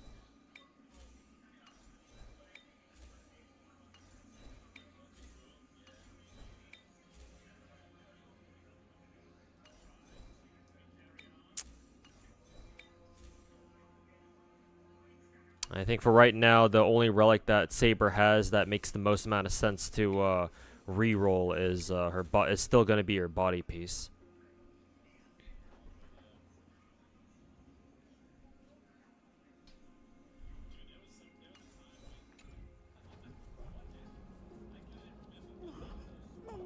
Hey, Kira Fangs, how's it going?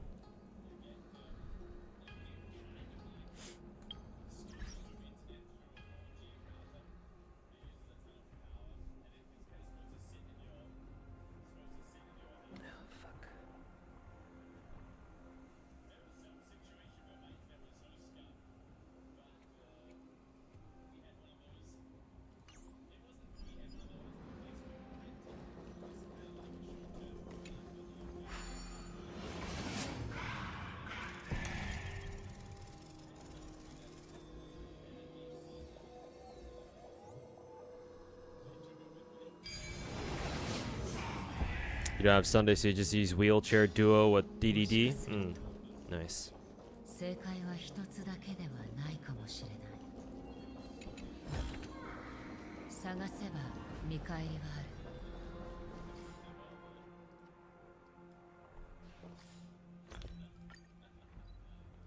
Okay, next one's down there.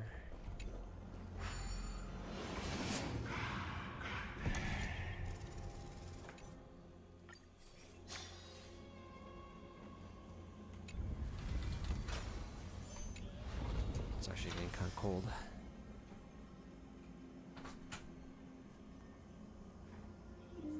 That's rare. Usually my room doesn't get cold like that.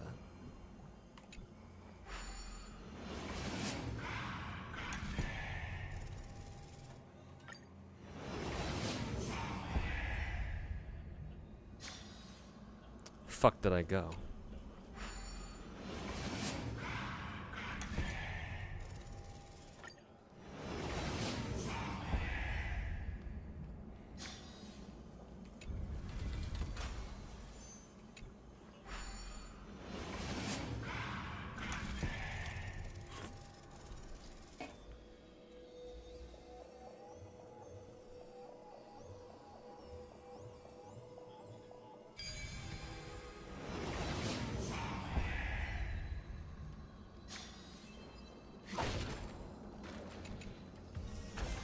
ほら、これも銀河を漫遊する意味だ。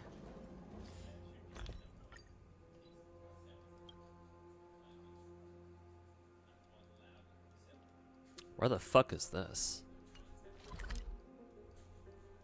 Oh, it's down there.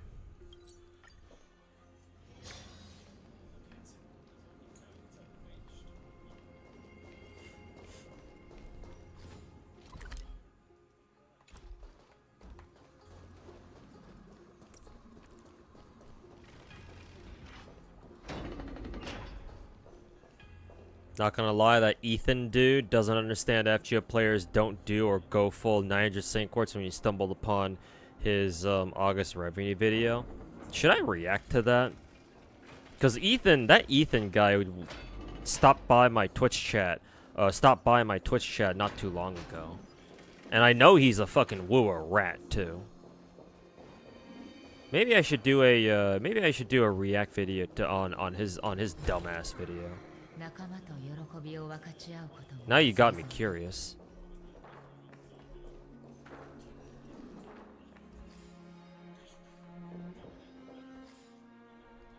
Okay, got all the treasure chests, but it looks like there's a puzzle. There's a puzzle up there.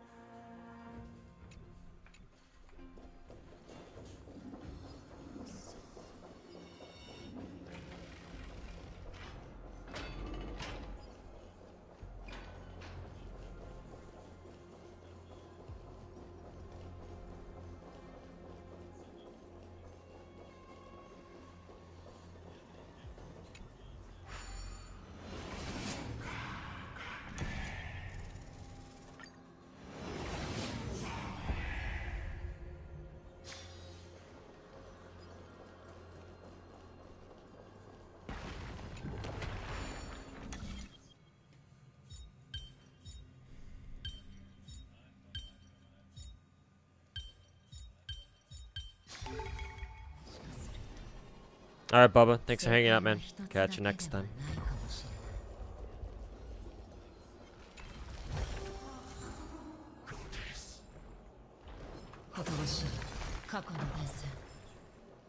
Okay, that should do it for all the chests here.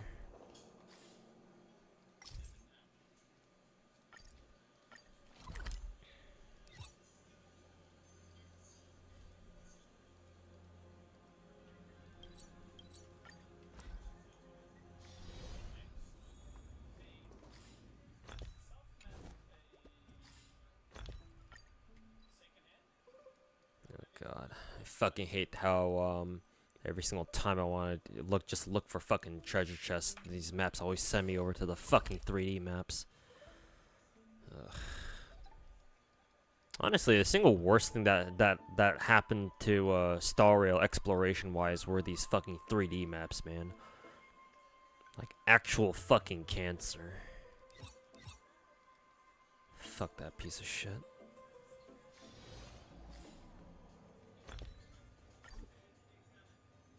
All basic treasures there. Okay, what the fuck? Why did it say I'm still missing one then? Oh, it's because it's a spirit thief. Well, I have no idea what that spirit thief could be though. Probably look for it later then. Oh god, this fucking map.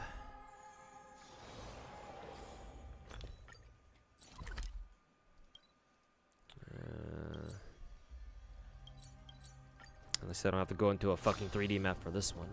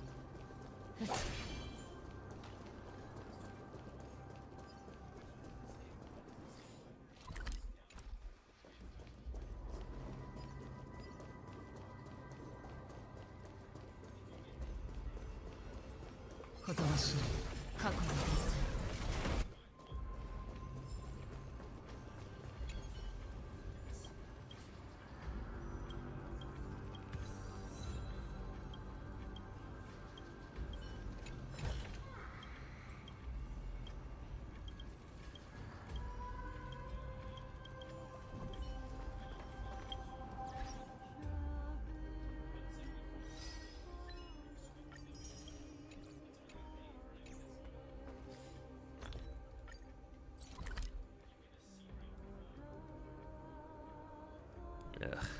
How the fuck am I supposed to get over there?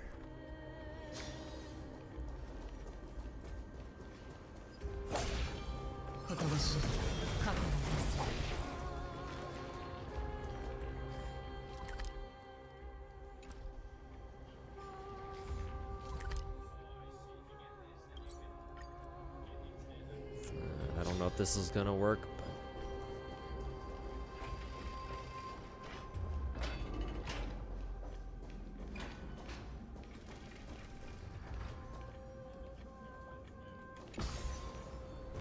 is this even the right way? I guess I'll find out. You're in the grind for every last gem phase, not going for every night? Well, I do, but I would like to pick up Serera as well.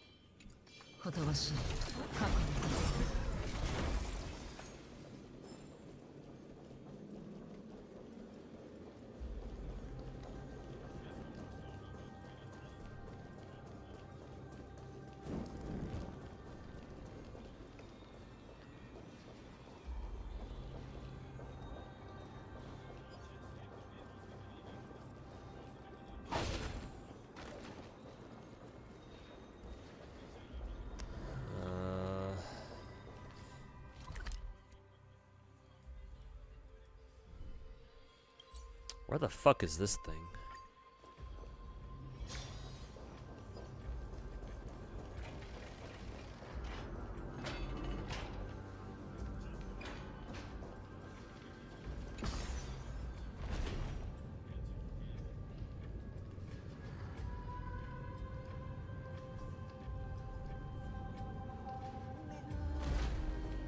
Oh, I'm supposed to take the stairs down. Okay. Or actually, was I? Where the fuck is it then?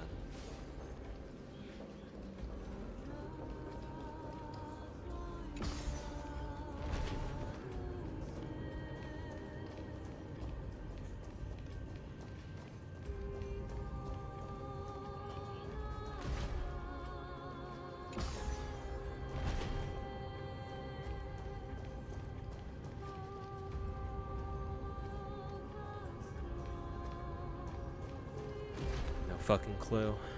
The fuck is this puzzle thing?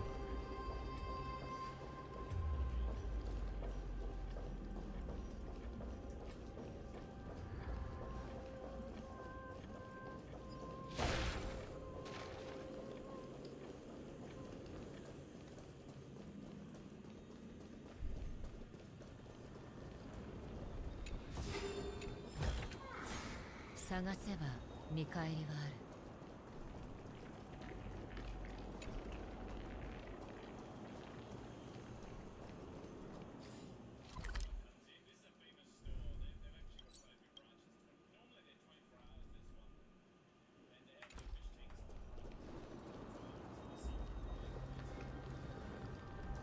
Oh, maybe the puzzle thing was just the spear and it disappeared when I redeemed it.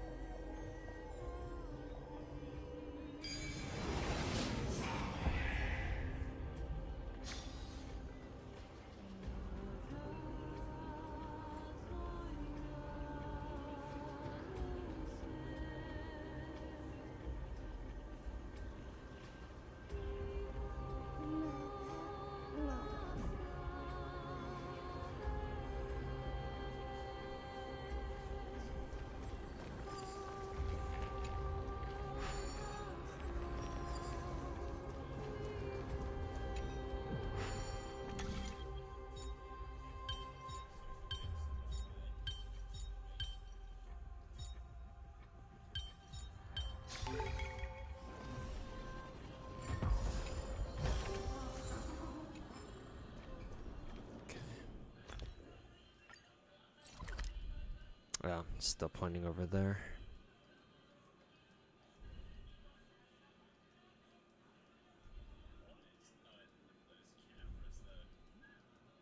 Yeah, I have no idea how you're supposed to get behind this.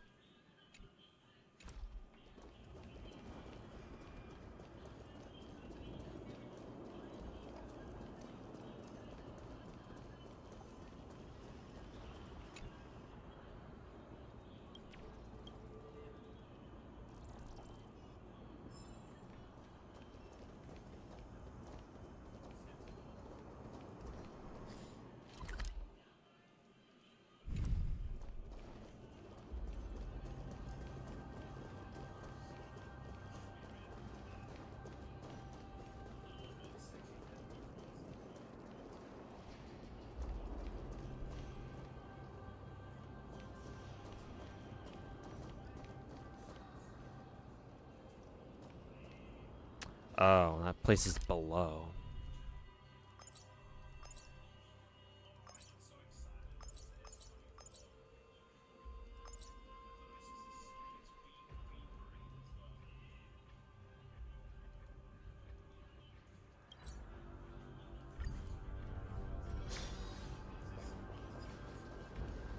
I don't know how useful this will be, but...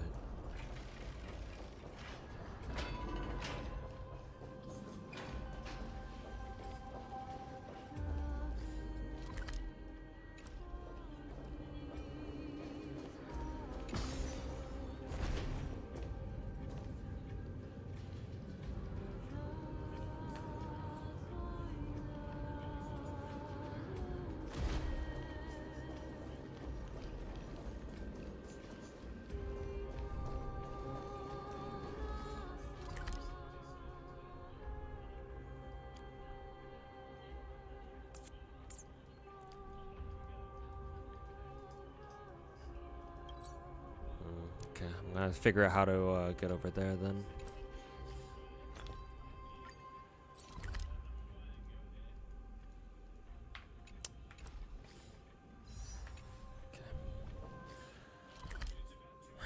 You got Moalani, so you finally won a coin flip in Genshin. Hey, congrats, man.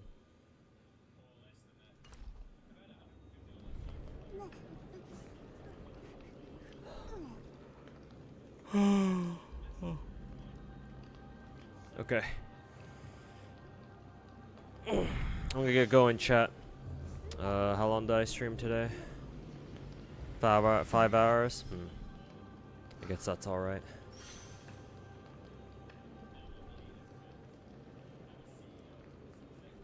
So, I will take my leave now. I'll try to be back at an earlier time tomorrow, especially to play the new Zenless event, or the new Zenless update, assuming it's tomorrow, of course.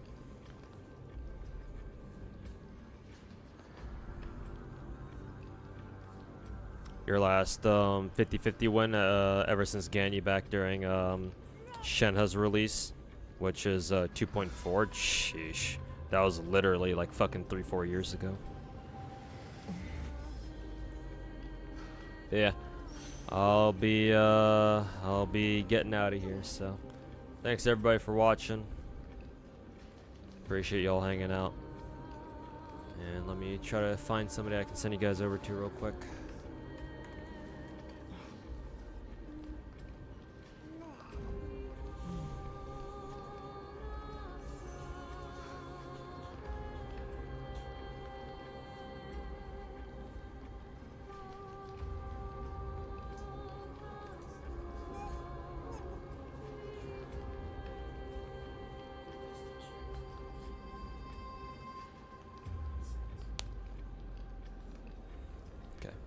I'll send you guys over to Mr. Genazon. He's, I think, the only guy streaming right now. So, tell him I said what's up. Hopefully he's enjoying his week so far. And, yeah. Catch you guys all tomorrow for the Zenless update. So, see you then.